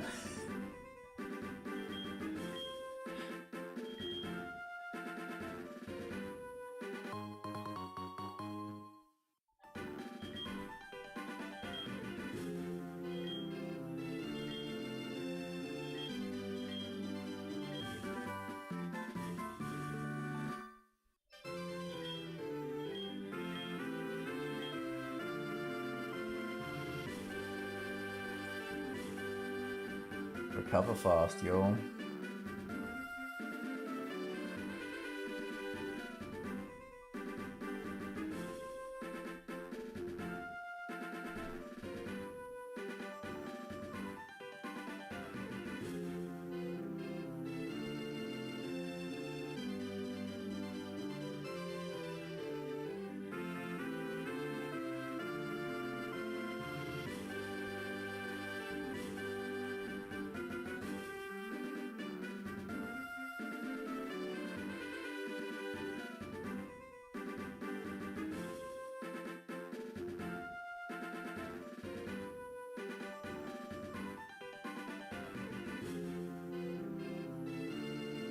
Alright, peace out for now, guys.